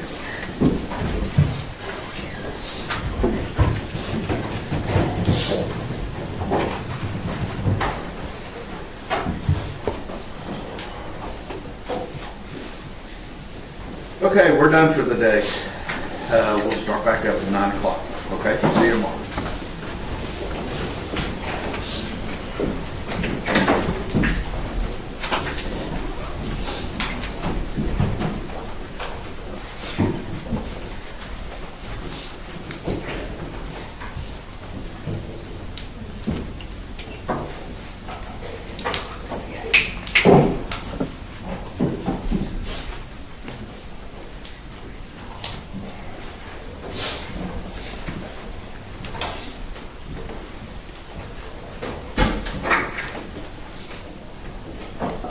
Thank you, everyone.